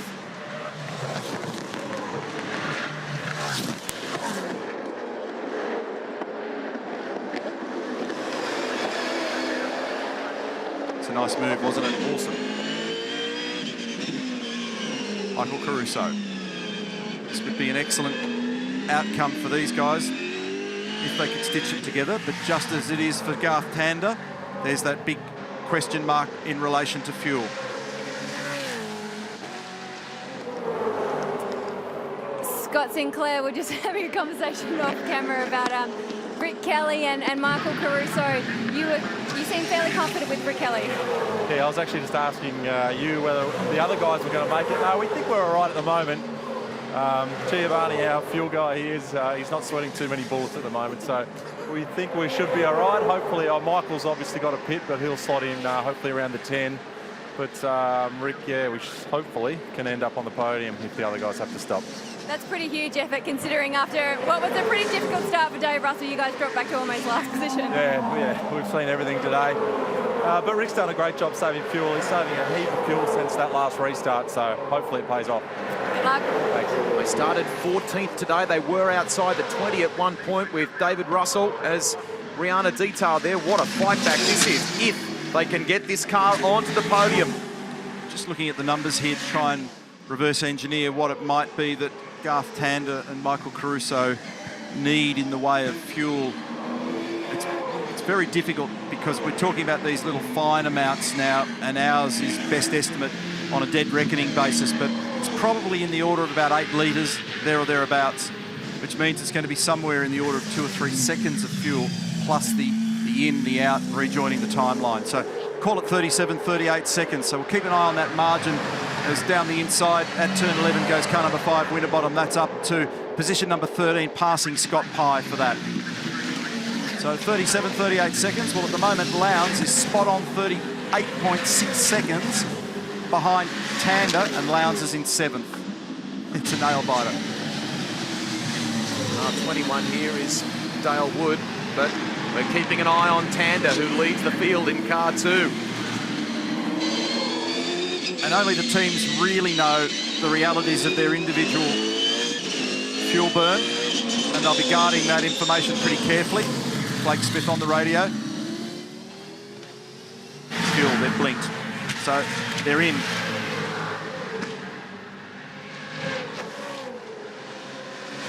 Really critical stop. Really no need to say it. It's so vital, this one. Again, got to stop on the marks. Massive amount of experience for Tander.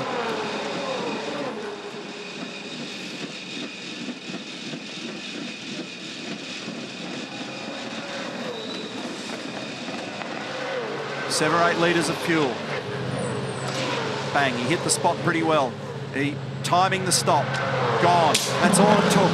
That's all that was missing from the task. Can you believe it? And out he goes. So let's see where he ends up with Craig Lowndes. I said it was 38 seconds. He's out.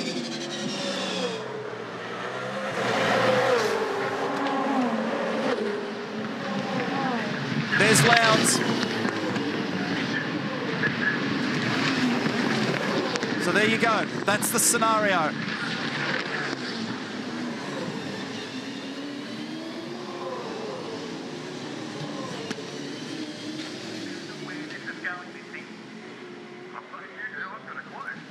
Good. I might go and join in. Me too.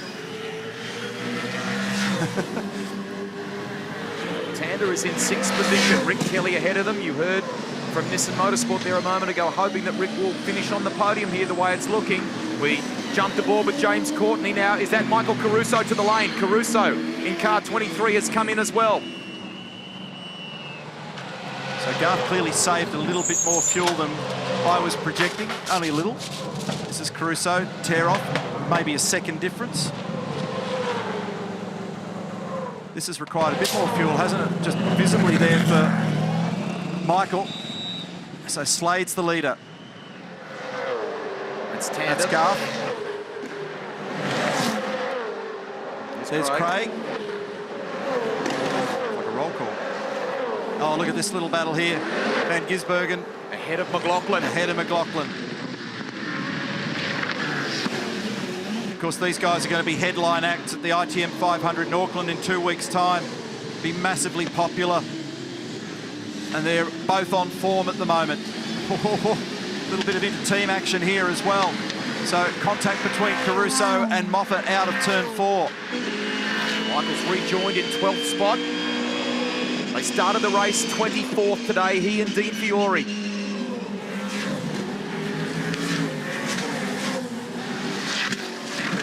So Courtney is in 3rd.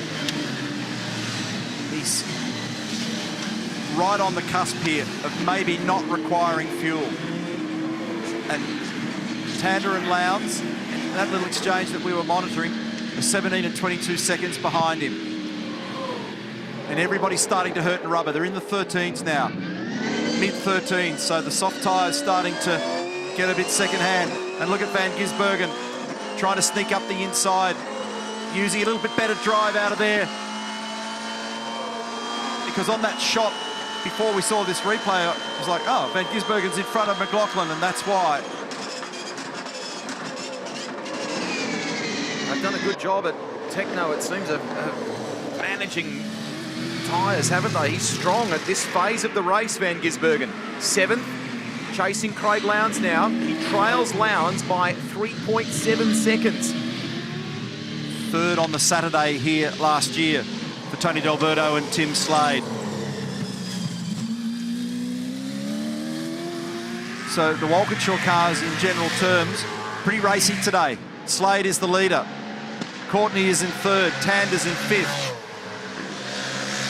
And it's remarkable that the exhaust headers on that car there, car number 222, have survived all day without creating a secondary problem. We'll just quickly sneak in here, Barry Hay. I know you don't want any distractions, your knees are shaking, but can you make it with Nick Percat? Mate, it's pretty touch and go, I tell you. Like, we're rolling the dice big time here, so we're about to make a decision the next lap and a half and work out what we can do. So we don't see a safety car by then, we're out, but when you're up this close, you have a pretty good go, I tell you. Got your fingers crossed for you, Barry. Thank you. Be a big result, was worth the gamble. He's driving the wheels off it, isn't he? And on our numbers at the moment, it's saying he does need fuel. It's only a tiny splash, exactly like Garth Tander required. Admire the honesty there of Barry Hay. You can hear the car there, and just like Jamie Whincup at Sydney Motorsport Park, it's survived despite that header issue.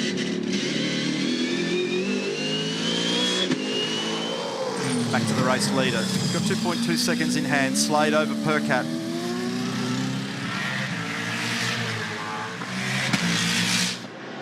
And in. So they've decided to come and grab some fuel for Tim Slade. He's got a similar scenario going to what Garth Tander did. He just needs a tiny bit of fuel.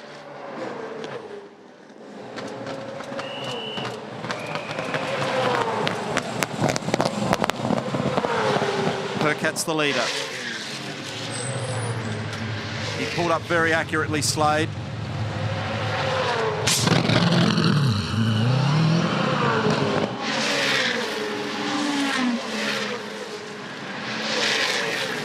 Percat leads from Courtney, Rick Kelly, Garth Tander, Craig Lowndes, Shane Van Gisbergen, and Tim Slade's going to drop back in here in front of Fabian Coulthard, probably around 13 or 14. Oh, trouble at the top end of the track. 3 cars getting into it. Cam Waters, Dale Wood, Andre Heimgartner. They managed to resolve it just. Waters in 19th spot. Will the safety car that Barry Hay and the LD Motorsport team need materialise? Time running out for them. Courtney. They're going to bring their car 222 in. I'll get it out in English. They're bringing him in. They've just called him for a short stop. So further to Barry's comment, he's in. So this is Moffat down the inside of Reynolds. That's for position number 9. And that was Todd just clearing all these guys, and then it triggered this little bit of action here that went all the way to the last corner. We saw that before. So expect car 222 in any tick of the clock. That move by Moffat took him to 9th in the order, ahead of David Reynolds. Here's Nick Percat, midway up the back straight. He's just been called for the second time.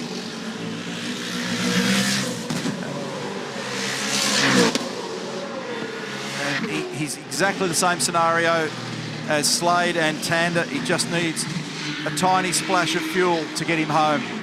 He's got a 2.1 second lead over Courtney.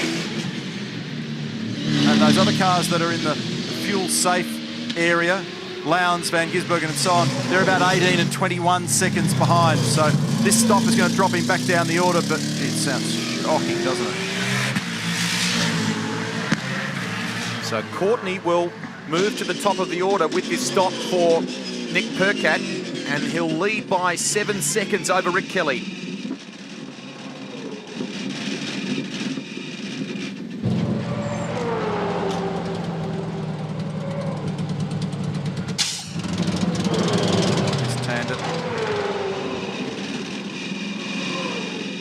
Sounds like it's just about ready to play on paddock. And Gisbergen comes through. He's in 6th. Courtney's the leader. Rick Kelly's 2nd. Garth Tander's 3rd. Craig Lowndes is 4th. Van Gisbergen is 5th. Then McLaughlin, Whincup. Percat is going to drop in here 11th between Caruso. Actually, make that 12th between Winterbottom and Slade. Kelly's taken about half a second out of James Courtney here. The gap is 6.5. Tander 3rd. One hand on that Pertec Enduro Cup. He and Warren Luff. On our numbers, the last car that's in this really what appears to be marginal zone is Rick Kelly. Our numbers are seeing James safe, but I don't reckon quite is. That's Jack Perkins.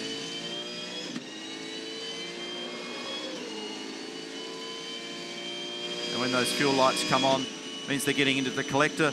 The collector has a maximum capacity of 8 litres. You burn 2.65 litres of fuel on average per lap, but they're saving a bit at the moment because the tyres have gone away and they're deliberately making sure that they short shift and they don't blip throttle on the downshift and all of the other things that you might choose to do. It's not done yet, but it would be a special day for Jack Perkins if this car 22 comes home in first position, a breakthrough race win for Jack, and this is the Pertec provisional. The points would see Tander and Luff lift the cup by 48 over Van Gisbergen and Webb. Winterbottom and Owen were the leaders coming in by 78. What a turnaround on the streets of Surfers Paradise for this cup. Came to work this morning on the light rail on the G with Jack Perkins. We whizzed past our first stop and ended up further up the road, so we had to trudge into the circuit from the other end. There was lots of chat going on. He was pretty happy with the way the car worked. He's a great young man, Jack Perkins. He's a real aficionado of the sport. It'd be a wonderful victory for him if he can make it happen. George Commons, engineer for Rick Kelly. Here we are, James Courtney. He's got 5.3 seconds. He's nursing it, isn't he? Kelly's still showing on our numbers as needing fuel. Courtney's not. But we're now down to such finite amounts, it's near impossible to second guess from afar. What he does have at the moment is a race lead. 3 laps remaining. There's the gap. So at the moment it's the Holden Racing Team 1 and 3.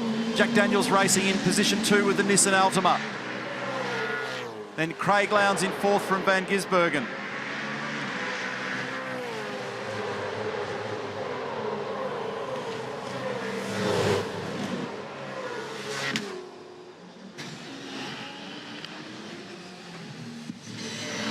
David Russell's never had a podium either, so this would be a good day for him if. And they're encouraging Tander to hustle, to push on. He's 4.1, Garth Tander, behind Rick Kelly here.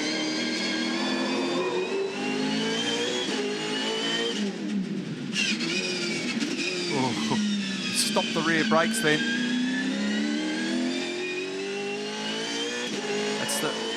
That's the team radio, Alistair McBain to James Courtney. So that awkward gear shift there, no blipping on the downshift, so just momentarily stopped the rears and had a little moment trying to stop it. Here's James. 4.4 now between Courtney and Kelly. Jack Perkins looks on. Might be race win number 14 for James Courtney here. He's got tears in his eyes, I reckon. Looking maybe a little bit of emotion from Jack Perkins. Father was a legend of this game. This is about to be his day, to be a breakthrough winner. He doesn't want to be on telly. That's okay. Van Gisbergen just spoke a moment ago about my mistake, so he maybe got something wrong there in this last lap. Car number 97 in position 5. We're nearly there. That extra little, remember I talked about if you're down the order, come in, grab some fuel, top up. It would only have been just a fistful, just a tiny little bit of fuel for Courtney, but that's what made the difference. That little splash.